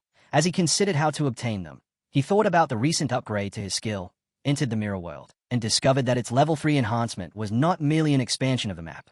Before him stood a massive copy of an Orc Chieftain, a Dungeon Lord. And in that moment he realized the Mirror World now replicated Dungeon Lords, providing him with ideal targets to farm the legendary items he required. Within this space, Yunche summoned the undead spirit of Dingkuan and noticed that this spirit carried a sharper awareness than the ones he had called forth before, and having leveled up twice, he reflected on his abilities, recognizing that if he could even reverse class advancements, then his skills still held vast untapped potential. Behind him, the enormous Orc Chieftain copy let out a thunderous roar, yet Yunche simply turned away, stating it was time to leave the Mirror World, and issued a command for the undead spirit of Dingkuan to attack, whereupon the spirit answered with a single, powerful sword strike that split the towering Dungeon Lord clean in half. A chain of system notifications confirmed his victory, awarding him 2 additional levels, granting a piece of legendary equipment known as the Great Fang Necklace, and marking the dungeon as cleared. When Yunche opened his status window, he saw that he had reached level 50, with attributes now high enough to satisfy the strict requirements for the class advancement he intended. At the same time in the real world, the enormous energy structure of the hero's dungeon began to destabilize and fade, drawing shocked stares from the guards stationed at the entrance as panic spread among them while they questioned why the dungeon was vanishing and what had become of the hero inside, especially under prior orders forbidding entry. The captain overruled those instructions and led them inward as the structure collapsed. Amid the wreckage, they uncovered a horrifying sight, the lifeless body of Ding Jian, and the guards cried out in disbelief that a member of the hero's family had been slain, after which the news spread rapidly across the empire. with newspapers filling the skies above the city and broadcasting the shocking headline of the hero's death, leaving citizens watching from their homes stunned and fearful, unable to accept that the powerful hero family had fallen and that the hero himself was gone. Inside a military command center, an officer stood before a display showing their only clue, a blurred image capturing Yun-che from behind, marked by his white hair and cape, as he announced that a wanted order had been issued and commanded his forces to use every means available to hunt down the culprit. Meanwhile, seated high upon a dark throne, the Supreme King Luo Wei remained in shadow and remarked with casual indifference that little Lan Qian had died. He studied a holographic display that showed Yun-che seated amid the dungeon's ruins, then asked his subordinate what had been uncovered, pointing out that despite the army being stationed outside, they had only learned of the incident after everything had already ended. Far away, in a wasteland littered with corpses, a hooded subordinate sat atop a heap of defeated S-class fighters and reported that none of the officers assigned to guard Dingkun had any idea what had occurred. He passed along a book of records, explaining that his men had reviewed entry and exit logs along with information from the Security Bureau, and concluded that the current suspects were Yun Sha and Yun-che. At the mention of that name, Luo Wei gave a faint smirk, remarking that Yun-che was a name that stirred old memories, while the subordinate calmly stated that he would take care of the matter.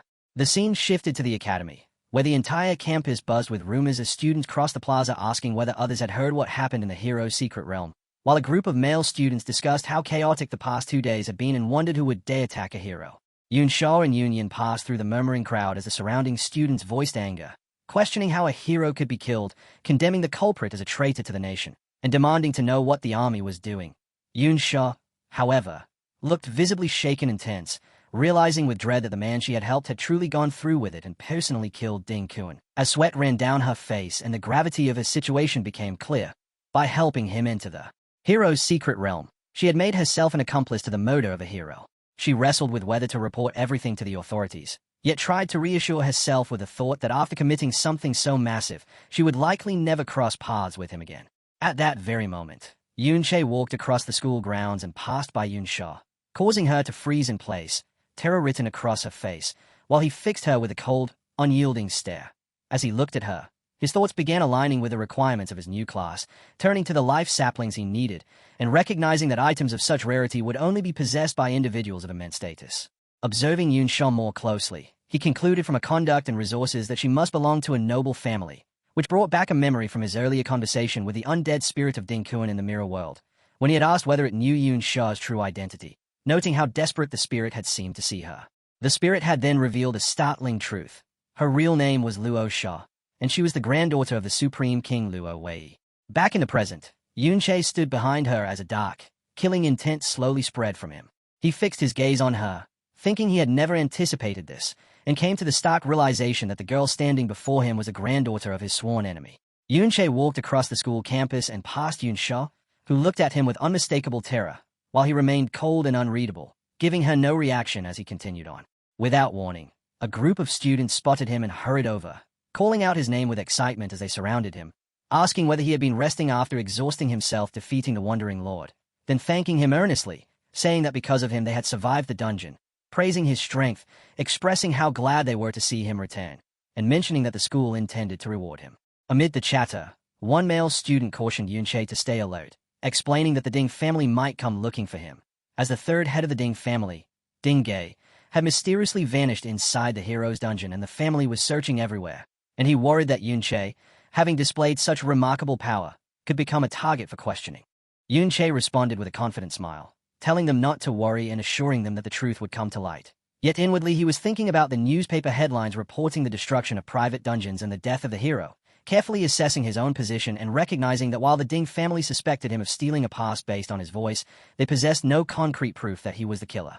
The same student went on, saying that the one responsible for destroying the dungeon was being pursued by the authorities and would likely be captured soon, adding that Yun-che should be safe since no one would believe a mere student could kill a hero. Yun-che's thoughts shifted to the heavy police presence across the streets and to his own escape, recalling how he had relied on his undead minions to create chaos as distractions just to evade the relentless pursuit and make it back to the school.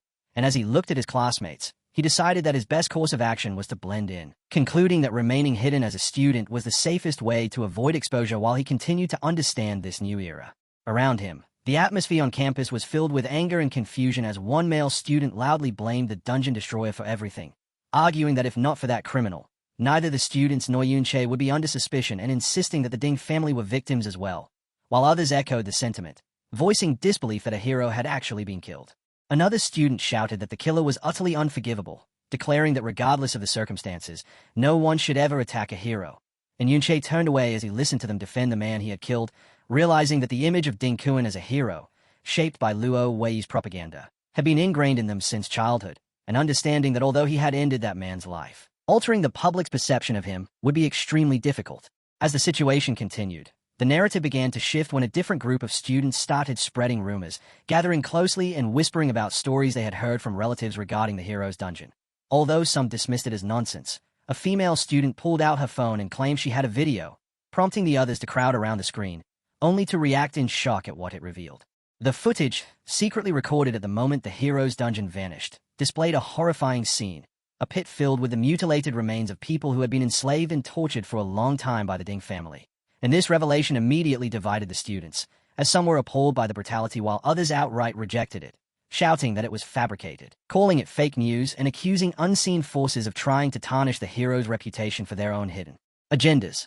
While Yunche remained silent, watching Xiao Yan. Amid the heated arguments, a clear voice broke through as Luo Sha stepped forward and firmly declared that the video was completely real, explaining that she herself had been invited to the hero's dungeon not long ago. And with composed confidence she stated that what the video showed was only a fraction of the truth, then casually playing with her hair as she added that the Ding family's dark actions were in fact an open secret among the upper class. Yunche watched her, genuinely surprised that she would step in and influence public opinion in this way. The students were thrown into confusion upon hearing Yunsha support the claims, with one stammering as they asked if what she said was truly real while the others stared in disbelief, and Yunche continued observing her as she involved herself further. Without warning, Yunsha seized Yunche's hand and pulled him away, telling him to come with her, leaving the surrounding students stunned and wide-eyed as they watched the two of them run off together. They soon reached a quiet corner of the campus, where Yunsha immediately questioned why he had come back, asking if he was not afraid of the Security Bureau investigating him, reminding him that he had not merely caused trouble, but had killed a hero and would face serious consequences, then lowering her gaze nervously as she voiced a question weighing on her mind. Was he not afraid that she might report him? Yunche met her with a calm expression and repeated what he had told her before, that he believed she was not a bad person at heart. And upon hearing this, Yunsha flushed, visibly flustered by the trust he placed in her, turning away as she tried to steady herself before remarking that, given the crimes of the hero family, it was actually better that they were gone. She then turned back with a feigned look of annoyance and pointed out that he now owed her another favor, while Yunche answered with a faint smile, assuring her that he remembered everything she had said. Though as he looked at Luo Sha, his thoughts filled with questions about her true motives. Unable to understand why the granddaughter of Luo Wei would help him enter the hero's dungeon and wondering whether she genuinely despised the Ding family's actions or what her real connection to the Supreme King might be. A grim idea surfaced in his mind, that deceiving her and making use of her might be the only path to eventually killing Luo Wei. But he suppressed it for the moment, telling her they needed to focus on what lay ahead, then asked if she knew about something called a life sapling. As they moved down the hallway, Luo Sha answered casually that she did, describing it as an item that produces life essence. Yunche stopped outside the headmaster's office and revealed that the old headmaster possessed the items he was searching for, then activated his ability and stepped into the mirror world, where inside the pale replica of the office he observed the headmaster seated at his desk and explained that the old man had acquired a rare world tree sapling, treating it as a priceless treasure, while Yunche knew that he had purchased nearly every life sapling available just to nourish and sustain that tree. Advancing toward the center of the room, Yunche spotted the SS rank secret treasure, the World Tree sapling copy, encircled by numerous life sapling copies, and his eyes widened with genuine shock at seeing so many of the rare items he needed gathered in one place. He immediately attempted to seize them by force, striking the protective barrier with his sword, but a powerful shockwave hurled him backward, making him realize that everything was sealed within a complex magical formation created by the school's principal. And through the barrier he could clearly see the World Tree sapling copy along with the Life Nursery copy he required, something he had not expected to still be secured even within the mirror world. Studying the glowing blue and red lines of the formation, Yunche recognized that although he had been a master of formations in his past life, this one differed by combining magic with modern machinery, and he understood that at his current level he could not break it, while any attempt to forcefully shatter it would likely destroy the delicate items inside. Choosing to abandon the saplings for now, he instead collected other objects from the room, taking copies of a robe, a pair of boots, and a book titled Formations and Machinery. And as he left, he realized that the principal who owned this office was far more powerful than Lan Qian. meaning he would need to proceed with caution. Yun-che then formed a plan, recognizing that there were only two ways to obtain the life nursery. Either wait for the principal to release the seal himself or learn enough about the technology of this era to it. And he chose the latter, heading straight for the school library, where he gathered books on general knowledge and machinery, understanding that establishing a strong foundation was necessary before confronting his enemies. Sitting at a desk, he began dismantling modern devices he had copied, such as a smartphone, yet found their mechanisms difficult to comprehend. And as he read further, he discovered that his enemy, Luo Wei, was a driving force behind this technological advancement. This discovery made him question where such ideas had originated, and Yun-che spent his nights studying without rest, learning how monitors functioned as energy sources and trying to grasp their operation. Although he managed to understand the fundamentals, the interaction between machines and dungeon items proved highly intricate, raising more questions than answers, and he soon realized the knowledge available was incomplete, meaning he would need to go through many more texts to fully comprehend this new world. Lost in thought, Yun-che entered the school library and concluded that the most valuable information about this era's technology and history would not be found in widely circulated, censored books, but rather in obscure or rarely accessed copies that might contain the truth, though he also understood that searching through countless useless volumes to find something worthwhile would take significant time. At that moment, his attention was drawn to someone sitting high atop the library's shelves under a light, and narrowing his eyes, he was surprised to recognize Yun-yin. Finding it unusual to see her alone since she was almost always at Yun-sha's side. Knowing her role as the guard of Luo Wei's granddaughter, he immediately grew wary and wondered if she was secretly searching for something hidden within the library. Yet as he looked more closely, he noticed the title of the book in her hands. Complete collection of world classic fairy tales, an unexpected choice that caught him off guard. Sensing his gaze, Yun-yin looked down at him with her usual cold and piercing expression. But within moments, realizing she had been seen reading fairy tales, her composure broke as she became visibly flustered and defensive. Amused by this contrast, Yun-che asked whether he was not welcome, and Yun-yin, clutching her book and clearly embarrassed, hesitated to respond, prompting him to explain that he simply wanted to take a book from that section. And when she asked which one he was searching for, he gave a faint, charming smile and admitted he had not decided yet, leaving her standing in awkward silence. As their exchange continued, Yun-che mentioned that he was looking for materials explaining how dungeon products and mechanical systems function, and to his surprise, Yun-yin quickly located a relevant book and handed it down to him. Though the usually composed guard looked unsettled and avoided eye contact, Yun-che thanked her before walking off to find a place to read, while Yun-yin, after a brief pause, returned to her own book. Later, he asked if there were any texts on mobile communication, but she remained silent and offered no reply. The following day, Yun-che came back to the library, and Yun-yin, still seated in the same spot, handed him another book, likely the one he had asked about previously. And in return for her help, Yun-che offered her a boxed sandwich, remarking that it tasted quite good, yet Yun-yin immediately rejected it, while Yun-che left the food behind regardless, placing it on a nearby ledge. As he walked away, Yun-che reflected on their exchange, thinking that despite her cold and distant demeanor, he felt a strange, unexplainable sense of familiarity with her. A quiet routine soon formed between them in the library, where each day Yun-che continued his research and each day he left behind a sandwich for Yun-yin, which she never acknowledged yet was always gone by the time he returned. One day, while searching for a book on mana engines, Yun-che noticed Yun-yin in her usual spot and assumed she was taking advantage of a rare moment of peace while Yun-sha rested, so he approached and remarked that since he was unfamiliar with the library, he would likely be slow and make noise while searching, which caught Yun-yin off guard as she admitted to herself that she had not expected such consideration. While Yun-che inwardly recognized an opportunity, if he could grow closer to her, he might uncover more about Luo Wei and Luo Sha. This pattern continued, with Yun-che bringing her books and food as they studied side by side in a shared, comfortable silence. And in an attempt to break that silence, he once asked her about the meaning of a sentence in his book, only for her to respond simply that she did not know. He then asked something more precise, inquiring about the formation connection system, and she explained its literal meaning, prompting him to ask if she could help him find books related to that topic. She did not respond immediately, and the two remained seated under the warm library light, reading quietly with an unspoken understanding between them, until after a brief pause Yun-yin finally spoke, asking why he did not just ask his little follower, referring to Xiaoji, whom she called a descendant of a traitor. Yun-che met her gaze with a confident smirk and replied that Xiaoji would be back soon. The scene then shifted to the inner residence of the Ding family, where Ding Hao and Ding Yi were discussing a serious issue, as Ding Hao, visibly enraged, stared at a photo they had received showing his son, Ding Shu, bound and gagged, and vented his anger over being threatened with his son's life while questioning what the kidnappers wanted, since they had sent only a single image and made no further contact for several days. Seated calmly, Ding Yi asked whether Ding Hao believed Yun Che was responsible for the kidnapping, causing Ding Hao to reflect on Yun Che's connection to Qiao Ji and consider whether this could be retaliation for members of Qiao Ji's family they had previously captured. But that line of thought quickly led him to something far more alarming. If Yun Che was capable of such an act, could he also be the one who killed their grandfather, the hero, leaving him increasingly unsettled as he struggled to believe that a Mei student could possess such strength? While his frustration grew over the police's failure to arrest Yun Che, making him feel as though their family status was being disregarded, Ding Hao declared that they were the hero family, insisting that even with their grandfather's death, their authority and influence remained unchanged. But at that moment, a guardian in armor rushed in and interrupted them with urgent news that Qiao Ji had returned to the school.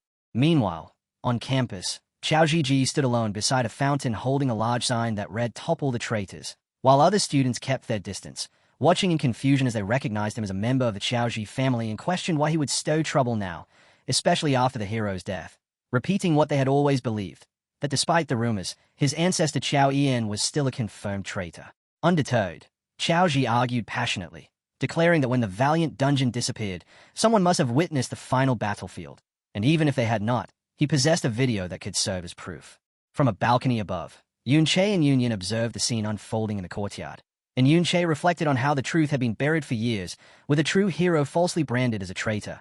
Yet he also recognized that there would always be people like Qiao Ji who continued to pursue the truth.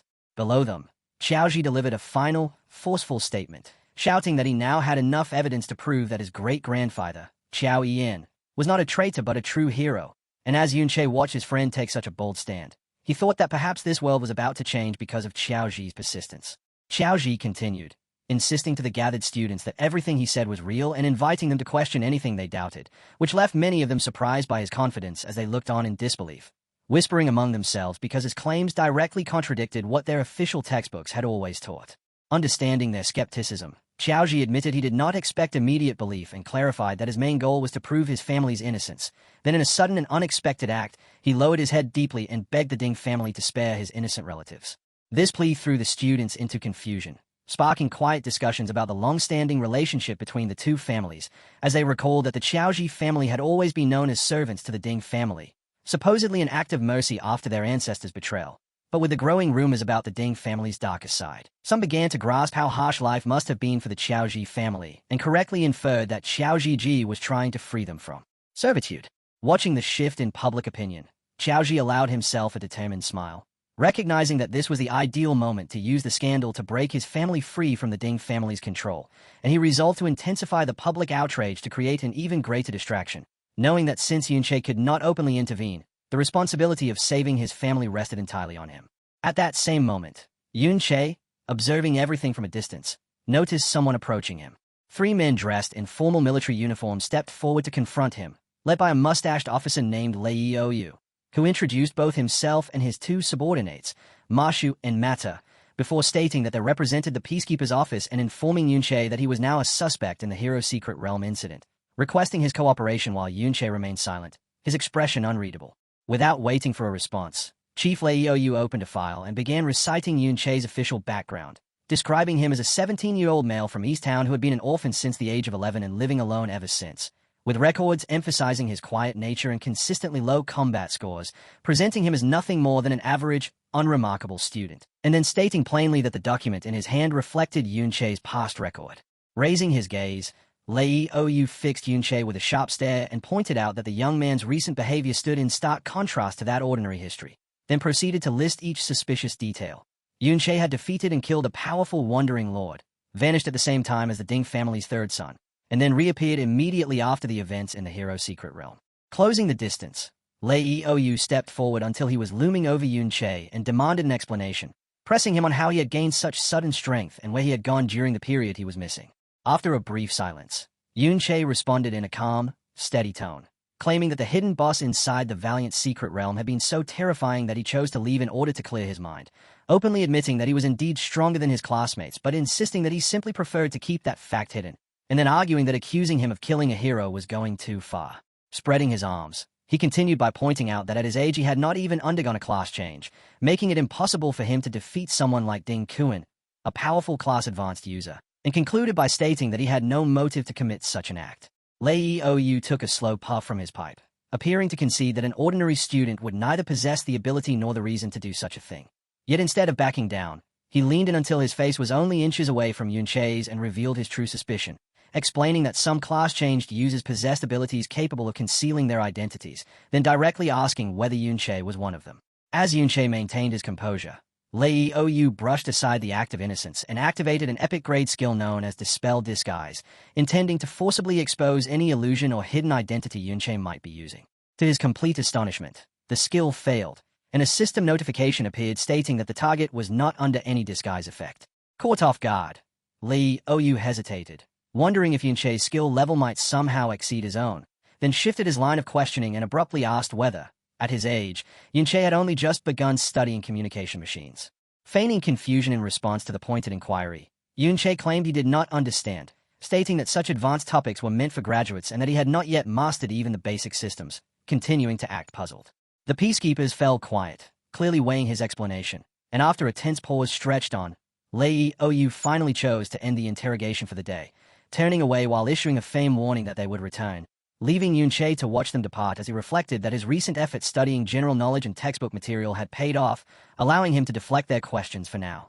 Even so, he understood this reprieve would not last, and his thoughts shifted to a crucial detail he had learned from Ding Kuan's undead spirit, which had revealed that it was nothing more than bait, deliberately placed by Luo Wei to draw out anyone connected to its former master, Yunche himself, while also warning that its death would trigger an investigation by Luo Wei's elite shadow guards, individuals far stronger than it had ever been.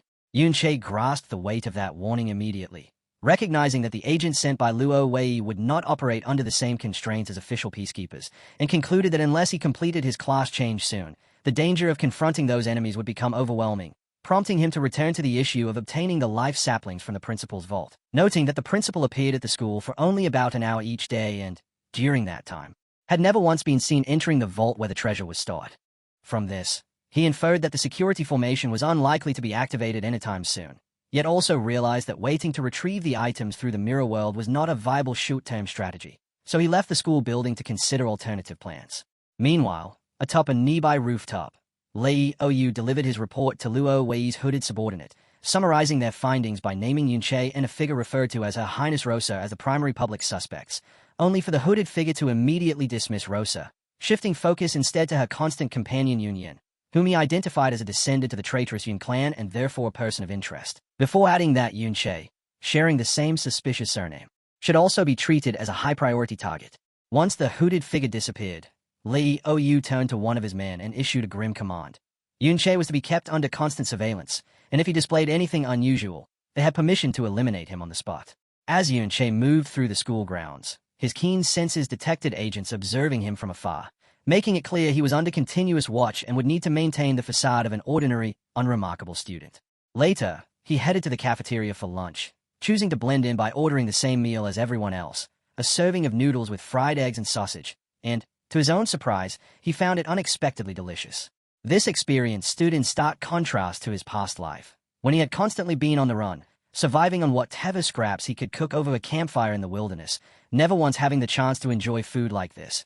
Yet his brief moment of satisfaction was interrupted by the loud complaints of nearby students who grumbled in disgust, claiming the cafeteria meals were worse than ever. One of the students Yunche had rescued in the dungeon approached his table, leaning in with visible disbelief as he questioned how Yunche could eat such slop so happily and asked whether he no longer despised cafeteria food, prompting Yunche to pause, fix him with a cold and steady gaze, and reply simply that he was hungry. Unwilling to let him continue eating what they considered terrible food, the group insisted on treating him to a proper meal as thanks for saving their lives, inviting him to a place known as the Big Crow Bar. And at the mention of a bar, Yunche's interest sharpened as he immediately recognized it as a hub for information, seeing in it the perfect opportunity to gather details about modern magical security, or more importantly, the location of another life nursery, so he rose and agreed to join them. They soon arrived at a crowded, lively establishment illuminated by bright purple lighting, where people dressed in fantasy-style adventure gear filled the space, creating a noisy and energetic atmosphere, as one of his classmates enthusiastically ordered drinks for everyone, including a special difference engine dream for Yunche as a guest of honor, while another draped an arm over his shoulder and eagerly urged him to try the Rivet Queen next. And amid the noise and excitement of this unfamiliar setting, Yunche reflected on how much the world had changed from what he once knew. Even as his classmates cheered for him inside the Big Crow Bar, Yunche felt entirely out of place, quickly realizing that such a chaotic environment would not yield the high-level information he sought, and before long he slipped away from the gathering, emerging onto a quiet, empty street where he stood alone, questioning his own choices and feeling detached from the carefree world surrounding him. That sense of isolation stirred a memory from his past life, when he had been a beloved young knight welcomed warmly by villagers who greeted him with kindness and gifts, yet the memory faded just as quickly, leaving him standing in silence on the modern street with only the weight of his loneliness remaining.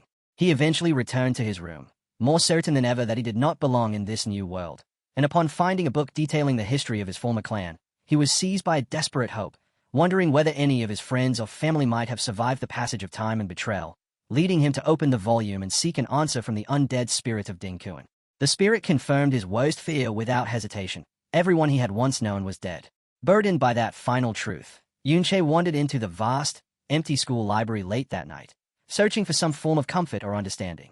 He had assumed that only someone as out of place as himself would come to the library at such an hour, so he began with the fundamentals by pulling a book on modern history from the shelf, only to discover, to his surprise, that he was not alone, as Union stood quietly nearby and asked what he was searching for. She then stepped forward and offered him a book, explaining that she had found the one on security machines he had previously asked about, and revealing that it had been written by their school's principal.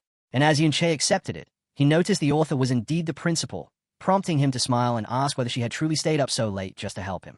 Union turned her gaze away, visibly flustered, and denied it, insisting she had only been unable to sleep, to which Yunche responded with light teasing, promising to bring her 2 sandwiches next time as thanks, while Union, attempting to appear composed, awkwardly accepted his gratitude. Yunche immediately began reading, quickly realizing that the book broke down complex concepts into clear and simple explanations, and though he acknowledged to himself that with his current level of understanding it was too soon to claim full comprehension of the entire system, a confident smile still formed as he recognized that if his aim was merely to damage or destroy it, the task would not be difficult, since the mechanical components served only as support while the core was a magical formation he was already familiar with. Having settled the issue of the formation in his mind, Yunche shifted his focus back to Union and asked her seriously whether the library contained any records about the original Yun family from the past. Union looked at him in surprise, then lowered her gaze as a deep sadness spread across her face, answering softly that there were none, and explaining that even if he searched the entire library, he would not find a single one, because before the Yun family had been accused of rebellion, His Majesty King Luo Wei had maintained a very close relationship with them, and after that painful betrayal, the kind emperor had strictly forbidden the circulation of any books related to the Yun family. Yunche lowered his eyes to the book in his hands, his expression cast in shadow, and questioned that description of kindness, asking whether, setting aside the past, there had truly not been even one innocent member within the Yun family, pressing further with intensity as he asked if not a single person had managed to survive.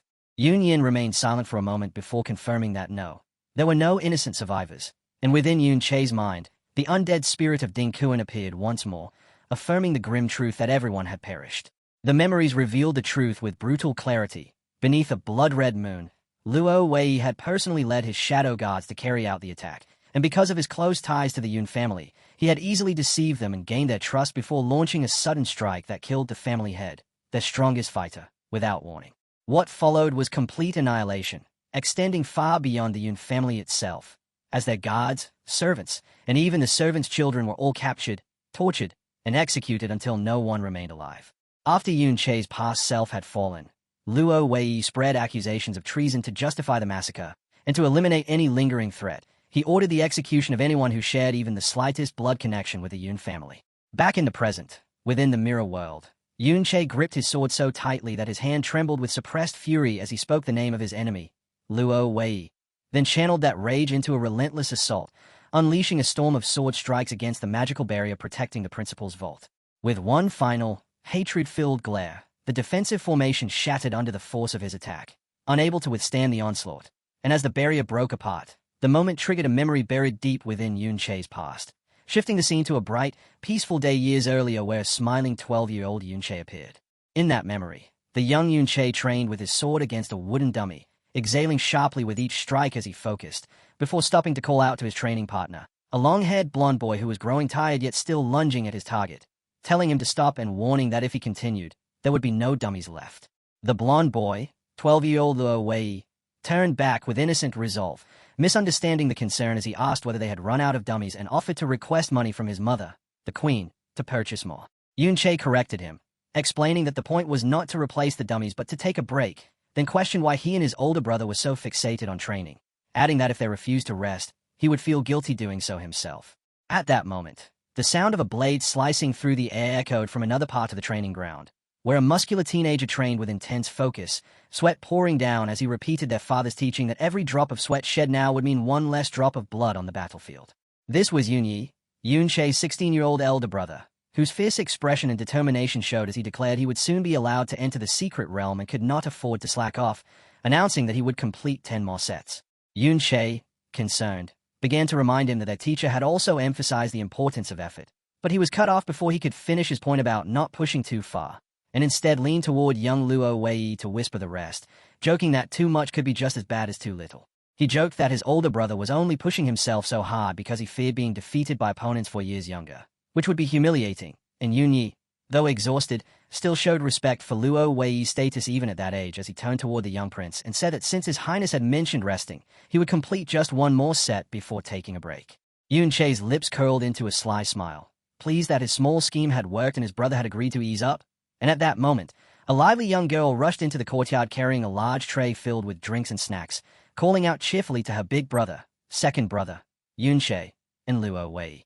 This girl was Yuntaya, Yunche's 8-year-old youngest sister, and she beamed as she announced that she had brought ice-cold honey lemon water along with freshly baked apple pie for everyone, teasing them by saying that treats like these were not something they usually got to enjoy. Within the memory, the children played together freely, as young Yunche reached into the wooden box Yuntaya carried and snatched a treat with playful boldness while young Luo Wei ran alongside them, fully part of the lively group. Yunche took a bite and immediately praised how delicious it was. Then, speaking with his mouth still full, declared that Yuntaya was the best sister in the world, while beside him, young Luo Wei ate happily and voiced his agreement. Yuntaya then hurried over to Yunyi, who had paused his training, and handed him a large wooden mug filled with the drink she had brought, drawing attention to the moment as Yunyi lifted it and took a sip.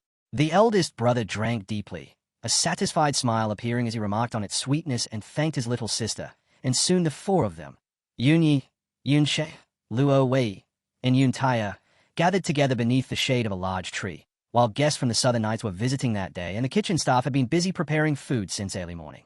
Yuntaya then leaned in and revealed a secret, admitting that she had snuck the food and drinks out, implying that otherwise they would never have received such a generous portion meant for the guests. And Yunyi, ever honest and upright, reacted with such shock that he spat out his drink. He stared at his sister with a mix of disbelief and reprimand as he realized she had taken the items without permission, while Yunche burst into laughter, joking that stolen food tasted even better and prompting Luo Wei to agree, which he did awkwardly. And the group shared a moment filled with laughter and warmth as Yunche reflected that, at the time, he had no interest in secret realms or becoming a knight. A glowing, gentle image lingered of the 4 of them together, happy and carefree, as Yunche's only wish in that moment had been to live peacefully with his family and friends forever. The scene then shifted back to the present within the mirror world, where a system window appeared before Yunche, confirming that he had successfully gathered the 5 life saplings required for his class advancement, and without hesitation, he reached out and pressed the button to proceed. Green magical energy spiraled around him as the advancement process began, yet the warm memory he had just relived started to fracture like a shattered mirror, its surface splitting as Yunche's thoughts darkened, and he admitted that not everyone had shared his simple wish. The image of his smiling siblings and friend broke apart completely, replaced by scenes drenched in blood and shadow, and within his mind he roared at Luo Wei, unable to comprehend how someone could discard years of friendship so easily, as his face contorted into a cry filled with both fury and grief, his eyes burning with power while he shouted the question that had long tormented him. How could you destroy it without hesitation? For a brief moment, the perspective shifted to the thoughts of Supreme King Luo Wei, whose cold, glowing gaze reflected no remorse as he justified his past atrocities, claiming that every act, including betraying and killing the brother he once stood beside, had been done solely to preserve the empire's stability. An image flashed of Yunche's past self dying in a pool of blood, a stark testament to Luo Wei's ruthless ambition. And Luo Wei looked down upon that life with disdain, dismissing it without a second thought. Back in the present within the mirror world, a violent surge of dark and violet energy burst outward from Yunche as the system confirmed the completion of his class advancement, declaring that he had become a peace dancer, while additional notifications followed, announcing the activation of his dual class modes, healing mode and deterrence mode, granting him the ability to both preserve life and bring destruction. Yunche stepped out of the mirror world and onto the school grounds under the cover of night, his expression now cold and focused as he steadied himself with his newly gained power and began considering his next move, only for his sudden voice to cry out his name and shatter his concentration. Turning in confusion, he saw Luo Sha rushing toward him, breathless and visibly shaken, her face streaked with tears as she pleaded for his help and urgently called in the debt he owed her, reminding him of the 2 favors he had promised while begging him to save Yunyan, shouting that the shadow guards were about to kill her. Caught off guard, Yunche questioned why Luo Wei's elite assassins would target Yunyan, reasoning that she had no involvement in the Hero's Secret Realm incident and therefore should not be considered a suspect. But Luo Sha, trembling and desperate, revealed the true reason behind the pursuit. Through tears, she exposed a shocking truth. Yunyan was being hunted because she was a descendant of the so-called traitorous Yun family. Yunche went completely still, his eyes widening in stunned disbelief as the realization struck him that the girl he had been studying with in the library, the one who had insisted that no one from the Yun family had survived, was in fact his own kin. Lowering her gaze, Luo Sha confirmed it with sorrow, explaining that Yunyan's lineage was exactly why the Shadow Gods now viewed her as the primary suspect in the Hero's Secret Realm incident. And as she spoke, she recalled in fear the moment those same Shadow Gods had forced their way into her home. She could only watch in helpless fear as a powerful hooded god struck without warning, using a bladed chain to bind and seize Yunyan, and Luo Sha explained that she had tried to reason with him, desperately attempting to prove that Yunyan had not even been present when the hero died, yet the god showed no interest in evidence and ignored her entirely. With tears welling in her eyes, she told Yunche that she had exhausted every option, contacting everyone she knew and trying every possible way to bring her friend back. But nothing had worked, and in the end she admitted her complete helplessness, confessing that she had no idea how to save her. Without a moment's hesitation, Yunche pulled up his hood to conceal his face, his voice steady as he asked for the exact location where Yunyan was being held. And although Luo Sha immediately insisted on guiding him there herself, he stopped her, turning back with one eye glowing faintly as he refused, telling her she needed to remain behind to manage the situation and provide cover, adding that it would be easier for him to carry out the rescue alone. Activating his mirror world ability, he slipped into the parallel dimension and moved swiftly through the inverted, ghost-like version of the city, using its reflections to travel unseen. And when he reached his destination, the system notified him that he had exited the mirror world as he buzzed back into reality and surged forward at incredible speed. While advancing, Yunche opened a system interface and initiated a call, needing to verify the shocking information he had just received, and through the screen he questioned Luo Sha directly, asking if Yunyan truly belonged to the Yun family, pointing out that the entire clan had supposedly been exterminated by Luo Wei years ago, and demanding to know how she could have survived. Luo Sha appeared on the display and shared what she knew, explaining that according to her information, there had been an illegitimate child within the Yun family who had lived outside the main household at the time. This revelation left Yunche deeply unsettled as he thought of his father, recalling him as a strict and honorable man, certain that such a person could never have had an affair or fathered a child in secret, until a sudden realization struck him and the image of his older brother Yunyi surfaced in his mind, leading him to conclude that the child had not been his father's but most likely his brother's. Luo Sha continued, describing what she called a rare act of mercy from their enemy, explaining that King Luo Wei had chosen not to execute that particular infant, whether out of compassion or lingering sentiment from his past connection to the Yun family, and that the child had been spared. She then revealed the tragic circumstances of that surviving member's life, explaining that although the child had been kept near the royal palace to be raised, she had lived effectively as a captive, confined to a small estate and never permitted to leave. The story grew even darker as Luo Sha spoke about Yunyan's mother, revealing that she never even knew the identity of the child's father, and in the end, unable to bear the weight of her sorrow, she took her own life by hanging, after which Luo Sha explained that Yunyan was the daughter of that illegitimate child. Following her mother's death, the young Yunyan was left completely alone, still confined within that isolated estate, living under the lingering shadow of her mother's lifeless body. And as Yunche listened, his heart grew heavy, the cruelty inflicted on his own bloodline clearly affecting him as he asked how, under such circumstances, Yunyan had managed to escape and eventually become Luo Sha's personal guard. Walking along a rooftop with her gaze lowered, Luo Sha revealed a secret of her own, explaining that she was not merely a noble but the daughter of the kingdom's third prince, and she recalled the first time she met Yunyan, a memory from when she herself was only 7 years old. Back then, exhausted by strict etiquette lessons, she had secretly slipped away to a quieter section of the palace grounds, where she witnessed Yunyan being bullied, and she explained that the area surrounding the palace was filled with the children of high-ranking officials, many of whom were arrogant and spoiled, and since Yunyan was known as a descendant of traitors, no one would hold them accountable for mistreating her. In that memory, several noble boys had surrounded the young Yunyan, one of them holding up a book she had been reading as he mocked her, sneering that a traitor's bastard had no right to read fairy tales and asking if she even knew how to write the word happiness. Luo Sha added that many people targeted Union simply to curry favor with the king, and the boy continued his taunts, declaring that such books were meant for noble ladies and not for someone like her, shouting that she had dated it just by touching it before telling his companions to tear it apart and burn it, while another boy laughed cruelly in the background as Union desperately tried to cling to her book. The harassment quickly turned physical as the boy grabbed Union by the hair and yanked hard, while she clutched the torn remains of her book tightly against her chest, and with a vicious grin, he crouched down to her level and mocked her for treating a ruined book like treasure before delivering an even harsher insult, saying he had heard her mother was insane and that Union would soon end up the same. At those words, something within the young girl broke, and the fear that usually filled her eyes was replaced by a sudden, intense anger, driving her to act as she seized the boy's hand and bit down with all her strength in a desperate attempt to defend herself. The boy cried out in shock and pain, violently shaking his hand to force her off before stumbling backward, staring at his injured hand in disbelief, then looking back at the small, trembling girl as his expression twisted into pure fury, enraged that she had dared to resist. Luo Sha reflected on that day, realizing that although she had witnessed many people cry after being beaten, she had never seen someone display such desperation merely to protect a torn book, while the bullies, enraged that she had bitten them, shouted threats and swore they would beat her to death. At that moment, the young Luo Sha stepped out from the shadows, dressed in elegant royal attire, raising her hand to point at the boys as she ordered them to stop and demanded to know what they thought they were doing. The boys froze in shock at the sight of the princess, and with nervous sweat forming, they hurried to justify themselves, claiming that the wild seed had stolen a book and then attacked them like a mad animal.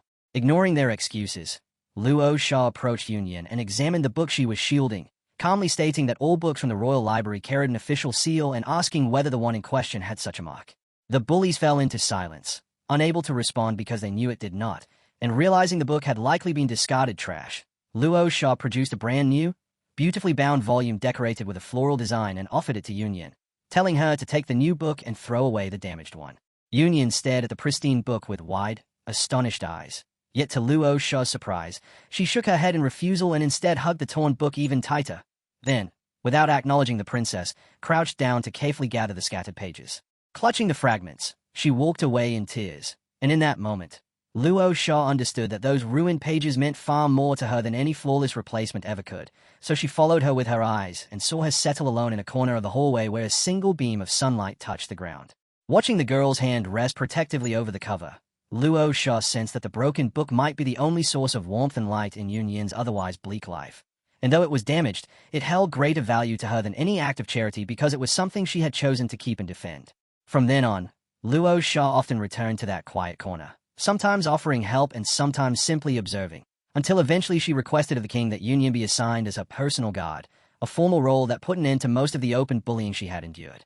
Even so, Luo Sha explained that while the visible mistreatment ceased, the harassment merely continued in secret, and although hiding her identity at the academy had been meant to keep her safe, Yunyan had now been drawn back into mortal danger once again. She then warned Yunche about the Shadow Guards, describing them as the king's direct enforcers, merciless individuals who would rather kill an innocent person than risk letting a suspect escape, with a history stained by the slaughter of entire families.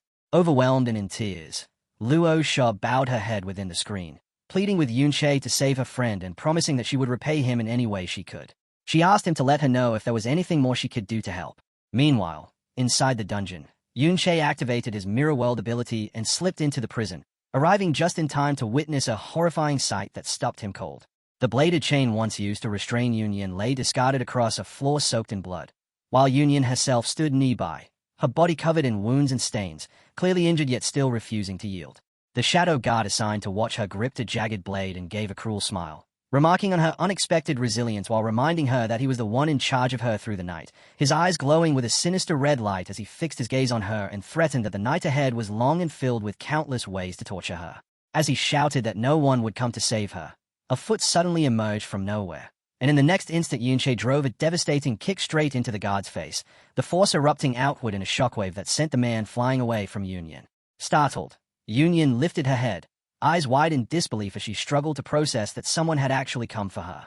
With his hood drawn and purple light burning in his eyes, Yunche turned toward her and calmly asked if she was all right. From the rubble, the shadow guard pushed himself back up and declared that he had finally flushed out the intruder. Then, with a blood-stained grin, recognized Yunche as the one responsible for killing Dinkuan. He sneered at the fallen man, calling him nothing more than a powerless mascot who had hidden in the dungeon for far too long. But while he rambled, Yunche ignored him completely and focused on Yunyan, giving her a potion to treat her injuries.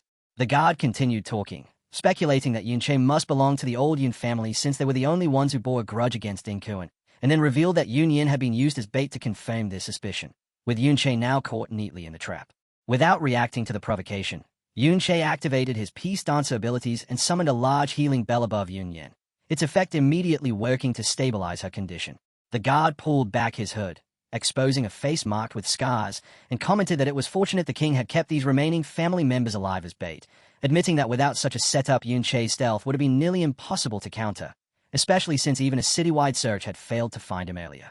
All at once, a massive pink energy barrier rose around them, sealing off the entire space, and the guard announced that it was a lockdown formation, meaning Yunche had no path of escape left. Smiling with confidence, he bragged that the barrier was so powerful that he himself might be the only S-rank capable of breaking it.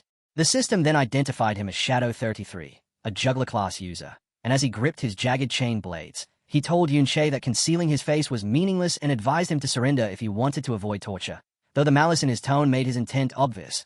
Swinging the massive blades at terrifying speed, Shadow 33 declared that he intended to enjoy himself with Yunyan first before dealing with Yunche. In response, Yunche activated a skill known as Peace Domain, and a burst of golden energy spread outward, forming a field that reduced incoming damage for his allies while slowing every enemy within its range. As Shadow 33's blades slammed down with crushing force, Yunche did not retreat, instead meeting them head-on and, with exact, controlled movements, parrying each heavy strike using his staff, knocking the weapons aside as though their weight meant nothing. A cold, dangerous light filled Yunche's eyes as he fixed his gaze on the Shadow God and asked a chilling question, confirming whether the man had tortured Yunyan purely for his own amusement. Shadow 33 responded with a sneer, openly admitting that they had done exactly that, and boasting that the mere reputation of the Shadow Gods had been enough to draw Yunche straight into their trap. Without hesitation, he launched his next move, Blade Fury, unleashing a storm of red, triangular blades that rained down toward both Yunche and Yunyan. In answer, Yunche summoned the undead spirit Xiao Yin, the spectral warrior stepping forward to shield them while activating powerful defensive abilities such as Iron Armor and Group Shield, forming a solid barrier against the incoming assault, as Yunche stood behind and watched in silence while his summon took position.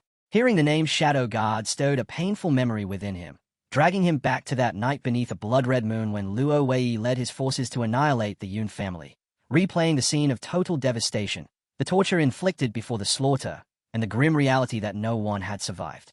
Forcing himself out of the memory, Yunche addressed Shadow 33 and told him he had made a grave mistake. At the same time, Xiao Yian's defenses held firm, stopping Blade Fury as the red projectile shattered harmlessly against its reinforced shields. With the attack neutralized, purple energy gathered in Yunche's hand as he summoned a weapon, shifting into deterrence mode as his attack power surged, a dark aura wrapping around him while a newly formed dagger appeared in his grasp. He declared that the Shadow Guards had massacred his family and now dared to harm an innocent child, then activated multiple reversed chanter skills, each one amplifying his strength further through his Blade of Trickery ability. With rage burning in his glowing eyes, Yunche stated that it was his enemies who should abandon any hope of escape. Shadow 33, however, showed intrigue at the new weapon, smiling as he questioned whether it could transform, before activating a technique called Chain Trick, Thousand Blade Spin, which filled the battlefield with dozens of spinning portals. Confident in his assessment, he claimed that since Yunche had relied on high-level healing and aura abilities, he must be a support-type class lacking offensive power. Continuing his mockery, Shadow 33 unleashed Thousand Blade Spin, sending a barrage of red projectiles flooding out from the surrounding dark portals, ridiculing Yunche by saying that changing weapons made no difference because he remained nothing more than a target. But Yunche had already shifted from defense to offense, skillfully wielding his new weapon, a dark purple chain, whipping it through the air to deflect every incoming projectile with ease, and then vanishing from place to place as he teleported around Shadow 33, using his own portals to launch a counterattack. He activated Martial Deterrence Domain, a technique from his deterrence mode that spread a field where enemies suffered increased damage while he and his allies gained a boost in speed.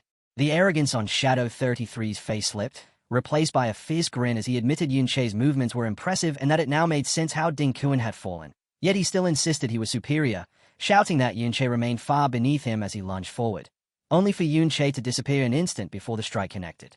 A streak of purple energy suddenly formed above him, revealing Yunche mid-descent after teleporting into the air. And caught off guard, Shadow 33 could only tilt his head upward in confusion before dark chains shot down and drove through his shoulders, pinning him firmly to the ground. Writhing in pain, Shadow 33 finally grasped the truth, realizing Yunche had emerged through a mirror, and as his understanding clicked into place, he cursed in shock at the existence of such an ability, which explained why Yunche had remained so difficult to track. Even so, he forced out a sneer, ridiculing Yunche for exposing his greatest technique just to inflict a minor injury, concluding that he was still nothing more than a weak support-type fighter. At that exact moment, a powerful shadowy strike hit him from behind, and the system announced the skill, Deterioration Blade, another deterrence mode ability that intensified any damage and status effects already afflicting the target. The blow tore through him, leaving the guard staggering, wounded, and stunned. Shadow 33 was left in complete disbelief, unable to accept that he had been struck, and he shouted in outrage, demanding to know Yunche's true class and how someone he believed to be support-oriented could wield such offensive power. Declaring he would no longer underestimate his opponent, he began preparing his ultimate technique. Activating the juggler skill splitting trick, he filled the entire space with a violent storm of countless red triangular blades, boasting that Yunche could not rely on mirrors to escape this time, and that none of his summons would be capable of blocking such an overwhelming assault, before screaming for both Yunche and Union to be cut down by 1,000 strikes. Despite the terrifying barrage descending upon him, Yunche remained completely composed, raising a single finger toward the sky as he activated his own legendary ability, Dance of Finale, Celestial Requiem Bell, and a massive golden bell manifested overhead, encircled by radiant angelic figures sounding trumpets. This legendary power caused every attack directed at the angelic figures to rebound back toward its source, and as Shadow 33 caught sight of those figures reflected before him, his eyes widened in horror. The storm of blades fell, yet instead of striking Yunche and Union, every single one was redirected, hurtling back towards Shadow 33, striking him hundreds of times over as he screamed in agony. He could not comprehend how his opponent possessed a skill that combined invulnerability with complete reflection, and the sheer force of the returned assault was so immense that the lockdown formation he had erected shattered under the impact. When the effect finally faded, Yunche stepped forward in calm silence. Shadow 33 lay sprawled across the ground, gravely injured and utterly defeated by the very attack he had unleashed. Standing beside Union and the undead spirit of Ding Kuan, Yunche gripped his blade and addressed the girl he had rescued, gently asking her to turn away for a moment so she would not witness what he intended to do. He then brought the edge of his weapon to the throat of the fallen Shadow God 33, who stared up at him in terror and stammered, asking what fate awaited him. From beneath the shadow of his hood, Yunche's eyes burned with a violet glow as he delivered a cold, measured promise that the god would repay everything he had done 100-fold. Panic overtook the man as he tried to retaliate with threats, shouting that other shadow gods would arrive soon and that Yunche could not possibly face 3 of them at once, then shifting to desperate pleas, insisting there was still time for Yunche to leave. As the blade pressed closer, he cried out that he was one of the king's personal guards and warned that killing him would bring the king's wrath down upon Yunche. From a short distance away, Union watched in shock, unsettled by the icy fury in Yunche's actions, while the defeated guard continued begging, telling Yunche not to come any closer and calling him insane. In the next instant, the wall behind them exploded inward, and 3 hooded shadow guards stormed into the chamber. Taking in the scene, they immediately rushed forward, labeling Yunche a traitor and ordering him to surrender, but their advance halted abruptly as disbelief overtook them. Before Yunche, the freshly formed undead spirit of their comrade, Shadow God 33, knelt in submission, restrained by a dark chain. Yunche turned his gaze toward the newcomers, meeting them with a cold, threatening stare as purple light flickered in his eyes, while Union could only stand in stunned silence, watching everything unfold. She stayed in complete disbelief as the realization set in. Yunche had not merely overcome the 3 S-rank guards who had just appeared, he had killed them instantly and turned them into additions to his undead army. Amid the fresh corpses of the 3 shadow guards he had just slain, Yunche stood calmly, holding the chain bound to the spirit of the first guard, having overwhelmed his formidable enemies with absolute ease.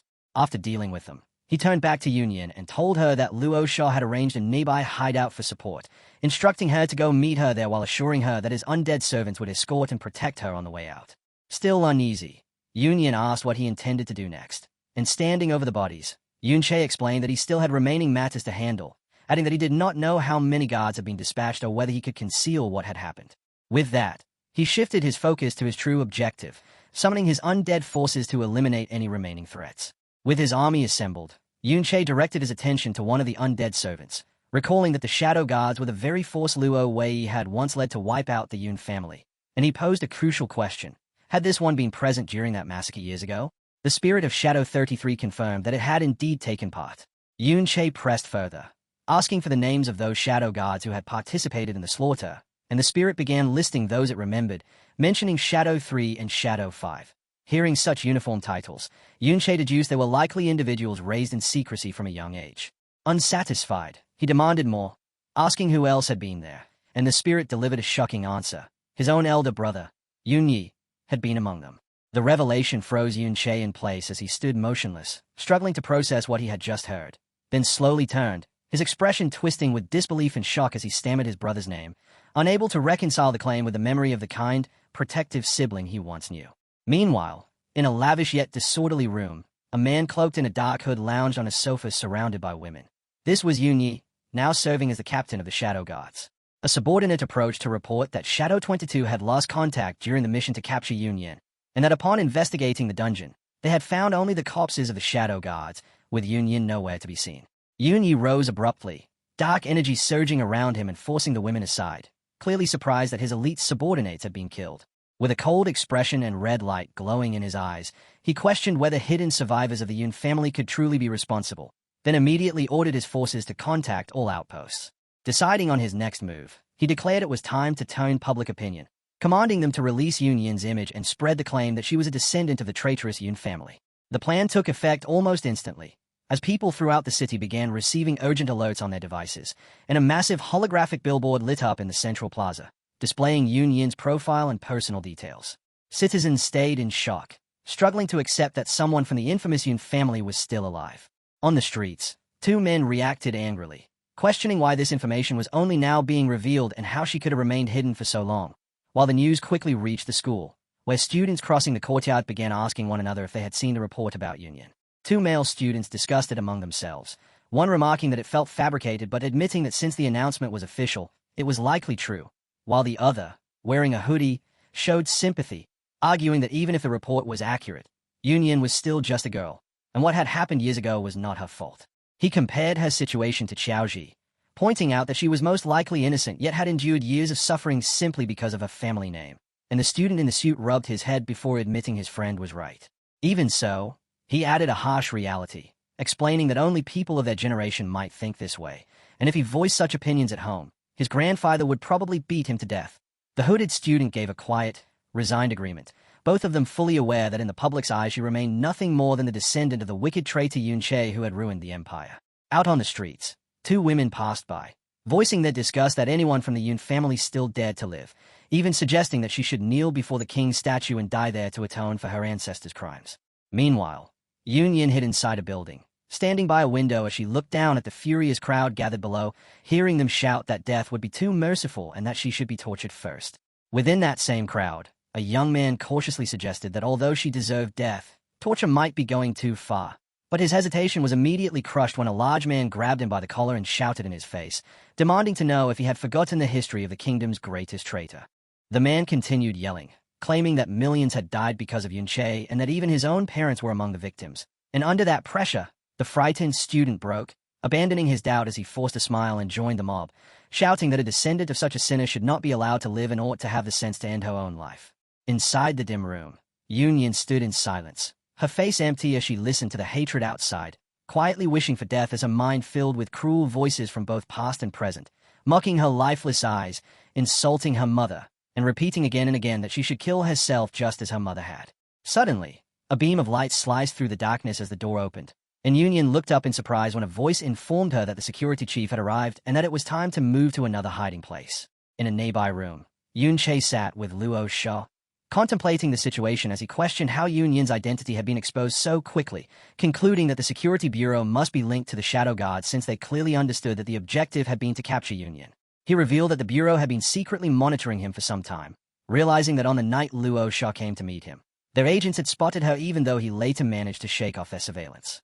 Carefully assessing the danger, Yunche pointed out that after the Shadow Guards were killed and Yunyan went into hiding, the authorities now had sufficient reason to suspect him, and with the hero death case combined with the public exposure of Yunyan's identity, the enemy had effectively created a justification to pin the crimes on him. He recalled passing by the statues with Luo Sha while disguised as an unknown cloaked figure, and reasoned that it was only natural for investigators to suspect that this mysterious person was the same individual responsible for the hero's death. He understood that their strategy was to force him into revealing his true strength so they could secure proof, yet he noted that a stroke of luck had intervened, The principal had stepped in and used his magic to drive off the security chief, preventing Yunche from being exposed. Seated on the sofa, Luo Sha looked uneasy as she admitted that if the principal had not been paying attention to her situation, she would have been in serious trouble surrounded by so many security officers, while Union blamed herself for what had happened, believing her own carelessness had nearly led to their exposure and death.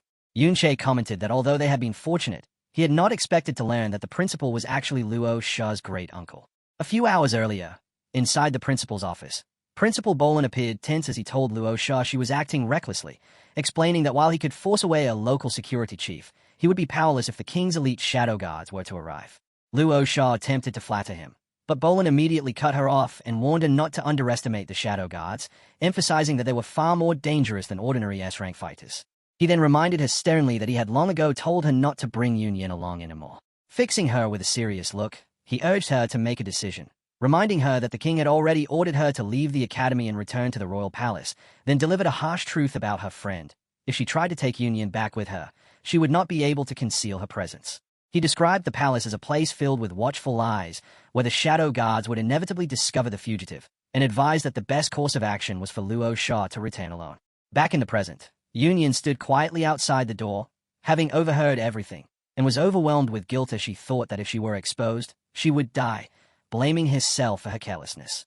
Lowering her head, she saw herself as nothing but a burden, realizing she had relied on Luo Sha for too long, and began to imagine what Luo Sha's life might look like without her, concluding that without the weight of sheltering a traitor's descendant, Luo Sha could have lived more freely. Her guilt deepened further when she thought of Yunche, recognizing that she had dragged him into danger as well and believing he would have remained safe if he had not revealed himself to save her. At that moment, a painful childhood memory resurfaced, her younger self standing before her mother's lifeless body after she had taken her own life by hanging. Haunted by that past and unwilling to remain a burden any longer, Yunyan turned away from the door of the safe house and made a decision to leave. At that moment, Yunche opened the door and told Yunyan to come with him, leaving her staring in surprise. He explained that he intended to slip away in secret and revealed he had a particular hidden realm in mind where they could avoid both the public and the authorities. Luo Sha stepped in to join them, agreeing with the idea and urging Yunyan to come inside, suggesting they all head to that secret realm together and wait until the situation settled down, even trying to lighten the mood with a wink as she reassured them that since Yunyan was innocent, she could later plead with the king to allow them to return to school. Yunyan, however, remained frozen in place, weighed down by guilt as she said she had already caused trouble for everyone and that Yunche did not need to help her, while also reminding Luo Sha that the king had ordered her to return and that she should not defy that command. Luo Sha dismissed the tension with forced cheer, wrapping Yunyan in a hug and suggesting they simply pretend they had gone out to have fun without her great-uncle knowing, confident that the principal would support their excuse.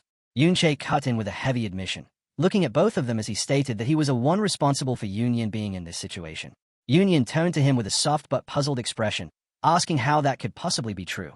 And with his face cast in shadow, Yunche explained that the suffering she had endured since birth had begun because of him.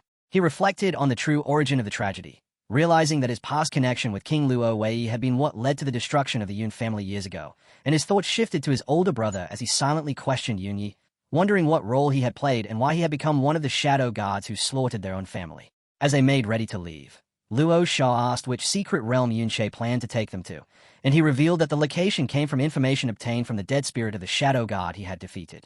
Soon after, the group arrived at a vast floating ruin glowing with golden light, the Golden City secret realm, which was also the very place where Yunche's brother, Yunyi, was currently located. In the distance, Yunche spotted a towering pillar of light and recalled that the shadow god spirit had told him Yunyi was there, estimating that they could reach it within half a day. However, when they looked down from a cliff, they saw their path obstructed by a group of powerful level 58 monsters known as laborback gorillas. Yunche remained composed as he recognized the creatures, remembering from his past life that this type of monster dropped gold iron ore, a material he needed to repair his damaged flowing cloud sword, and seeing an opportunity, he drew his weapon with resolve before activating its ability, causing it to glow and shift its form. First, the weapon shifted into a chain blade, and the system noted that although it was heavily damaged, it could still coil around the massive gorillas to restrain them, while this form also increased Yunche's agility. He then transformed it again, this time into a gigantic sai that traded away speed and defense in exchange for a massive increase of more than 5,000 attack power. Seeing him prepare to strike, Luo Sha stepped forward to assist, casting a skill called Starplay Secret Art that boosted both his spirit and attack strength, and the flowing cloud sword's unique ability, buff adaptation, immediately absorbed her enhancement, transferring those additional stats directly into the weapon itself. Empowered by the surge, Yunche swung the enormous scythe in a sweeping arc, the force of the attack overwhelming as it cut cleanly through the level 58 monsters in a single blow. As the dust settled, Yunche descended to the ground while Luo Sha approached from behind. Her eyes fixed on the weapon in his hand with clear surprise as she asked if that was truly the flowing cloud sword, pointing out that despite its damaged appearance, its attack power was astonishingly high. Yunche gave a slight smile and explained that the strength had not originally been so great, revealing that it was thanks to her that the repair process had already begun. A memory surfaced showing how it happened. Initially, the Academy's principal had intended to reward Yunche with several skill books for saving both students and teachers in the Veiled Secret Realm, but because Luo Sha had persistently pestered her great-uncle, he was forced to alter the reward. Although he could not part with a life nursery, he instead gave Yunche a piece of glowing golden material known as World Tree Resin. Yunche had used this resin, something the principal had gathered over a long period, as a kind of adhesive, noting that while it was the best resource available to him, it was only sufficient to begin the restoration. A system notification confirmed that after absorbing the World Tree Resin, the repair progress had reached 11.2%, and more importantly, this initial restoration had restored a critical feature, buff adaptation, which allowed the sword to replicate and utilize any active buffs affecting its wielder. Returning to the present, Yunche collected the drops left behind by the defeated monsters and found gold iron ore, recognizing it as a common material within this realm. As the sword absorbed the ore, its repair progress increased slightly, and Yunche observed his attack power rise by an additional 40 points, confirming that this place provided exactly the resources he needed to restore the weapon. Standing prepared for further combat, his high-level equipment radiating energy, Yunche realized that unlike the rare resin, this ore could be obtained simply by defeating monsters, and with a command, he sent his undead army charging forward. He decided that as long as enemies remained, he would continue repairing the flowing cloud sword, and as his gaze shifted toward the distant pillar of light, he calculated that he could restore the weapon significantly before the moment came to confront his brother, Yunyi. The fight began immediately as Yunche sprang into the air, swinging his sword with blinding speed and cleaving a massive laberback gorilla into pieces. Shifting into the chain blade form, he unleashed a rapid barrage of slashes from multiple angles, carving into the creature before issuing a command that sent the chains coiling tightly around it, locking it in place. Balanced atop the restrained monster, Yunche called out to Yunyin, who rushed forward while summoning a glowing energy dagger, and with a single decisive strike, she split the beast cleanly in two, demonstrating her growing power. When the battle ended, the three of them stood atop a cliff as the system announced that Yunche, Luo Sha, and Yunyin had all gained levels. Yunyin approached him with concern, asking whether helping them level up was holding him back. But Yunche reassured her as he collected 15 pieces of gold iron ore, standing among his undead summons, including the spirit of Dingkuan, while explaining that his spirits were constantly hunting monsters on his behalf, so his progress was not being slowed in the slightest. He went on to reveal that, in order to remain unnoticed, many of his summons were fighting within the mirror world at the same time, meaning his rate of killing was far greater than it appeared. As he spoke, he absorbed the gold iron ore into his weapon, boosting its attack power by 300 points and pushing its repair progress beyond 20%. Luo Sha dropped down beside him, remarking that he seemed completely certain of his direction and clearly had a destination in mind, then pointed toward the distant pillar of light and asked what lay there. Yunche fixed his gaze on it and revealed the truth, that it marked the ruins of the old Yun family manor. Luo Sha fell silent in surprise, immediately understanding the significance, while Yunyin listened from behind, and Yunche explained that 40 years earlier, the Golden City secret realm had expanded and engulfed those ruins, preserving them within its boundaries ever since. Turning to Yunyin, he told her that her grandfather might still be there, and her eyes widened in shock at the possibility. Inside a small room within the ruins of the Yun family estate, Yunyi sat by a window as a subordinate reported that there was still no trace of Yunyin, even though her identity had been exposed long ago. The hooded subordinate knelt as he explained that the widespread anger among the people made it difficult for Yunyin to move freely, meaning it was only a matter of time before she was discovered. He then revealed a hidden contingency, producing 3 glowing devices known as locator scepters and explaining that a tracking mark had been secretly placed on Yunyin long ago. If any of these scepters came within 1,000 meters of her, they would reveal her precise location. With the devices already spread out, he declared that she would not be able to remain hidden for much longer. Yunyi rose to his feet and walked slowly through the dust-filled room, deciding that the time for dwelling on the past had come to an end. Holding one of the glowing scepters, he announced that it was time to erase the final remnant. But before he could act, a system window suddenly appeared in front of his chest and seized his focus, causing Yunyi's expression to shift instantly into shock as he sensed something completely unexpected. Meanwhile, inside the secret realm, Yunche and Union continued advancing together, fighting in unison as Yunche wielded his scythe and Union struck with her dagger, the two of them cutting down monsters as they pushed forward, and with a powerful swing, Yunche cleaved two creatures apart in one motion before collecting two additional pieces of gold iron ore from their remains. Once the clash ended, Yunche held his glowing sword and looked over at Union, who stood quietly staring at a screen, and his thoughts drifted back to several hours earlier when he had told her the harsh truth. That Union had become Luo Wei's Shadow Guard captain and, more importantly, the one responsible for slaughtering the Yun family in the past. And in that empty, silent landscape, the two of them had shared a heavy, wordless pause. Yunche admitted that he no longer understood what kind of person his brother had become or how Union might treat his own daughter, yet he made it clear that Union and the rest of the Yun family were innocent, then offered her a choice. If she did not wish to face her father, she could remain behind, and he would leave undead spirits to guard her.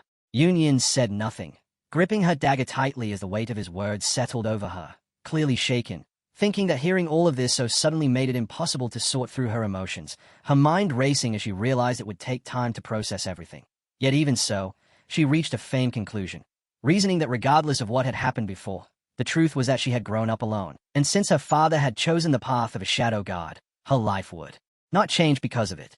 Though the pain remained, her expression gradually hardened into resolve as she decided she would continue moving forward. Meanwhile, Yunche stood on a ledge overlooking the terrain, uncertainty creeping in as he questioned whether bringing Union along had been the right decision, thinking that perhaps he should have left her somewhere safe, and ultimately deciding that it would be better for him to confront his brother Yunyi alone first before determining whether Union should meet him. At that moment, Yunche's gaze dropped downward, and he was caught off guard by what lay below, where broken wooden dummies and shattered weapon racks were scattered across the ground, and he immediately recognized the location as the ruins of the old training ground. As he looked across the desolate remains, a vision from the past overlaid the scene, showing his younger self alongside his brother Yunyi and his sister Yunche Yunte, all of them laughing as they trained and played with swords in that very place. Standing there now with the undead spirits Chao Ian and Ding Kuan beside him, Yunche suddenly felt an idea form in his mind. He activated his skill and stepped into the mirror world, and as he landed, a thought surfaced, that just as his friend Ben's soul had lingered within the secret realm, perhaps the souls of his slaughtered family were also wandering somewhere inside it.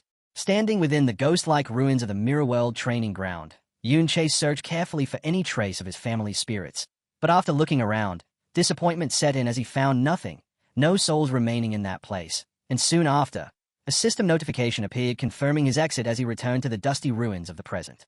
Questioning whether the entire search had been pointless, he scanned the barren surroundings until his attention caught on an old sword lying among the debris, and he fell into silence, his purple eyes fixed on the worn training grounds as the sight pulled him into a vivid memory from long ago.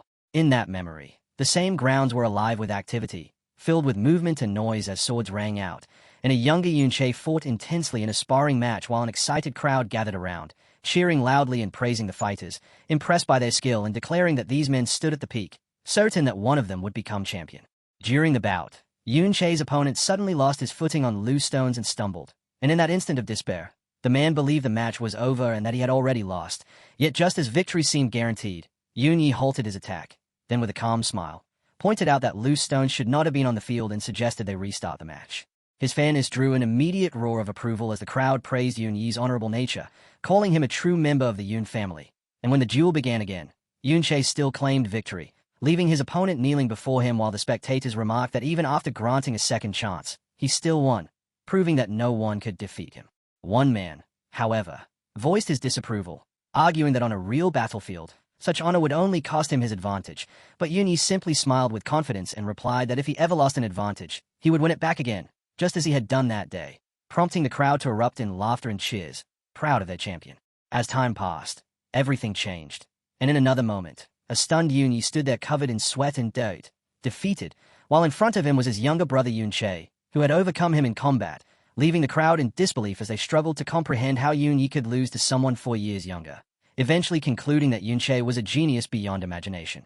Back in the present ruins, an older Yunyi stepped out from the shadows, his expression heavy as he looked over the desolate remains of what had once been his home. And as he stood there, he recalled a past conversation with a young Luo Wei, who had remarked on Yunyi's kindness while joking that if his own brother were overshadowed like that, he might feel like killing him. Yunche had responded humbly, reminding Luo Wei not to speak poorly of the royal family and saying that he felt nothing but pride in his brother's extraordinary talent, while Luo Wei admitted his jealousy, pointing out that everyone, from Yun Yi to their master, seemed to dote on Yun Che, a comment that surprised Yun Yi when he heard it, and nearby, their master was seen relaxing with the young Yun Che, letting his guard down in a way he never did around others. With a dark smile, Luo Wei asked whether Yun Yi believed their master might pass his title to Yun Che, quietly planting doubt in his mind. And although the younger Yun Yi brushed the idea aside, the question did not leave him. Another memory followed, shifting to a chaotic battlefield where Luan village was being overwhelmed by bandits, flames rising as a younger Yun Yi, clad in armor, fought desperately in the midst of it all, outnumbered yet unwavering in his resolve to protect the villagers, as he charged into the fray, clashing with attackers and knocking aside arrows aimed at the people he guarded. With everything he had, he swung his sword in wide, sweeping arcs, shielding a child while holding off multiple enemies at once. Yet despite his efforts, their forces were too few to stem the advancing tide. Not far away, Luo Wei shouted that stopping the bandits outright was impossible and proposed a harsh strategy to concentrate all their strength on eliminating the enemy leader, admitting openly that such a plan would cost more villager lives, yet insisting there was no alternative as he urged Captain Yun Yi to make the call. The burden of that decision pressed heavily on an exhausted Yun Yi, the fate of the villagers resting entirely on his command, and faced with such an impossible choice, he hesitated, fully aware of the sacrifice it demanded. Just as he was about to give the order, a sudden movement broke his focus. It was Yun Che, leaping over the defensive line and charging straight into the bandit horde without hesitation. Yun Yi could only watch in shock as Yun Che tore through the enemy ranks, cutting down bandits in a storm of relentless strikes while pushing directly toward their leader. And even with an arrow lodged in his cheek, his expression remained set with unwavering determination. In a single swift motion, Yun Che leaped forward and brought his blade down, severing the leader's head, then climbed onto a rock and raised it high, shouting to the bandits that their leader was dead and that they would be spared if they surrendered. Seeing this, Yun Yi stood speechless, stunned by the sheer force of his brother's strength and courage. Later, during dinner, the master proudly ruffled Yun Che's hair, praising him as someone who had already surpassed his elder brother, while Yun Yi stood apart, weighed down by the realization that he had nearly chosen to sacrifice the villagers. Luo Wei approached him then, offering justification, arguing that sacrificing a few for the greater good is sometimes unavoidable and pointing out that Yun Che's reckless charge would not always succeed, and with a calculating expression, he insisted that Yun Yi's original plan to target the leader had been the correct tactical decision. In yet another memory, a scarred man knelt before Yun Yi, pleading as he explained that his wife was sick and that he had only borrowed something with the promise to repay it, desperately reminding Yun Yi that he had once taught him how to ride. Yet Yun Yi responded only with a cold, unfeeling stare. Luo Wei advised that they needed to make an example of the man, warning that if they did not, others would follow and bring ruin upon the family, invoking a proverb about how the loss of a single nail can eventually cost a kingdom to stress the importance of strict order. And he told Yun Yi that he must focus on the larger picture to preserve the family, claiming that Yun Che was far too reckless for such responsibility. Without hesitation, Yun Yi cut off the man's hands, then his legs, and finally his head, and in the next moment, he was seen gripping the throat of a long-haired woman, strangling her amid the corpses of those he had already killed. At last, beneath a blood-red moon, a group of cloaked figures stood atop a cliff, led by a rider mounted on a rearing horse, and the brutal truth came to light. For the sake of the kingdom and his own ambitions, Yun Yi had aligned himself with Luo Wei and sacrificed his family, while Luo Wei placed the blame for the entire tragedy on Yun Che. Back in the present, Yun Che moved through the barren remains of his ancestral home when, without warning, his senses sharpened as he felt an overwhelming and familiar pressure nearby, a powerful aura churning in the distance, making him wonder if it belonged to his brother Yun Yi. And tightening his grip on his sword, weighed down by grief, he questioned how his brother could have turned into such a person. A rider emerged far off, and when Yun Che focused on the figure, shock crossed his face as he realized it was not his brother at all.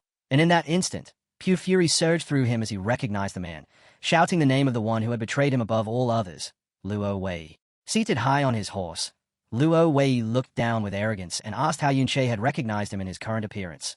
And as Yun Che faced him, his body trembled with rage, sword poised, while Luo Wei casually wondered aloud what he looked like now, remarking that he should appear no older than his 20s.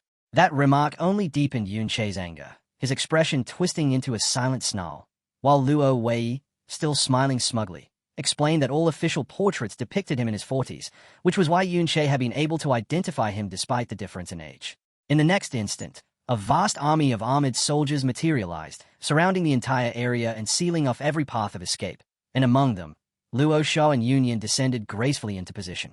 Yun Che fixed his gaze on them, his expression unreadable as he took in their presence, while from above, Luo Wei addressed him, noting that his name was Yunche and commenting that it was an interesting one, before linking together recent events, explaining that his Shadow Guard captain had used Yunyin as bait to draw out the rebel responsible for killing the hero Ding Kuan.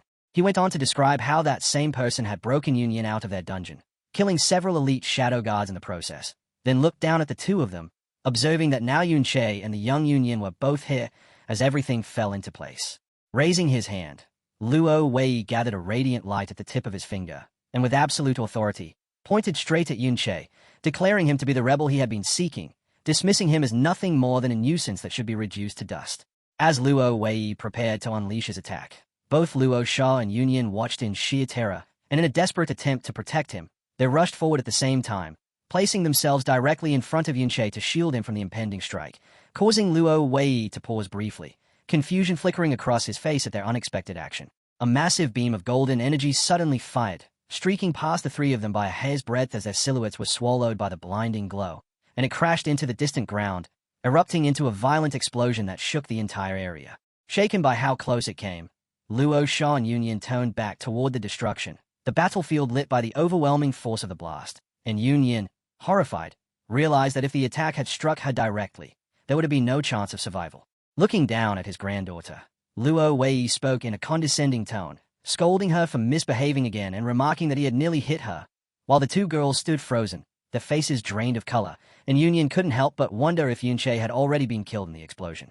Smiling as though addressing a child, Luo Wei told Luo Sha to behave and stop causing trouble, then ordered her to follow him for now, making it clear he intended to return with her later, while an armored guard stood silently behind him. As he finished speaking, Yunche suddenly reappeared, emerging from the mirror world with a threatening pink aura swirling around him, a system message confirming that his intimidation mode had been activated, and his eyes burned with unrestrained fury as he locked onto Luo Wei and roared his name.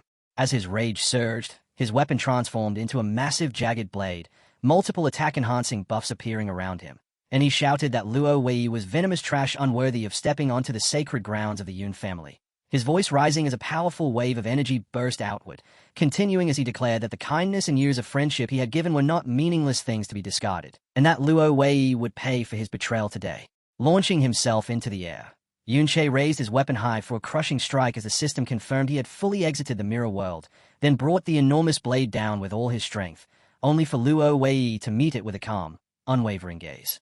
Luo Sha and Yunyin could do nothing but watch, stunned by the sheer force of the clash, as Luo Wei casually lifted a hand and conjured a massive explosive barrier of golden energy that blocked the attack with ease, the resulting backlash so powerful that it injured Yunche, forcing him to grit his teeth as he realized his opponent was an SSS-class user, before the impact hurled him backward through the ruins. Completely unfazed, Luo Wei raised his hand again and summoned a gigantic golden energy hand that shot forward to seize Yunche mid-air, but just as it was about to close around him, Yunche vanished in a flash of light, leaving Luo Wei momentarily surprised as he wondered where he had gone. That brief surprise on Luo Wei's face soon shifted into a sly smile as he realized Yunche possessed a stealth ability refined enough to evade even his own senses. Within the crystalline expanse of the mirror world, Yunche slammed violently into a wall, the force of the impact fracturing the surface around him, leaving him in critical condition under a laceration effect that could not be healed and would cause continuous bleeding for 60 minutes, while a mental shock spell left his mind clouded and disoriented. His HP reduced to a mere 272 out of 2,410, placing him on the edge of death. Covered in blood and barely holding on, he finally lost consciousness with less than 5 minutes remaining on his mirror walk ability. Nearby, Luo Sha spoke to Luo Wei, her voice filled with worry over what might happen to Yunche. But Luo Wei remained completely indifferent, calmly explaining that Yunche had been injured by his automatic counter-damage skill and stating with absolute certainty that the so-called traitor was already on his last breath and would not survive. His cold response left Luo Sha stunned, and Luo Wei added that there was nothing to fear now, before turning to Yunyi and issuing a command for him to lead several squads to the location where Yunche had fallen, finishing with a chilling remark that even if their target was nothing more than a pest, it still needed to be dealt with thoroughly, and Yunyi, his face devoid of emotion, accepted the order to search for his brother's body. As Yunche drifted in unconsciousness, a distant memory appeared before him, showing his father scolding his mother, saying she should not spoil Yunche and that he should have already been awake and training since sunrise, only for his mother to respond playfully, poking her husband's face as she teased him, asking whether he had never slept in himself and reminding him of how he used to act when they had first married. Embarrassed, Yunche's father quickly relented, sweating as he begged her not to bring that up in front of the children, and ultimately agreeing to let Yoon-chae keep sleeping. The scene shifted again, revealing a young Yoon-tae, his little sister, smiling brightly as she held out a plate of bread and told her brother to eat. Back in the present, Yoon-chae watched these ghost-like images of his father, mother, and sister, his expression heavy with sorrow as a purple aura filled with emotion surrounded him, and he slowly reached out with a glowing hand toward the image of his sister, trying to touch her through the memory. But the instant his hand made contact, her form dissolved into white smoke and vanished, and he could only watch as the vision faded, his face tightening with pain as the weight of his loss struck him again. Another memory took shape, where Yoon-tae reappeared, playfully teasing him as she said that because he had skipped training and caused trouble, their father had run out of patience and hired a strict swordsmanship teacher. Beside her stood a healthy Yoon-yi, who warned Yoon-chae that he was in serious trouble because their new instructor, Mr. Shaw Wan, was a master even stronger than their father, then raised a thumb with an encouraging smile, and added that thanks to Yoon-chae, he himself now had the chance to learn from that master as well. Yoon-chae looked at his older brother's smiling face and quietly said his name, sadness in his voice as he thought about the dark fate that awaited him. Standing alone in the empty ruins, Yoon-chae watched as the images of his brother and sister faded away, leaving only silence behind. The scene shifted to the family study, where his father stood behind a desk praising Yoon-yi for his performance, remarking that he could see his own former style reflected in his son. While nearby, Yoon-chae's mother told Yoon-yi to guide his younger brother more and make sure he did not grow lazy. Yoon-yi responded with a warm smile, defending Yoon-chae by saying that although he appeared idle at times, his martial abilities were actually dependable, and at that moment, little Yoon-tae eagerly joined in, insisting that she had personally seen Yoon-chae training and claiming that his whirlwind slash looked far more impressive than Yoon-yi's stiff techniques. Watching all of this from the present, Yoon-chae's expression softened into a quiet, sorrowful smile. The memory shifted once more, revealing Yoon-tae wearing a witch's hat and surrounded by glowing magical lights as she proudly announced to Yoon-chae that she had awakened the priest class, then, smiling brightly, promised that she would heal him whenever he was injured, striking a confident pose as she boasted that she had already healed everyone that day and had been praised for how amazing she was. Yoon-chae gazed at his excited sister with deep affection, playing along as he agreed that she truly was amazing, when suddenly she leaned in close, her eyes wide with excitement as she told him she had good news. The scene changed again to a hallway, where Yoon-chae was being pulled along by a shy blonde girl whose hand Yoon-tae had grabbed, loudly announcing to her brother that she had found him a wife, while the girl protested that she had never agreed to this, and Yoon-tae explained her reasoning, that since the girl was teacher Shaw Wan's daughter, dating her would make the strict instructor go easier on Yoon-chae. Watching this unfold, Yoon-chae felt a quiet sadness, thinking that knowing that teacher, such a plan would likely have only led to harsher punishment instead. Yoon-tae wrapped her arms tightly around the embarrassed girl and added that she was also a priest with healing abilities. Then, pretending to be annoyed, told her brother not to come running to her when he got hurt but to go to this girl instead, before lowering her voice and revealing her true intention, pointing out that this way Yoon-chae would be able to spend more time with her as she tried to push them together. Lowering his gaze, Yoon-chae softly spoke his sister's name, pain evident in his voice, and to his surprise, the phantom of Yoon-tae reacted, leaning forward as she asked what was wrong and why he looked so sad. With tears welling in his eyes, Yoon-chae spoke into the empty air, confessing how deeply he missed them. And as his voice faded, the vision shifted once more to another moment in time, where a fire crackled in the study's hearth, though the atmosphere was heavy with tension. His father stood behind a desk, tapping a document as he reprimanded Yoon-yi, saying his eldest son had been too severe with their subjects and that his punishment had gone too far. Then, with a firm and unyielding tone, declared that it was too soon for Yoon-yi to be handling such authority and ordered him to step back and focus on something else for the time being. Yoon-yi remained standing, visibly strained and defensive as he argued back, demanding to know who would take over the responsibilities if he stepped aside, and in his desperation to hold on to his role, he pressed further, asking whether their father intended to give the position to Yoon-chae, insisting that his younger brother was not suited for it, only for their father to respond coldly that this was not something Yoon-yi needed to concern himself with yet. His father's expression darkened as he issued a final warning, ordering Yoon-yi to stop working under Prince Lu Sheng and cautioning him against any further involvement, which left Yoon-yi visibly shaken as he realized his secret dealings with the royal family had been discovered, and cornered by the situation, he clenched his teeth in frustration, unable to accept the decision as the tension in the room deepened, with mention that other lords were already preparing their forces, weapons and horses for what could become war. Losing control, Yoon-yi lashed out, shouting that his father's kindness was nothing but weakness and that his indecisiveness would ultimately destroy the family's future, and angered by such blatant disrespect, his father rose to his full height and rebuked him sharply, questioning whether his knightly practices had led him to defy the head of the family. Before the confrontation could escalate further, Yoon-chae's mother stepped in, her voice filled with concern as she pleaded for them to stop and scolded Yunyi for speaking to his father in such a manner. But Yunyi, overtaken by anger, snapped at her to be quiet if she did not understand the situation. The outburst startled Yuntaya, who stood frozen as she watched the frightening conflict unfold within her family. And with her body trembling, she admitted in a small voice that she was scared. Watching his sister like this broke Yunche's heart, and driven by the urge to protect her, even knowing it was only an illusion, he rushed forward and wrapped his arms around her phantom form, gently trying to comfort her as he promised that he was there and would protect her. Yet even as he spoke those words, Yuntaya's form dissolved once again into white smoke, slipping through his grasp. And at that moment, the fire in the hearth surged violently, transforming the scene from an argument into one of devastation. The memory shifted to that fateful night, where Yunche collapsed to his knees in the study, surrounded by the blooded bodies of his father, mother, and sister, and overwhelmed by the trauma. He stared blankly at his empty hand, his face filled with grief and horror. Consumed by guilt, he knelt before the image of his sister's lifeless body and whispered a sorrowful apology, blaming himself for failing to protect her. A hand suddenly touched his shoulder, light and gentle, and a voice broke through his despair, telling him that what he had said was not true, causing Yunche to freeze as his eyes widened in shock. He turned sharply, realizing that someone was truly there in the ruins, physically reaching him, and behind him rose a glowing spirit surrounded by fluttering magical butterflies.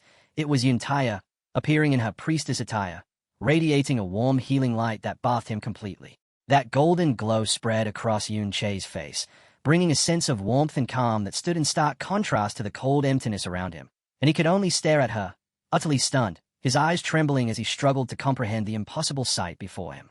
As the spirit drifted gracefully, Yunche faltered over her name, slowly realizing that his sister's soul had returned to him in this form. In the outside world, Luo Wei sat at ease, calmly drinking wine as he addressed the two girls before him, Luo Sha and Yunyan, telling them not to act so stiffly. Luo Sha, visibly uneasy, addressed him as Your Majesty and asked why he had come all the way to such a desolate secret realm, to which Luo Wei responded with a smile that he had come to bring her back, reminding her of his order to return home. He then revealed that he already knew she had relied on her great uncle's connections to sneak into the secret realm, making it clear that nothing escaped his awareness, and seeing the fear on Luo Sha's face, he reassured her that he was not angry, merely warning her not to misbehave again. At that moment, the door opened and Yun Yi entered, reporting that he had searched the area but found no trace of Yunche, suggesting that he might have had accomplices, and although Yun Yi advised that Luo Wei should return to the imperial city for safety, the king dismissed the concern, saying there was no need to hurry. Luo Wei then shifted his attention to the other girl, Yun Yin, and with a knowing smile remarked that she must harbor deep resentment toward him, while Yun Yin stood rigid, caught between fear and suppressed anger. With a cold smile, Luo Wei told her there was no need to hide how she felt, then began explaining that in the past he had spared her mother from execution because he believed the child was innocent despite the Yun family's rebellion, and with feigned regret, he claimed he had not anticipated how intense the public's hatred for the Yun family would become, saying that it was this pressure that drove her mother to take her own life. While Yunyan trembled as she held back her anger, to demonstrate what he called fairness, Luo Wei gestured toward the armored man standing behind him, his shadow guard captain, and asked why, if he truly despised the Yun family, he would have appointed Yun Che's older brother to such a position.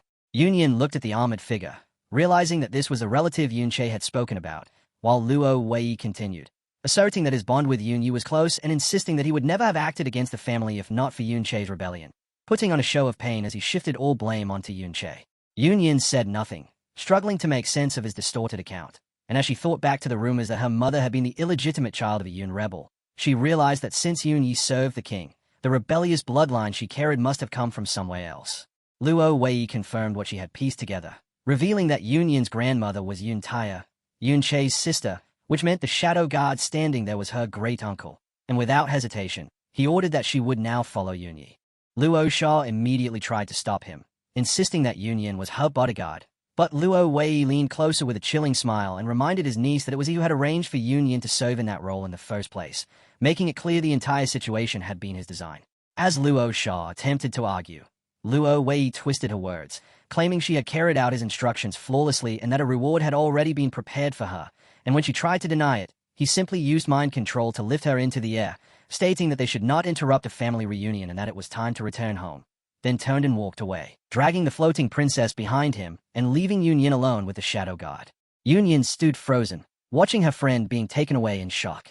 Meanwhile, within the mirror world, Yun Che stared in disbelief at the ethereal form of Yun Taya, shouting her name as he rushed toward her, demanding to know how she could be there, before realizing that as a member of the Yun family, her spirit would naturally remain within their ancestral grounds, and with urgency, he asked if she still remembered him, yet the spirit gave no reply. Instead of answering, she lifted a glowing hand and healed a nearby spirit, which left Yunche stunned as he realized that even now, her instinct was to heal rather than harm. Overcome with grief, he pulled her into an embrace, apologizing again and again while blaming himself for her death, but to his surprise, the spirit returned the gesture, wrapping her arms around him as if to comfort him. At that moment, a faint voice echoed in his mind as she haltingly spoke his name along with the word, heal, revealing a trace of awareness. And immediately, a dead spirit contract interface appeared, explaining that if he accepted, the soul could leave the mirror world and fight by his side. Shocked that she had recognized him, Yunche accepted without hesitation, realizing that reaching level 3 in the mirror world had brought new changes, and as he held his sister's spirit, hope rose within him as he reasoned that if this level could restore even this much of her consciousness, then there must be a way to fully bring her back. With renewed determination, he swore to find that method no matter what.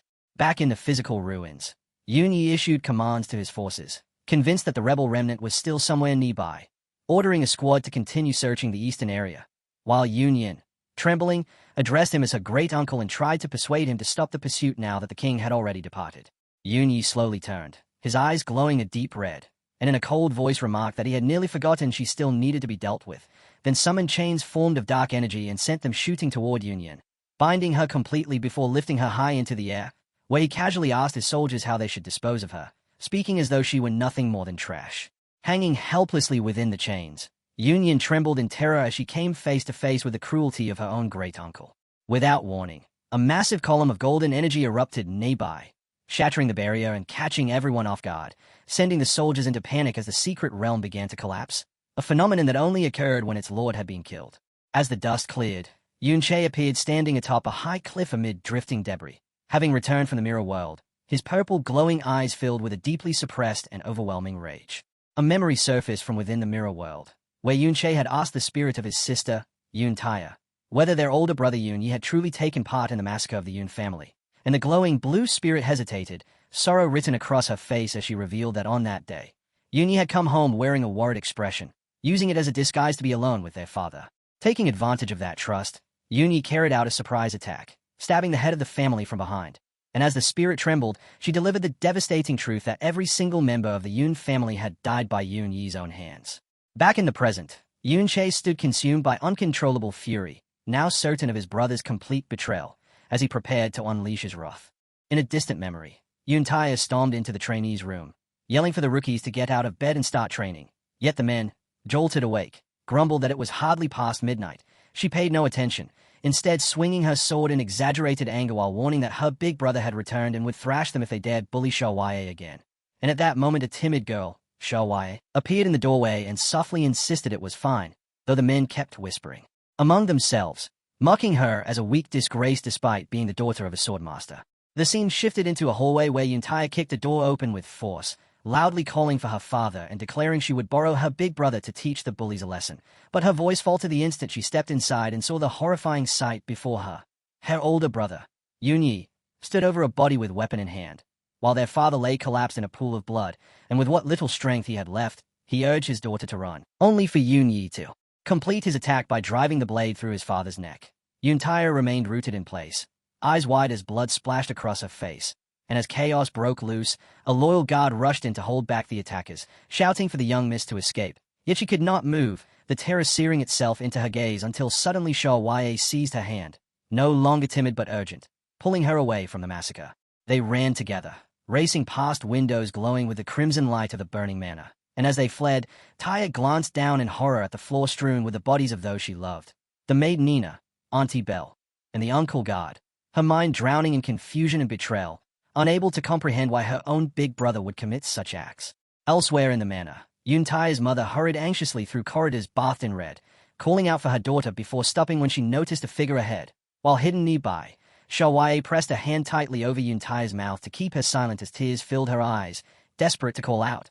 Unaware of the truth, the mother rushed toward Yunyi, frantically telling him that the family was under attack and begging her eldest son to find and protect his sister. But in a cruel twist, Yunyi pulled her into an embrace and then drove his blade straight through her, killing her instantly as she let out a strained gasp.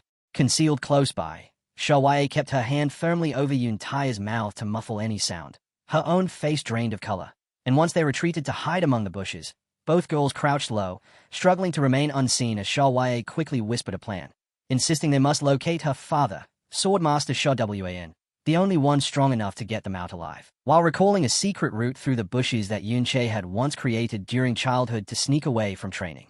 Yet high atop the manor walls, a cloaked figure kept watch, and seeing this, Shaoye nervously bit her thumb as the realization set in that the attackers understood the estate's layout far too well, almost certainly because of Yunyi's betrayal.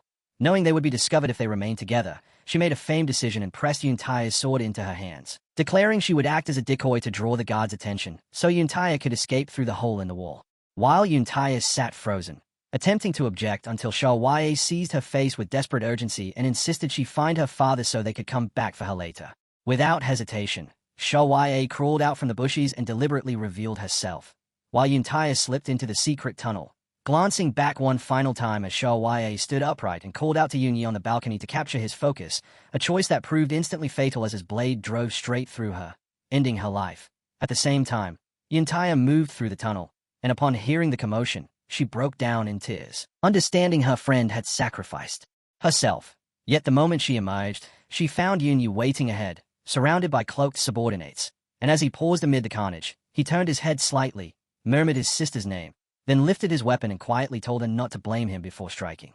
Back in the present, the Golden City dungeon began collapsing entirely, its magical framework dissolving into particles of light, while on a nearby battlement, garrison soldiers stared in disbelief, questioning why the dungeon was vanishing as others advanced to investigate. From a cliff overlooking the opposing camp, Yunche stood with the spirit of Yuntaya at his side, and grinding his teeth. He muttered his brother's name with the intent to kill him for his betrayal. Below them stretched a vast army arranged in ranks, and at its center, Yunyin hung bound by her wrist to a wooden post, appearing utterly defenseless while Yunyi stood beneath her, his cold red eyes sweeping the surroundings as he concluded that Yun had triggered the dungeon's destruction and considered whether his brother was attempting to mislead him into believing he had escaped. Choosing to force a response, Yunyi loudly commanded his troops to spread word that Yunyin would be executed in 2 hours. Then, standing beneath his captive niece, he ordered the army to remain on high alert for any rebel assault, clearly setting a trap. Suspended above the ground, Yunyin's face showed clear pain as she realized Yunyi intended to use her as bait to draw Yunche out, and weighed down by guilt, she despised the thought of him risking his life again because of her, until despair hollowed her expression and she began to wonder whether death might be the better outcome, even as she silently pleaded for Yunyi not to come. At that very moment, a massive explosion erupted behind the execution platform, a blinding surge of golden light flashing across Yunyin's stunned face as the blast tore through the armored soldiers, sending a powerful wave of energy crashing outward that hurled dozens of guards through the air and shattered their formation. The soldiers stood no chance against such overwhelming force, and from his vantage point, Yun watched the devastation unfold, his eyes widening in disbelief as he focused on the heart of the explosion, stammering that he recognized the energy before quietly whispering, "It was that person." From within a descending pillar of radiant light, a female warrior clad in silver and gold armor dropped from the sky, her blade swinging with immense as it crushed the surrounding soldiers, and as she lifted her gaze, her glowing eyes revealed her identity. It was Shaoye, the girl long believed to have died years ago. Despite this, Yunyi showed no concern, and instead a dark, satisfied smile crept across his face as crimson energy crackled around him while he regarded her, openly stating that his plan had exceeded expectations and remarking with clear satisfaction that he had finally drawn her out, confirming she was alive and had walked directly into his trap. Yunche stared in shock at the sight of Shaoye, unable to understand how she could still be alive when he had believed her dead for so long. Yet his confusion deepened further when he noticed that, just like Yunyi, Luo Wei, and even himself, her appearance seemed unnaturally youthful for her age, a detail that brought back his recent battle with the undead Ding Kuan, during which Yunche had questioned how Ding Kuan maintained his youth, only to learn that Luo Wei had rewarded his betrayal with a peculiar skill book that allowed him to absorb the life essence of his own relatives to prolong his lifespan. However, Ding Kuan had later realized he had been used, as Luo Wei never practiced the technique himself and had instead handed it over merely to observe its effects, turning Ding Kuan into a cruel experiment at the cost of his own family. In thinking on this, Yunche questioned where Luo Wei could have obtained such a rare life-extending ability, especially since, despite years spent fighting on the front lines, he had never once encountered or even heard of such a skill, while at the same time, he could not comprehend how Shaoye had unleashed an explosion of that magnitude. Showaye followed up by releasing a devastating technique known as city-destroying slash, illuminating the battlefield as it cut down the surrounding soldiers. But in the middle of her assault, an S-rank assassin, Shadow 13, Yingyi, descended from above and brought his blade crashing down toward her, only for Showaye to meet the strike head-on and deflect it with a radiant counter known as Oath's Holiest Slash. From the execution platform, Yingyi observed calmly, noting that Showaye had somehow achieved a second-class change without alerting any officials, an extraordinary accomplishment given that the dungeon had been sealed, while Showaye remained poised with her glowing sword and shield, revealed to be a level 85 SS rank Oath Paladin, a status Yunyi understood was typically reserved for city lords. Even as Yunyin hung helplessly nearby, Yunyi remained composed, thinking to himself that the power system must still contain loopholes. In a swift motion, Showaye moved past Yunyi, who only smiled faintly and remarked that he would be occupied from this point forward, and with a single decisive strike of a radiant blade, she shattered the chains binding Yunyin, catching the falling girl in her arms and reassuring her that she was safe. A bewildered Yunyin tried to question the one who had saved her, but Showaye, clearly strained, cut her off and refused to explain, only promising she would get her out before activating Knight's Charge, surging forward as a wave of golden energy carved a path through the battlefield. Several towering barbarian warriors rushed to intercept her, slamming their heavy axes into the ground, and an S-rank barbarian charge captain stepped forward to block her advance, mocking her reckless decision to charge into enemy lines alone and scoffing at the idea that she could escape so easily. As Showaye fixed him with glowing eyes, the captain arrogantly declared she would be killed where she stood long before Yunyi needed to act, while Yingyi coolly pointed out her disadvantage, questioning how much strength and speed she could truly use while protecting another person.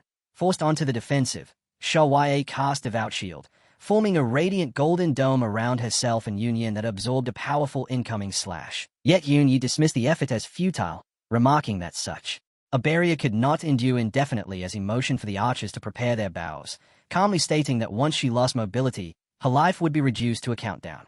At his command, a massive barrage of arrows poured down onto Showaye, and the violent clash drew the attention of onlookers in a nearby castle, where people gathered along a balcony to discuss the disturbance, one mentioning that banners had been seen earlier and speculating that Yunyin was being executed, while another wondered if the descendant of the rebels had finally been captured, filled with hostility toward the rebels. The crowd reacted with cruel satisfaction, and as they watched the army encircle the rescuers, they openly cheered for the soldiers to finish them off quickly. Under the relentless assault, Showaye's golden dome finally reached its limit and shattered. Yet despite the force of the impacts and a streak of blood running down her cheek, she did not falter, holding her position firmly between the attacks in Yunyin. And surrounded by barbarian warriors, she answered with a burst of golden energy that forced them back before unleashing Oath of Vengeance, Sin Domain Holy Shield, sending out a blinding cross-shaped wave of light that slammed into the charging enemies. Struck by the radiance, the barbarian captain let out a scream as his flesh burned and shriveled under the intense damage. Even so, Yingyi remained composed, raising a hand to command the cloaked mags behind him to heal the troops, and as they cast their spells, green light enveloped the injured captain, restoring both his body and his will to fight, while Yunyi coldly explained that the military had evolved over the years, boasting that with specialized units, any large-scale damage inflicted by a single individual could be immediately undone. Unwilling to back down, Showaye launched another devastating attack, the Sin Eradication Slash, yet Yunyi mocked her efforts, stating that even if she cut down thousands, she would never overcome 10,000. And as she stood there panting and bleeding, Showaye recognized the harsh reality that no lone warrior could outlast an entire army. With dark energy beginning to coil around him, Yunyi told Showaye to surrender, ridiculing her by saying she could have survived had she hidden herself away like a parasite, before releasing his full power as a glowing green aura engulfed him and a massive shadowy entity loomed behind, revealing him as a level 99 SS rank Shadow Hunter, and declaring that from this moment on, she would be the one being hunted. Even so, Showaye continued to fight her way through the surrounding soldiers, using her shield to slam enemies aside while keeping Yingyi protected behind her. Yingyi cautioned her against opposing the nation's progress as a shadowy claw formed from his arm, then cast Shadow Quicksand, dragging Showaye and Yunyin into a churning vortex of darkness while stating that her revealed identity as a rebel would bring disaster to anyone connected to her. From the shadows, hands shot out and seized Showaye's legs as Yunyi declared she would never know peace, and with a sinister smile spreading across his face, marked by dark streaks, he clenched his glowing fist and called her isolated before activating Shadow Hunt, Iron Maiden, summoning massive dark spikes that closed in from every direction to crush them. As the deadly spikes rapidly converged, Showaye panicked. But just before they could strike, two enormous swords streaked through the air, slicing apart the dark energy and shattering the Iron Maiden, leaving both Xiaoye and Yunyin staring in disbelief as the spikes disintegrated into nothing. Yunyi's expression shifted into a knowing smirk as he remarked that another rat had been lurking nearby, and at that moment, Yunche stepped forward, placing himself protectively in front of the two with blades drawn. Yunyi, amused, commented that this newcomer happened to share the same name as his supposedly dead brother, Yunche, while behind him, Xiaoye stared in shock before calling out his name, finally recognizing him. From a nearby vantage point, the onlookers reacted with irritation as an armored man grumbled about yet another rebel, likening them to an endless swarm of sore rats, while another man, wearing a smug smile, welcomed the situation, suggesting they use this chance to lure out every hidden rebel and eliminate them all, confident that no small force could ever stand against their vast army. Taking a heavy step forward, Yunche released a surge of dark energy that churned violently around his feet as he called out his brother's name and unleashed his necromantic power, summoning towering undead knights wreathed in green flames.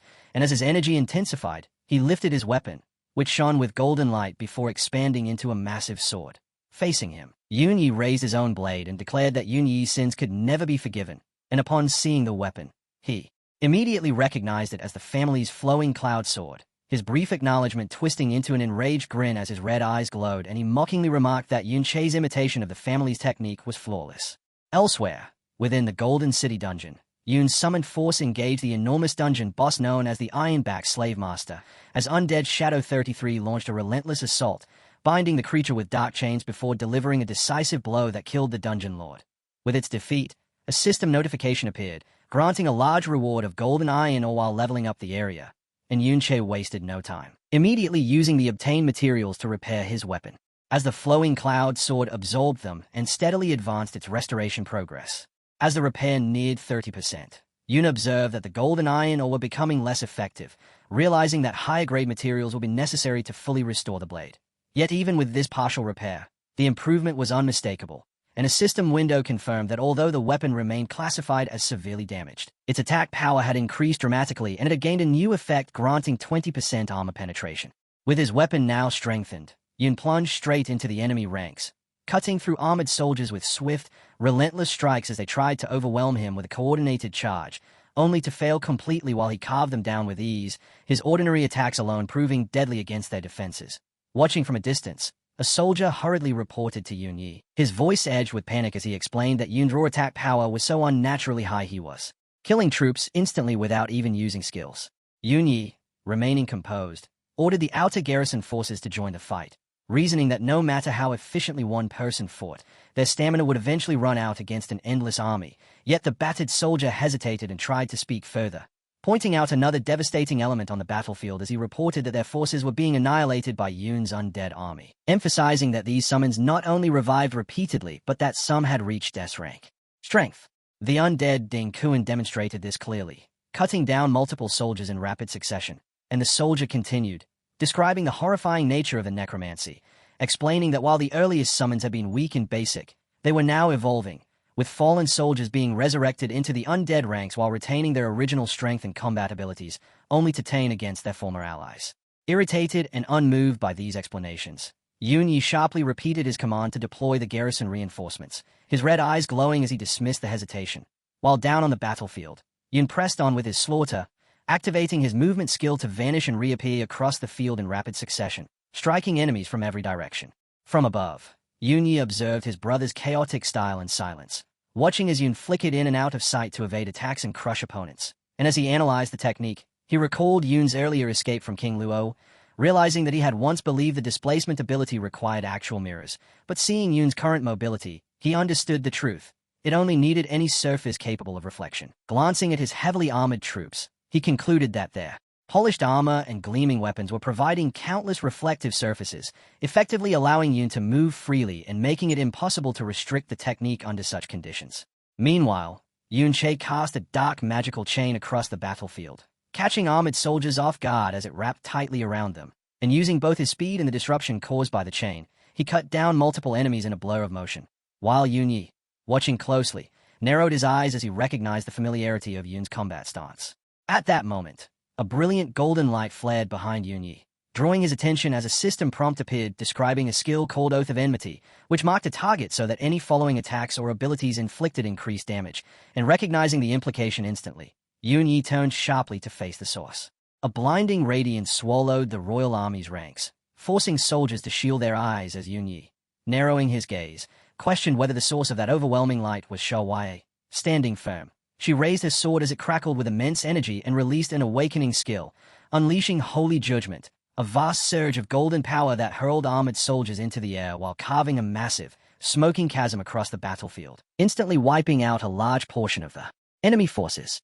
Those who survived could only stare in horror, unable to comprehend how the battle had turned so quickly, as panic rippled through the ranks and one soldier voiced his disbelief that such a powerful expert could suddenly overturn their advantage, even fearing that the immense royal army might actually lose. Amid the devastation, Xiaowaye positioned herself protectively beside Yunyin and agently warned that her mana was nearly exhausted, insisting they had to use this moment to break through and escape at once. Before she could move, Yunyi emerged from the darkness behind her, coldly warning her not to even consider running as he unleashed a ruthless sneak attack, Shadow Pierce, aimed directly at her back. And witnessing the ambush, Yun shouted Xiaowaye's name in a surge of panic and fury before immediately redirecting his rage toward Yunyi and charging at him with his blade drawn. Unshaken, Yunyi casually summoned a dense barrier of shadow spikes to intercept the attack. And as Yun tore through the constructs with fierce strikes, Yunyi questioned why this boy harbored such intense hatred, arrogantly remarking that he always carried out his massacres cleanly, so someone of Yun's apparent age should not even know who he was. Slipping past the counterattacks, Yun activated his skill and vanished, dissolving into shadow before reappearing instantly above him to continue the assault.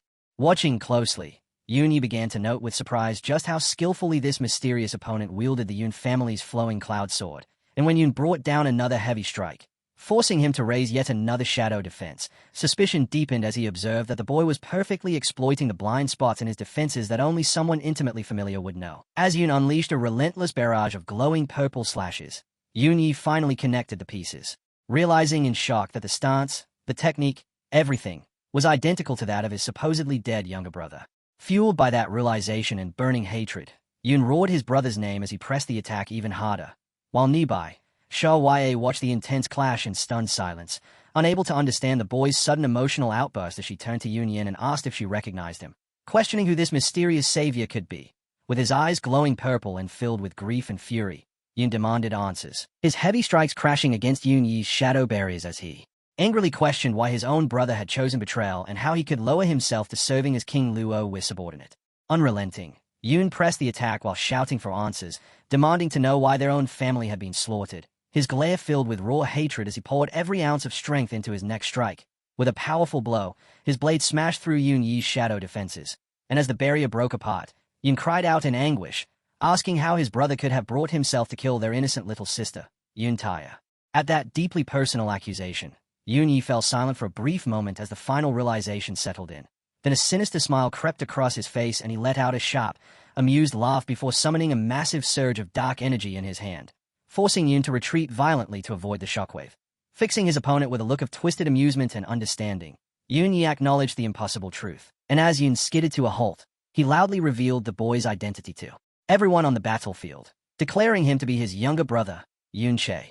Yun-Che met his gaze without hesitation, his expression set with unwavering fury, and as the words echoed, both Xiaowaye and Yunyin were left stunned by the revelation that this young man was a legendary Yun, long believed dead. Yun-Yi's smile deepened as he remarked that his brother's return explained all the strange events that had been unfolding, while Yunyin stared at her savior in disbelief, softly speaking his name as the truth sank in. This was not the traitor history had described, but her great-uncle. Nearby, Xiaowaye struggled to process how Yun could possibly still be alive after so many years. Yet Yun-Yi showed no interest in their shock, instead looking at his younger brother with a cold, mocking grin as he casually acknowledged his return before immediately lunging forward, declaring he would simply kill him again. Their blade collided with tremendous force as the two brothers clashed, and Yun-Che tightened his grip on his glowing weapon, channeling its enhanced power before roaring and striking back, driving Yun-Yi away with a heavy blow. Recovering quickly, Yun-Yi coolly noted that Yun's attack power was unusually high and responded at once by casting Shadow Pierce, sending jagged spikes of darkness erupting from the ground toward him. But as they surged upward, Yun vanished using his skill and reappeared high above, bringing his blade down in a lethal arc, his purple eyes blazing with rage as he screamed for his brother to go to hell. Yet just as the strike fell, Yun disappeared, reappearing amidst dark chains as he unleashed Shadow Assault, mocking Yun by asking whether he believed he alone could use displacement techniques. Their battle became a blur, the two exchanging rapid strikes in a high-speed duel as their blades clashed again and again, until the intensity forced Yun to disengage, skidding backward across the rocky ground to create distance between them. Yun surged forward, closing the gap as he taunted Yun, questioning whether he still saw himself as a hero. And although Yun tried to defend against the assault, Yun overpowered him with a strike infused with red energy, mocking him as nothing more than a lucky brat with only a fraction of real talent. As Yun was blasted backward through erupting spikes of darkness, Yun dismissed everything he had achieved in the past, claiming that even without him, someone else would have risen to take his place. Bleeding from a fresh wound across his chest, Yun forced himself to land firmly, immediately swinging his blade to shatter the surrounding spikes. But Yun followed up by summoning a massive shadow claw and demanded to know whether Yun had any understanding of how much the kingdom had flourished since his death, and as the enormous claw crashed down and tore apart the rocky terrain, Yun declared that after the rebels were eliminated, the kingdom had finally begun to move as a single, unified force. Yun leapt high to evade the shockwave and debris. Yet even as he moved, Yun continued boasting about increased harvests and the end of border conflicts. Then in an instant, he appeared directly behind the airborne Yun, praising the machines created under King Luo as a dark, shadowy arm extended from him and coiled tightly around Yun's neck. More tendrils rose from below, wrapping around Yun's legs and locking him in place mid-air as Yun held him captive, demanding to know whether he could acknowledge the prosperity of their modern cities. From the surrounding darkness, deadly constructs began to form as Yun spoke mockingly of the contented, smiling citizens of the kingdom. And with Yun suspended helplessly, countless massive shadow spears tipped with red light aimed directly at him, filling the space from every direction. Glorifying King Luo as the hero of their era, Yun unleashed Shadow Burial, sending the barrage of spears hurtling forward until they converged and buried Yun within a dense, towering mass of shadow that crackled violently with red and yellow energy as it sought to crush him completely. In the next instant, a brilliant pillar of golden light tore through the darkness as celestial requiem bell erupted, annihilating the shadow prison in a massive explosion. And standing amid the shattered remains, Yun refused to accept any of his brother's justifications, directly challenging that twisted reasoning by asking whether hiding harsh truths under the excuse of necessity could ever justify murdering their own family. At that moment, Yun's sword shifted form, while Yun responded coldly, asserting that when comparing the lives of the Yun family to the fate of the entire kingdom, the decision had been obvious, and as their blade collided once more with violent force, Yun pressed further, questioning whether their stubborn father could truly have been guilty of treason and demanding to know if wiping out every member of their family had ever been necessary at all. Yun brushed aside the blame, placing the entire tragedy on Yun's unpredictable nature, and as his anger intensified, he declared that it was precisely Yun's refusal to show reverence toward King Luo that had ultimately sealed their family's fate. Yun roared that every action he had taken was for the sake of peace, while Yun, badly wounded, pushed back by saying that no matter how convincing those justifications sounded, there was an undeniable flaw, reminding him that without his intervention back then, no one would have been able to stop the SSS-ranked dungeon disaster, and that the entire kingdom would have been wiped out, making all the progress Yun bragged about meaningless. That claim struck a nerve, and Yun snapped back furiously, insisting he could have handled the catastrophe himself even without Yun's presence. His teeth clenched in resentment as he accused Yun of stealing the glory and monopolizing the kingdom's resources. Hearing such irrational anger, Yun let out a hollow laugh as the truth finally settled in his mind, and with a dark, steady voice, he looked at his older brother in disappointment and stated the reality. Yun had slaughtered their family and turned on him out of deep-seated jealousy. Yun froze in confusion at the accusation, clearly taken aback. But that moment quickly twisted into defensive fury as he shouted that he had no reason to envy someone who had lost everything, while Yun said nothing and instead allowed a blazing golden aura to ignite around his injured body. Provoked further by that calm silence, Yun mocked him as nothing more than a pawn caught within King Luo's schemes, only for Yun to respond evenly that Yun himself was no different, living as the king's puppet.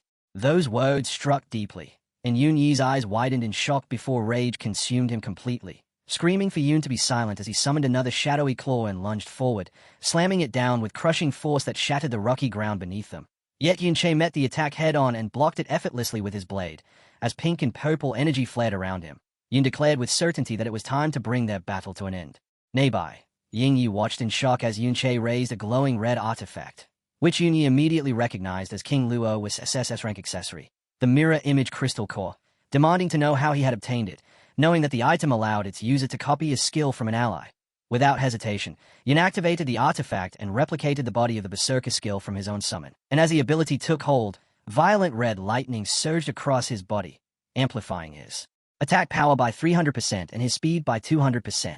The immense strain and overwhelming surge of energy forced a visible transformation as Yun's hair turned a glowing white. The Berserker ability further boosting his strength and speed as his health dropped lower, and standing there blooded yet unyielding, with white hair shining and his massive sword burning with fierce energy, Yun fully embodied the Berserker state before declaring to his brother that he was finished listening to excuses, and that everything would end here and now. Earlier, as King Luo prepared to leave and ordered his followers to move with him, Yunche seized the moment and took the SSS rank accessory from him, the mirror image crystal core still resting against the king's chest until Yun suddenly launched a fierce attack, declaring he had come to collect a blood debt, his blade crashing down, slipping past the king's guard, and slicing the accessory free from his clothes before Yun grabbed it and immediately retreated into the mirror world, where, severed from its owner's phantom, the item lost its bond and became a free object that Yun easily caught as the system confirmed he had obtained the mythical mirror image crystal core, whose primary ability allowed him to copy and store one skill from an ally. In the midst of battle, Yun activated the stolen crystal core and copied the body of the Berserker skill from his powerful undead summon Lin. And the moment he used it, his body transformed as his eyes burned red, his hair turned white, and the system displayed a massive surge in his combat stats, boosting his attack by 300% and his speed by 200%, with those enhancements continuing to rise as his health dropped. While surrounded by a blazing aura and gripping a massive flaming sword, Yun stood firm on the battlefield, proving to everyone watching that he was far more than a mere lucky fighter. Enraged at the sight of the stolen item, Yun Yi charged forward with his sword, shouting at Yun for taking the king's property. Yet Yunche blocked the strike effortlessly, treating his brother's attack as insignificant before countering with a powerful swing of his flaming blade that crushed the assault and unleashed a massive wave of fire and force, blasting Yun Yi and the nearby soldiers backward. After which Yun Yi, cursing his brother, activated his martial deterrence domain to restrain him, and as their sword collided again, Yun Yi rebuked Yun, questioning whether theft matched a hero's morals and demanding to know what had become of his knightly spirit. Then, filled with anger, he shouted, asking how Yun could dare call him jealous. Remaining composed, Yunche met his gaze with glowing red eyes and calmly stated that his conscience was clear. Then, with a sharp upward slash, he caught his older brother off guard, leaving Yun Yi bleeding from the mouth as he echoed those words in disbelief, doubting that Yun's conscience could truly be clear before suddenly erupting with dark energy that forced Yun to raise his shield and block the blast. After which Yun Yi activated his Shadow Hunter skill and transformed into a towering shadow of dark energy, reducing the damage he took by 50% and lowering the mana cost of his shadow abilities, all while accusing Yun of hypocrisy for pretending to be righteous, insisting they were both guilty of selfish actions. Yun Yi then cast Shadow Mia, weakening Yun's attack and speed as he claimed his own actions served the greater good, before vanishing into the darkness and launching rapid strikes, slashing his younger brother and drawing blood. Yet as Yun's health dropped, the Berserker skill took effect, steadily increasing his attack and speed with every hit he endured. So despite suffering heavy wounds and bleeding continuously, Yun's combat power kept rising without stopping. Yunche paid no attention to the pain as his glowing red eyes sharpened with focus while his health plummeted, and with a thunderous roar it dropped to a mere 132 out of 2,520. Dark, blazing energy engulfing his battered body as he reached the peak of his Berserker state, driving his attack power up by 600% and his speed by 400%.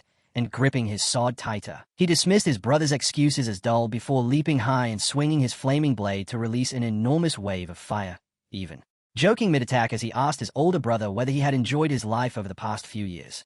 Overwhelmed by the relentless assault, Yun Yi could only defend, desperately trying to withstand the endless barrage of fiery slashes as he clenched his teeth, blood spilling from his mouth while he silently struggled beneath the crushing force of Yun's empowered strikes, until, spotting an opportunity, he ordered the archers to unleash a continuous rain of arrows, having already identified Yun's weakness, since the body of the Berserker drastically reduced his defense and health in exchange for all power. And as the arrows filled the sky, Yun Yi laughed, declaring that Yun could never evade them all at once and that even ordinary soldiers could easily kill him in such a fragile state.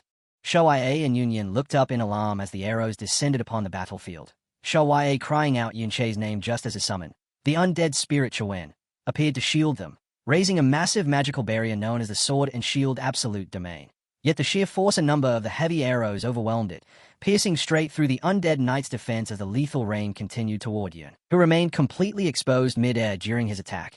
And in that critical moment, Shouai lifted her hand as radiant holy light shone from her, casting the powerful defensive skill Purifying Sanctuary, forming a vast golden dome that covered the area, shattered the incoming arrows, and blocked the deadly assault.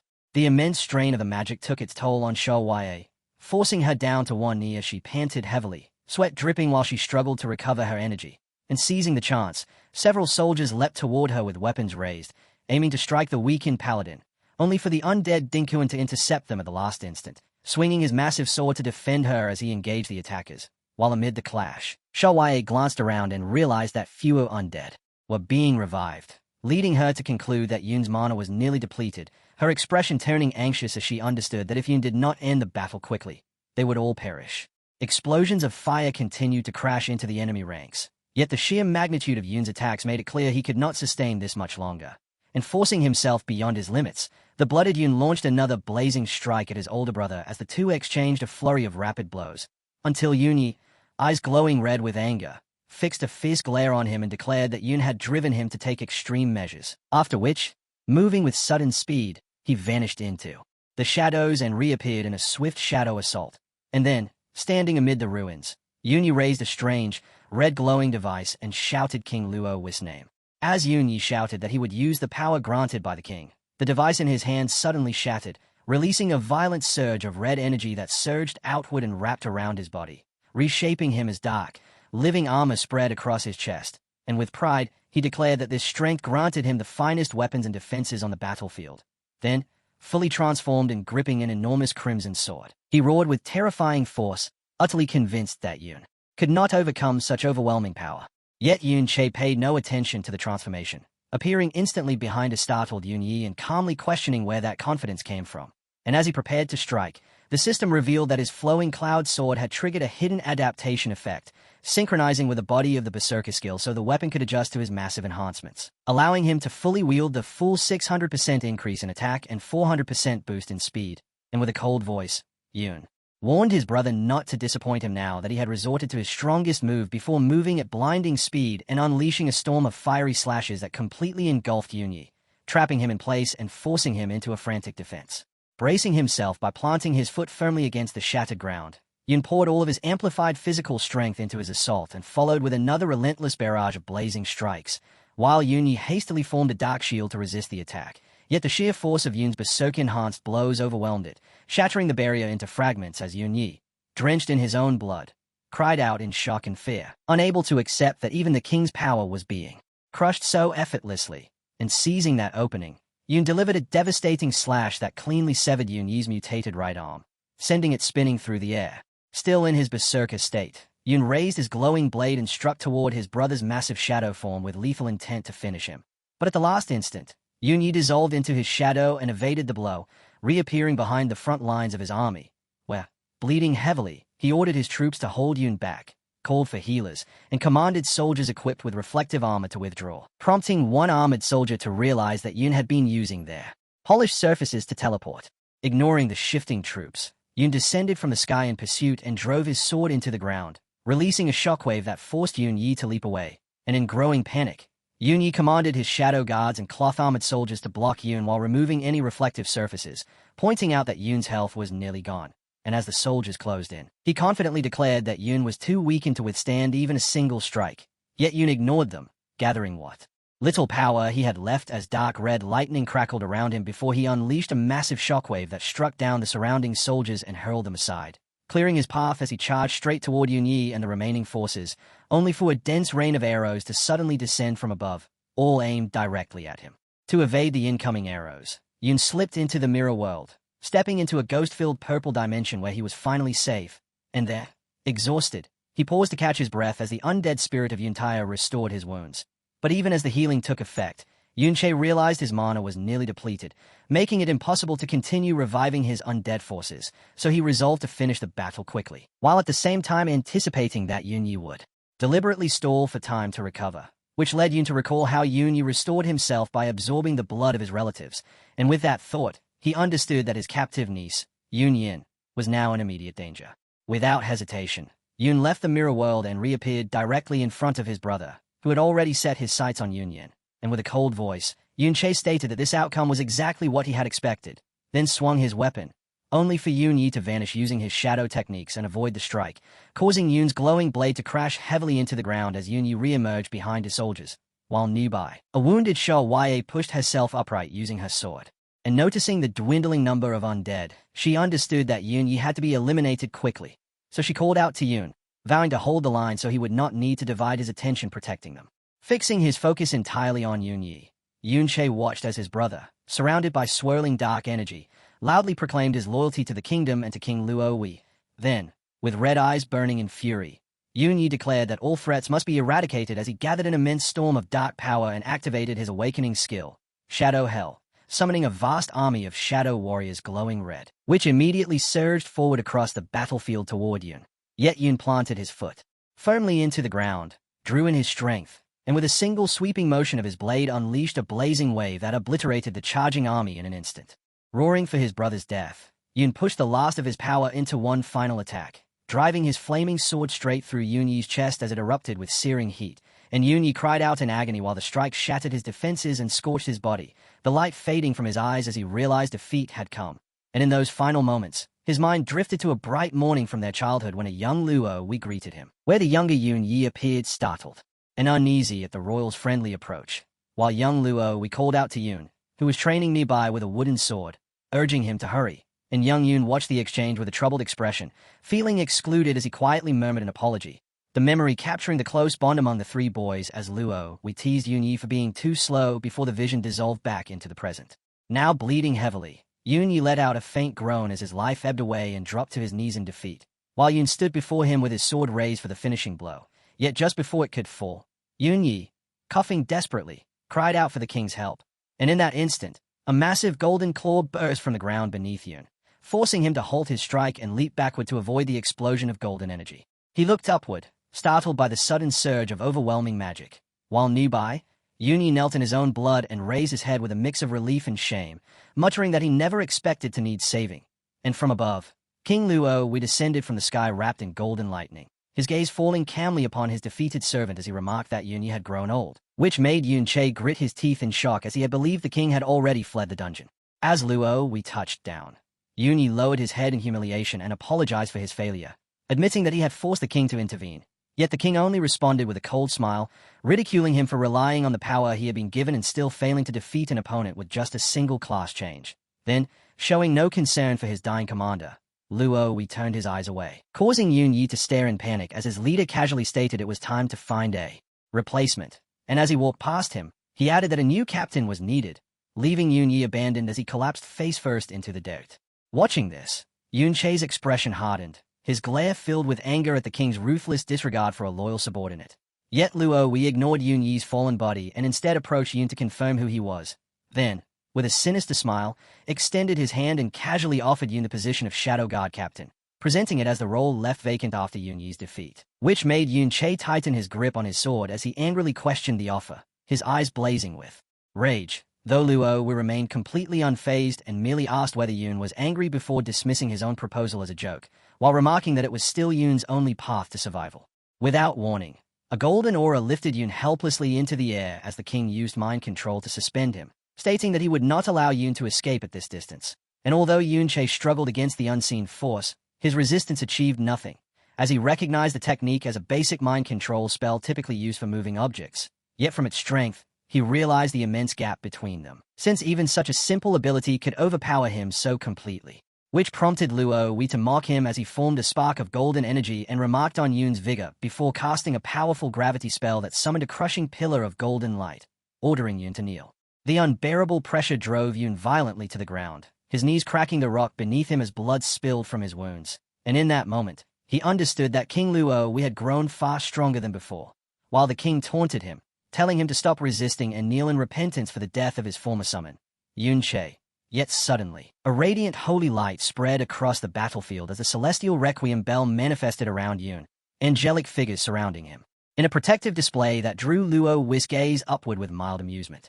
After briefly examining the magic, the king concluded that the skill granted a form of limited invincibility tied to the angel, acknowledging it as an interesting ability. But without effort, he shattered the barrier and arrogantly declared that an S-rank invincibility spell was meaningless against someone of his level, and the force released from his magic caused the ground itself to erupt, throwing the already injured Yoon off balance. Gathering radiant golden light in his hand, the king coldly declared that his next strike would repay the soldiers and shadow guards Yoon had slain. While below, Yoon strained against the crushing force holding him down, forcing himself to move despite the pain as the system warned that the gravity spell had doubled, making Yoon realize that the king's current strength far exceeded even the peak power he once possessed in his past life. And in a desperate attempt to survive, he poured his remaining energy into summoning his undead army. Hovering above, Luo we extended a finger crackling with lightning and pointed it downward, sneering as he labeled Yoon's scum.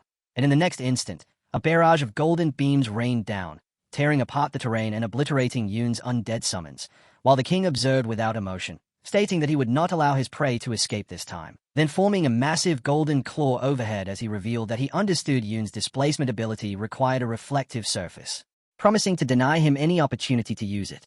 Trapped and drained, Yoon knew that in his current injured state he stood no chance of facing the king head-on. Yet the pressure continued to intensify, focusing on his legs to force him down as the system reported that the gravity spell had tripled, and under that overwhelming weight, Yoon was driven onto one knee, while above him, the king declared that this suffering was repayment for Yoon Yi's death. And seeing Yoon immobilized, Yoon Yin and Sha Ya launched a desperate attack from behind in an attempt to save him, only for Luo Wei to summon a golden barrier that effortlessly blocked their strikes without even turning around. With a dismissive scoff, the king cast another pressure spell, causing massive pillars of golden light to crash down onto Sha Ya and Yoon Yin, the immense gravitational force pinning both girls to the ground, crushing them as they coughed up blood, and witnessing his niece and ally being overwhelmed, Yoon cried out their names in helpless fury, while the king stood over them and stated that he would deal with their punishment after finishing with Yoon, then turned his attention back to him as the system issued another warning that the gravity spell had now multiplied fivefold. A larger pillar of golden light slammed into Yoon as Luo Wei ordered him to bow, declaring that this punishment was for deceiving Princess Lu Sha. Yet even beneath the bone-crushing force, Yoon refused to submit, clenching his teeth as he resisted, which caused the king to remark that such stubbornness made him no different from the legendary Yoon who had already died, even admitting that he might have forced the boy into becoming his subordinate if he had not slaughtered so many of his men. But, buried beneath the immense pressure, Yoon only let out a scoff. Consumed by anger, Yoon thought of all those who had suffered or died because of the king, himself, the soldiers, Yoon Yi, and Lu Sha, and he called out Luo Wei's hypocrisy, pointing out that he showed no real concern for his followers. Then, realizing that his health was critically low and that the king could end his life at any moment yet was deliberately holding back, Yoon recalled Yoon Yi's final apology about forcing the king to intervene too soon. And from that, he pieced everything together, lifting his head to demand what the king was waiting for.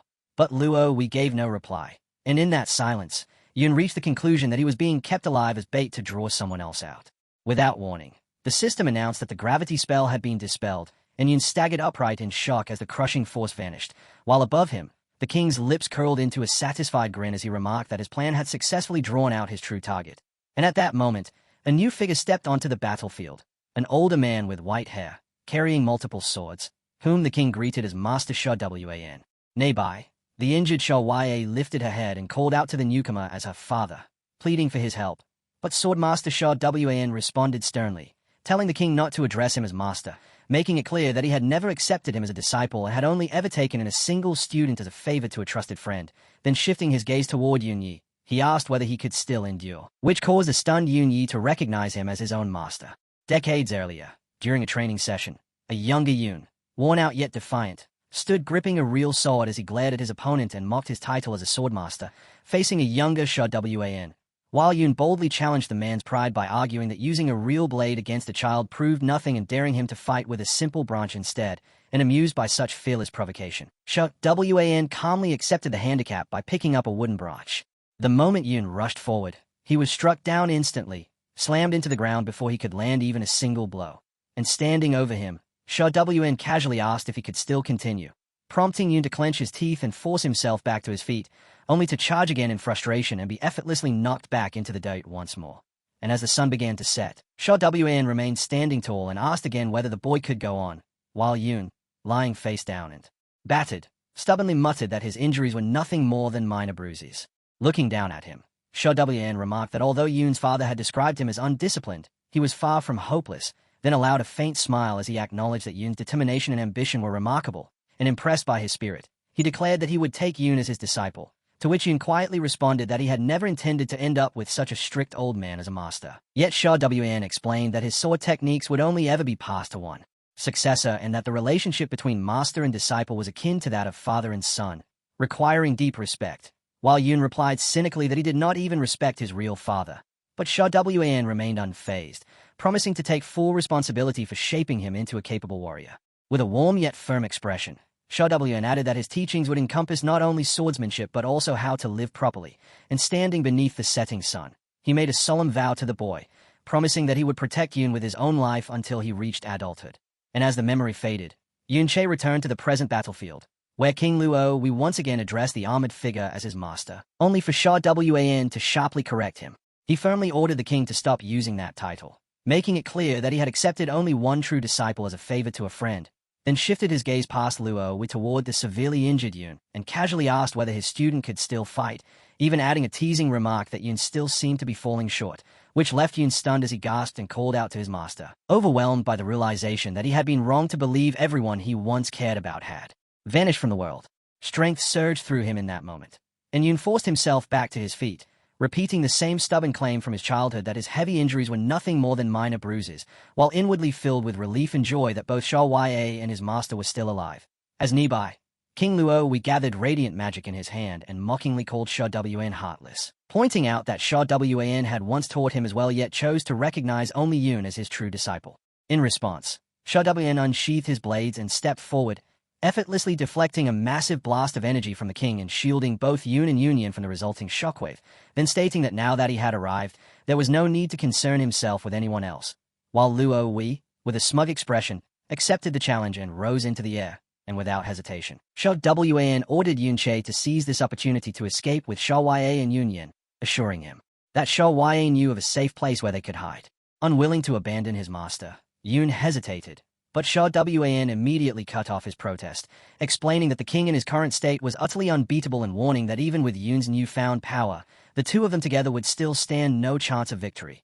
Then, just before turning back to face the fight, he casually reminded Yun to enter the mirror world and collect his older brother's spirit, noting that Yun would likely possess valuable information, which caused Yunche's eyes to widen in shock as he struggled to understand how his master knew about his hidden ability to traverse worlds and harvest spirits. Rather than offering an explanation, Sha Wan simply tossed a glowing blue orb toward him and said he would need it, and as Yun caught the object, he realized it was a crystal filled with pure soul energy. While high above, King Luo we raised his hand and concentrated magic at his fingertip to aim his next attack, prompting Sha Wan to tighten his grip on his sword as energy crackled around him before he swung, releasing a massive bolt of lightning that ripped through the ground near Yun, forcing Yun to leap back to avoid the destruction. Though he remained confused, unable to understand how his master could know about the mirror world when he himself had only awakened that ability just before dying in his previous life. Standing nearby, Sha Wan urged Yun to retreat for now, promising that everything would be explained once they were safe, even admitting that she had never expected him to truly return to life. And after witnessing that miracle, she joked that he should not die so easily next time, then took the lead by sprinting up the collapsing rocks and calling for Yun to follow her away from the battlefield. Following his master's instruction, Yun activated his skill and stepped seamlessly into the mirror world, entering the purple dimension filled with floating crystals and his undead army, where he found himself standing directly before the spirit of his brother, Yun Yi. And as he looked up at the glowing figure, a realization struck him that his rebirth in this era was far from a mere coincidence. Returning to the real battlefield, Yun emerged just in time to witness massive explosions ripping through and he grimly acknowledged the overwhelming power of their enemies, while memories of past betrayals surfaced in his mind, reminding him of the crushing weight that came with opposing such a powerful kingdom, a war he had always believed he would have to fight alone. Yet watching his master battle so fiercely to protect him brought an unexpected sense of relief, as Yun finally understood that he was not alone and still had allies he could rely on. From atop a rocky ledge, Sha Wan waved urgently and called out to him, signaling where she and Union were waiting. And when he reached them, she quickly explained that her father had secretly constructed a teleportation circle at that spot, and that all they needed to do now was wait for it to activate so they could escape, prompting Yunche to step into the glowing blue runes alongside the two girls. High above, King Luo we noticed their attempt to flee and immediately reacted, unleashing a furious blast of energy as he declared he would not allow them to escape, then shattered a massive rock formation overhead and sent it crashing down toward them, forcing Sha Wan and Yunche to look up in alarm as the enormous boulder descended and struck the ground with a thunderous explosion. Yet at the very last moment, Yun Che's eyes widened as the teleportation circle ignited, its brilliant blue light, enveloping them and pulling them away just before the falling debris could crush them. In the next instant, the magic transported the three of them into a dark stone chamber, far from the battlefield. Their relief vanished almost instantly as they realized they were surrounded by a large force of armed fighters and mags, prompting Xiaoye to react without hesitation by stepping in front of Yun and lowering her sword, then raising a hand to calm the tense crowd as she told them to stand down and assured them that Yun was an ally, before turning back and gently asking him to lower his weapon as well. With a hint of pride, Xiaoye introduced the group as her companions and explained that they were resistance fighters who had gathered over the years to oppose the kingdom, which made Yun's eyes widen in shock as the fighters respectfully stepped aside, allowing Xiaoye to approach a set of heavy doors that she pushed open, stepping into a warm light as she welcomed him inside their base. Yun Che followed, taking a step forward in quiet as the sight before him unfolded into a vast underground city illuminated by glowing lava and towering rock formations, a hidden refuge known as Ember City. And as the tension finally eased, Xiaoye let out a soft breath and looked at him with warmth, admitting she did not know the full weight he had been carrying but promising that he was safe now, firmly assuring him that from this moment on, he would no longer have to fight alone. Moved by her words, Yun allowed himself to finally relax as he deactivated his combat skills, the glow fading from his hair and eyes as they returned to normal, and with a gentle smile forming on his face, he quietly agreed. The allies inside the dungeon immediately call out to Xia as officer, showing clear respect for her position and authority. Xia walks toward the group, with Yun Che and Yun Yin beside her, making the allies turn their attention to them at once. Xia explains that this city was originally built by her father as a refuge. At first, the people who gathered there were all victims persecuted by Luo Wei, forced to seek shelter in the dungeon. Because of that, every facility in the dungeon was built with one purpose: to prepare for a fight against the royal army. The scene shifts to a sword-forging workshop, where workers hammer steel and craft weapons for battle. Besides swords and combat equipment, they also produce everyday utensils, keeping the dungeon running from within. The next area is a botany institute, where two researchers oversee the cultivation zone. This section is dedicated to growing rare plants from the secret realm, making it another vital part of the dungeon's survival system. They also manage the dungeon's food crops. Next is the military administration office, the dungeon's main dispatch center.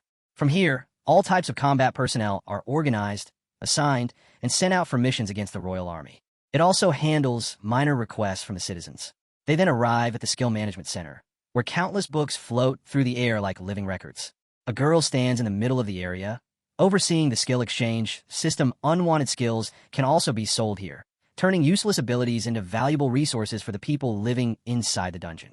Xia rests a hand on her chin and explains that they've been quietly gathering their strength in this hidden city, patiently waiting for the perfect moment to strike. Xia then explains that no one in the dungeon is allowed to leave for the outside world, because even one mistake could expose their hidden base.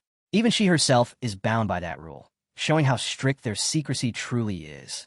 She then turns toward Yun Che and admits that she only went outside this time because of Yun Yin, but even she never expected that trip to make her run into him as well. Yun Che lowers his gaze and calmly replies that he never expected to meet her there either. With determination in his eyes, Yun Che quietly wonders how his master is doing after everything that has happened. Yun Che then says that the teleportation array they used to arrive here must be destroyed immediately. Xia tells him not to worry, explaining that her father already prepared a backup plan, so he should at least be able to escape safely. Xia lowers her gaze as she asks him, her voice carrying a quiet mix of curiosity and concern. She then asks how he managed to survive all these years after everything that happened. Suddenly, Xia freezes in shock.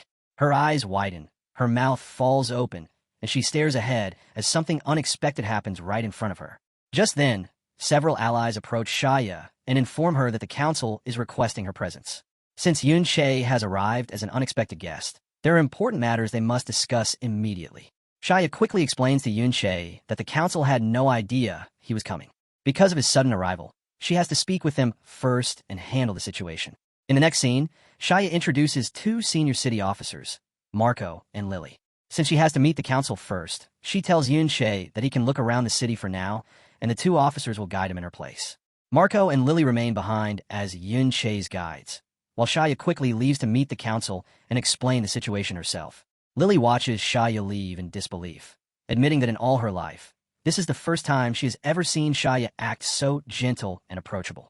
Lily leans closer to Yun Che with obvious curiosity and asks what his relationship with Officer Xia really is. She already knows the person beside him is the orphan of the Yun family, But Yun-che himself is different. Since she heard Shia call him by name, she begins to suspect his true identity. Marco quickly cuts Lily off and tells her not to be such a blabbermouth or bombard Yun-che with so many questions. Marco warns Lily to be careful when gossiping about Shia, reminding her that if the council hears about it, they could punish her by sending her to the Radiant Rock's secret realm for 3 months. Lily immediately turns gloomy and protests, wondering if she was really gossiping that carelessly, insisting that she was only asking a simple question. Marco clears his throat and glances back at Yun-che. Yun-che narrows his eyes as he notices Marco watching him closely. At the same time, one phrase catches his attention: the Radiant Rock's secret realm. He silently wonders what that place is, and whether secret realms still exist in this hidden city. Marco apologizes to Yun-che and explains that he cannot reveal anything about the Radiant Rock's secret realm, since it is connected to council matters. But Lily immediately steps in with a bold idea, offering to take Yun-che there, so he can see it for himself. Marco gives Lily a strange look, clearly stunned by how casually she suggests showing Yun-che something tied to council secrets. Lily starts explaining that their embassy actually controls 2 secret realms. One of them is the Radiant Rock secret realm, but she immediately complains that she hates that place the most because people are sent there to mine. Lily then shows Yun-che a massive portal glowing with blue light, surrounded by many people waiting nearby. She explains that this is the 2nd secret realm, the Wildfire secret realm, meant for fighters between level 25 and 40. Lily explains that most of their daily food and other essential materials are gathered from this secret realm. After all, going outside is far too dangerous, and if Amber City's location is ever exposed, it could bring a devastating disaster upon everyone living there. Yun-che quietly reflects that in such a sealed-off environment, Amber City's survival and growth are completely tied to these secret realms. Without them, this hidden city would never be able to sustain itself. Lily adds that although the secret realm is large, its resources do not regenerate endlessly. Because of that, the number of people who can enter and gather supplies is also strictly limited. Lily then looks at Yun-che with genuine wonder and asks if the outside world is really covered in greenery, with food growing everywhere across the land. Lily's mouth falls open in pure disbelief, her eyes widening like a child hearing a fairy tale. She says she heard that people outside do not need to bring food back from secret realms, because they can grow it straight from the ground. Then she looks at Yun-che with innocent curiosity and asks if that is really true, and whether he could do it too. Marco immediately cuts in and reminds Lily that this is exactly Amber City's problem. Marco then warns Lily not to trouble their guests with so many strange questions, trying to stop her before she embarrasses herself further. Yun-che narrows his eyes slightly, noticing Marco's wording. Being called a guest makes him realize that even here, his identity and position are still being carefully judged. Marco, Lily, and Yun-che stand before the glowing blue spiral portal, watching as groups of people return from inside the secret realm. Some of them return wounded, with bandaged arms and exhausted faces. Others are carried out on stretchers, making it clear that even gathering supplies from this secret realm comes with serious danger. Lily quietly explains that not many recruits make it back unharmed. For those entering the secret realm for the first time, facing real monsters is always the harshest trial. Yun-che watches the wounded recruits return and quietly thinks that they must be new trainees. But then something feels strange to him. If the secret realm is meant for levels 25 to 40, why are so many newcomers being sent inside such a dangerous place? Yun-che lowers his gaze and quickly understands the problem.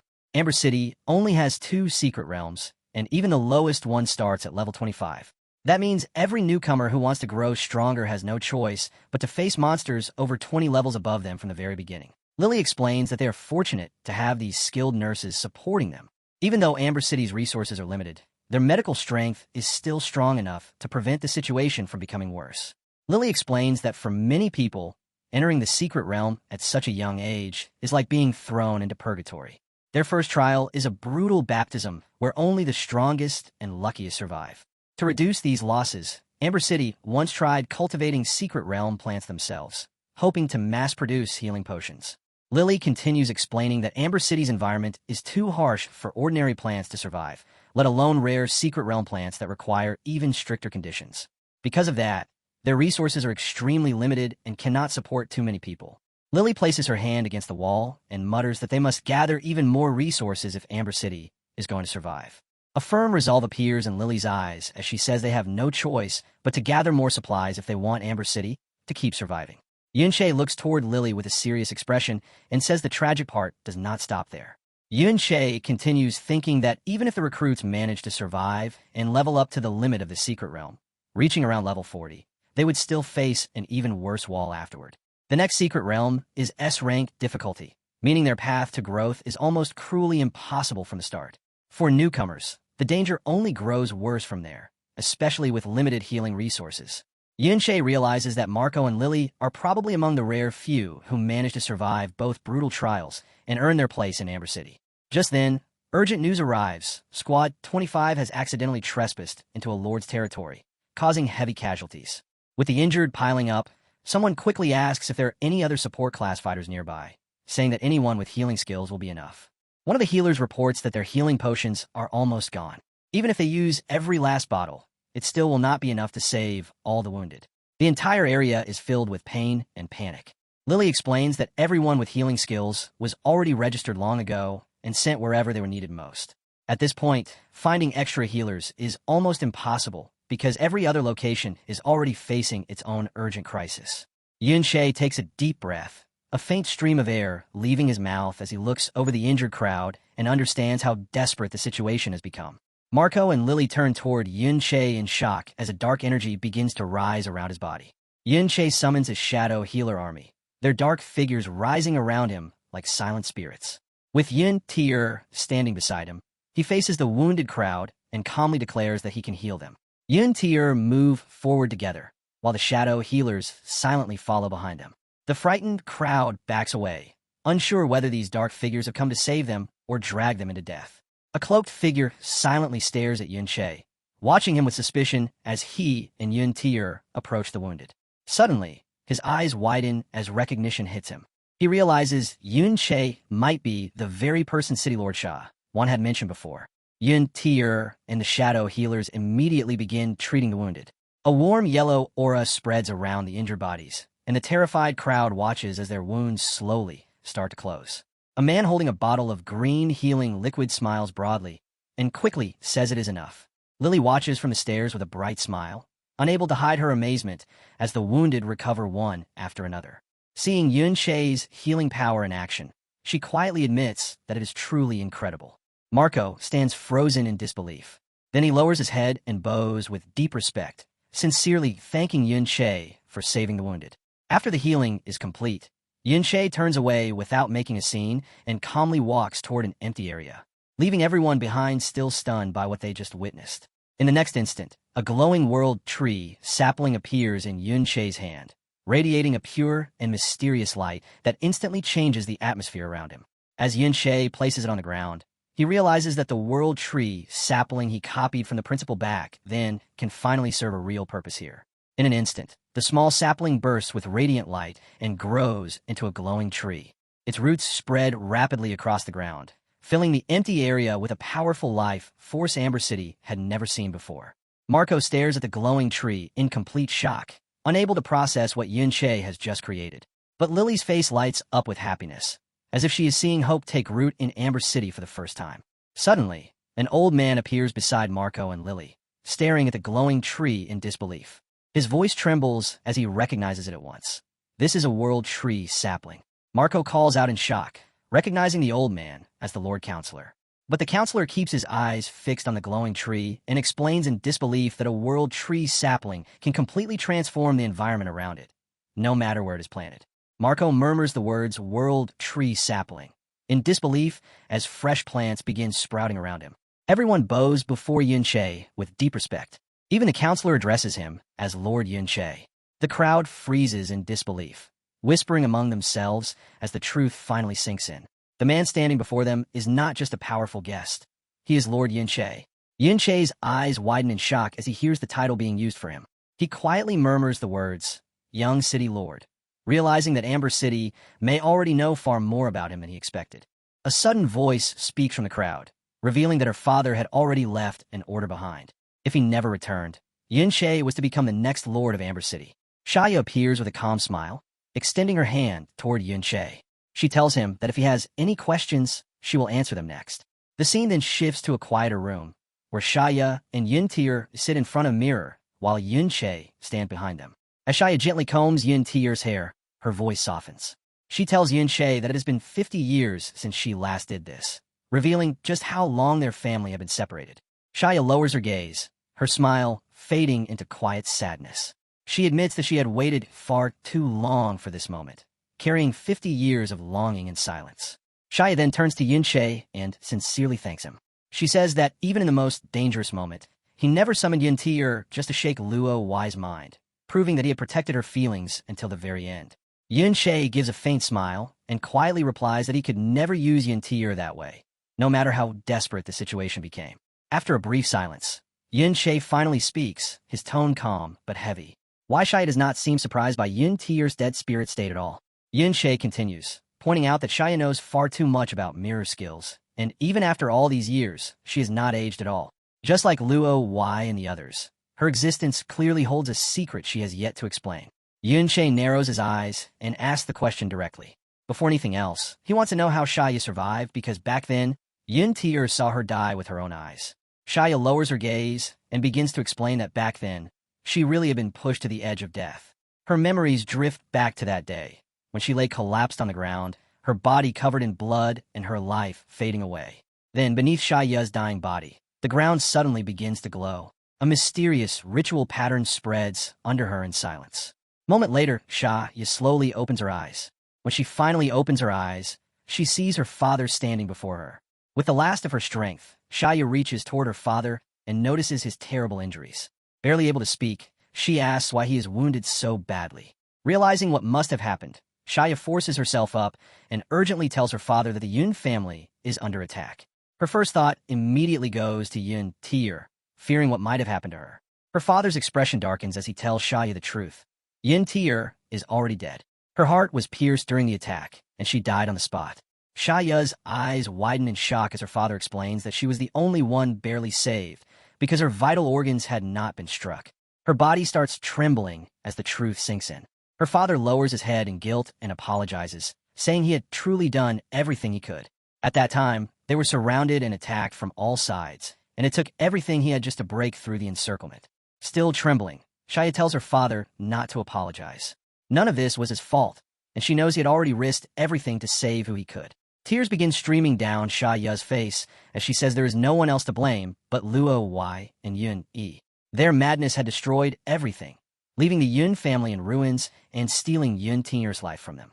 Shia finally collapses into her father's arms and breaks down completely. After a brief moment, Shia pulls back and looks at her father in confusion. She says she never knew his class could use healing skills, especially when the skill itself required a ritual altar to activate. Her father explains that this healing skill is special because it is not restricted by class.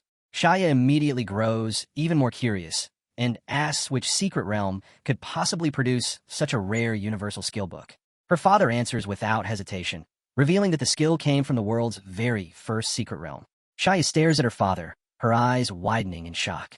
The words, world's first secret realm, carry a weight far beyond anything she expected. Her father continues explaining that the nature of that secret realm is completely different from the ones that descended later.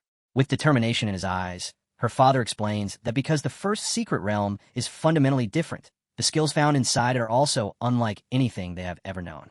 The scene returns to the present, where Yun Che stands in quiet surprise. Hearing Xia Ye's explanation, he realizes that a place like the world's first secret realm actually exists. Xia explains that the skill did more than save her life. It also froze her appearance, stopping her face from aging for all these years. Xia continues, explaining that the secret realm contains many mysterious and unbelievable things.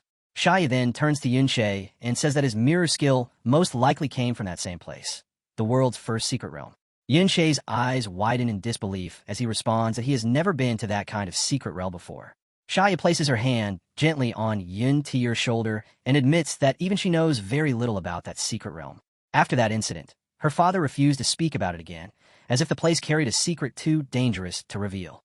Haya's expression darkens as she continues. She explains that only much later did her father suddenly come to her again, that her father had been preparing for Yunche's return all along. Xia walks toward the window and explains that her father had always believed Yunche would return. He was certain that one day, Yunche would come back to this world and eventually find his way to Amber City. She says those words carried her father's deepest faith in Yunche. Yunche's eyes widen as he hears those words, shaken by the fact that Xia's father had trusted his return so completely. The scene shifts back to the Skill Management Center, where a woman sits calmly at the center as countless books float around her. She explains that Amber City has gathered high-quality and rare skills for every class, storing them here as one of the city's most valuable foundations. With a bright smile, the woman tells Yun-Che that if he needs any skill, she can immediately arrange for it to be retrieved from their collection. The scene then shifts to the forging workshop, where a master craftsman proudly explains that the blacksmiths here have spent decades refining their craft. Every one of them has reached master level, and Amber City holds a vast inventory of legendary quality equipment forged by their hands. With a confident thumbs up and a proud smile, the craftsman adds that as long as they have the right materials, forging mythical tier equipment is not impossible. If Yun-Che needs anything made, he can arrange production immediately. The scene shifts to the Botany Institute, where a cheerful, heavy-set researcher explains that they have spent years developing all kinds of new potions. And now, thanks to the land Yun-Che transformed with the world tree sapling, Amber City can finally begin mass-producing them. Raising a potion in his hand, the researcher proudly explains that these potions will greatly boost the combat power of all Amber City. From now on, Yun-Che can use these high-quality potions freely, without needing to hold back or save them.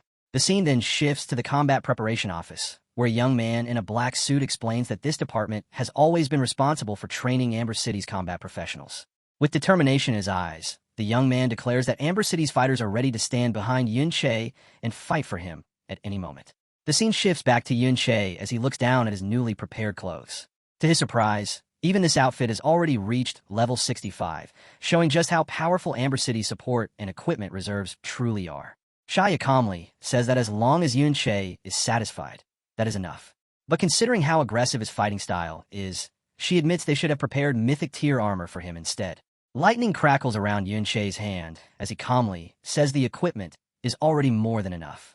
After learning almost all of the chanted skills, his combat power has risen tremendously, making him far stronger than before. Shaya begins to explain that originally, if only everyone in Amber City had truly welcomed Yun-Che's arrival. Yun-Che looks at Shaya with a calm expression, silently waiting for her to continue. Shaya's expression changes as she continues, revealing that her father also left something important for Yun-Che. It has been stored deep inside the underground core, waiting for the day he finally returned. A key floats above Shaya's hand as she tells Yun-Che that she will personally take him to the underground core. The scene shifts to the entrance of the underground core. Shaya leads the way with Yun-Che and Yun-In following behind. Suddenly, guards step forward and block their path, stopping Shaya, Yun-Che, and Yun-In right at the entrance of the underground core. A man named Rudy, the speaker's secretary, steps forward. He tells Officer Shaya that they cannot proceed any further, because the council has sealed off the underground core and no one is allowed to enter. Shaya immediately reacts, demanding to know why the underground core was sealed without informing her. Rudy calmly explains that this was a decision the speaker had just made. Anger flashes in Shaya's eyes as she questions whether the speaker has forgotten his place. Rudy remains calm and explains that the speaker is only worried Shaya is being too naive and could easily be deceived. With a thin smile, Rudy adds that the speaker is especially worried about this outsider, someone who appeared from nowhere and somehow gained Shaya's trust so quickly. Yun-Che remains silent, watching Rudy with a calm expression. Shaya firmly reminds them that they all know Yun-Che is the young city lord personally chosen by her father. More than that, he has already saved Amber City by solving its food and resource crisis. Rudy counters that with the city lord currently absent, the speaker now holds the highest authority in Amber City. Rudy grins and coldly adds that a young city lord only means something if the speaker acknowledges him. Yun-Che still remains calm, saying nothing as Rudy continues provoking him. Shaya's anger finally breaks through as she accuses Rudy and the speaker of trying to seize power. She reminds them that her father has not been confirmed dead. Rudy coldly replies that Amber City does not belong to the city lord alone. Rudy places a hand against his head and scoffs, saying Amber City is filled with hard-working officials who have carried this place for years. To him, letting an inexperienced brat suddenly stand above them is an insult they cannot accept. Rudy keeps his hands on his head and mocks Yun-Che even further, saying none of it changes the real issue. No matter what title they give him, Yun-Che is still not someone from Amber City. Inside, Rudy believes Yun-Che could never understand Amber City's decades of suffering. Shaya argues that Amber City's accumulated strength is already far from enough. In a situation this desperate, pushing away someone who can help them is not caution, it is short-sighted exclusion. Yun-Che steps forward and calmly admits that Rudy is right about one thing. He is indeed an outsider. He cannot personally understand the pain Amber City endured after being trapped underground for so many years. One of the guards watches Yun Che closely. Yun Che calmly explains that Amber City has been forced to survive underground for 50 years, relying entirely on secret realms for food and resources. Even as an outsider, he can imagine how many lives were sacrificed just to keep this city alive. Yun Che continues, saying that despite all this suffering, Amber City never collapsed into despair. Its people kept fighting, kept surviving, and kept protecting their future underground. Yun Che's gaze sharpens as he says, "Why did Amber City keep fighting instead of falling into despair?" As Yun Che walks forward, he gives the answer himself. They endured for revenge, and to one day fight their way back out. Sweat rolls down Rudy's face as he stares at Yun Che, finally shaken by the weight behind his words.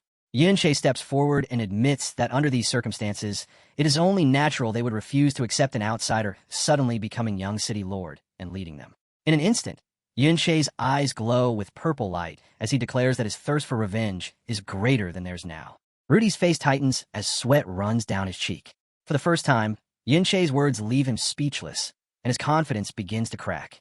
Yun Che steps closer and says he never cared about the title of Young City Lord. But if that position helps him take revenge on Luo Lan, then he will not back down from it. Yun Che points toward the underground core and says that something his master left behind is sealed inside, meant to aid his revenge. If Rudy and the others truly want revenge as well, then they have no reason to stop him. Rudy's face grows tense with sweat as his eyes follow Yun Che's finger. Rudy trembles as he shouts back, saying Yun Che's words may sound convincing, but words alone prove nothing. He demands to know why anyone should believe Yun Che has the strength and resolve to lead Amber City's revenge, asking if he really thinks one hidden item is enough to defeat Luo Lan. Rudy places a hand on his chest and demands proof. Shaya, standing behind Yun Che, narrows her eyes and asks Rudy what exactly he has in mind. Rudy's expression turns serious as sweat runs down his face. Rudy finally tells them to follow him. Yun Che, Shaya, and Yun En move after him, as the path toward proving his right to lead Amber City begins. The scene shifts deep inside the cave, revealing the frozen core, a massive crystalline structure glowing with icy blue light. Yun Che and the others stand beneath it, dwarfed by its sheer size, as the real test finally appears before them. Shaya looks up at the massive frozen core glowing with icy blue light and explains that this is the reason Amber City can survive underground. Her father obtained this SS-rank treasure after narrowly escaping death, and its power made the entire city habitable in such a harsh environment. Shaya explains that even though magma surrounds this place, Amber City never feels unbearably hot because the frozen core suppresses the heat. And if its power were turned against an enemy, any combat professional below SSS rank could be frozen and killed almost instantly. Rudy's expression darkens as he warns that the frozen core is not that simple. Rudy explains that the frozen core cannot operate on its own. It constantly consumes a special resource called Echo Stones, and the Treasury's current supply is barely enough to keep the city protected. Shaya immediately asking if the frozen core is the test he planned for. Rudy steps forward and places his hand onto the mechanism, red energy crackling around his fingers as he prepares to activate the frozen core's test. Rudy opens a red portal behind him and reveals his real challenge. He tells Yun Che that if he wants to prove himself, he should enter this S-rank Confusion secret realm and bring back enough Echo Stones to keep the frozen core running. Yun Che looks at the portal and questions it immediately.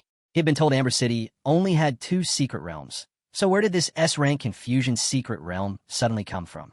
Shaya immediately steps in front of Yun Che and blocks his path, warning him not to enter, it's too dangerous. Shaya blocks Yun Che in front of the red portal and explains that this secret realm is so dangerous even her father sometimes returned injured. Because of that, Amber City never made it public, and its entrance has always been kept hidden.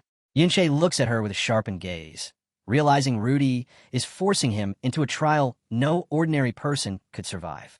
Shaya continues explaining that once a secret realm reaches SS rank or higher, the danger is no longer just stronger monsters. Its rules become strange, unpredictable, and constantly changing. If a challenger's abilities are incompatible with that realm, even the strongest professional can die inside. That is why, in her previous life, most raiding parties were wiped out before SS rank secret realms. Yun Che adds that things only changed in her past life after she and Luo Bei formed a professional legion. But before she can stop him any further, Yun Che steps forward, red energy rising from his hand, and declares that he is going in. Shaya shouts after him, warning Yun Che that he does not need to take such a risk. But Yun-Che continues walking into the dark red portal without hesitation. He says that in his past life, he once helped Luo Wai build everything, only for Luo Wai to use that power to take everything from him in the end. And now, Luo Wai is already stronger than Yun-Che was back then, with the entire kingdom standing behind him. As his eyes glow purple again, Yun-Che declares that he cannot afford to ignore any chance to grow stronger quickly. Yun-Che tightens his fist and says his master defended Amber City to the death, while the people here gave everything without fearing death, all for the sake of revenge. So how could he possibly back down now, just because of an SS-rank secret realm? Shaya stares at him in shock, realizing his resolve is far heavier than she expected.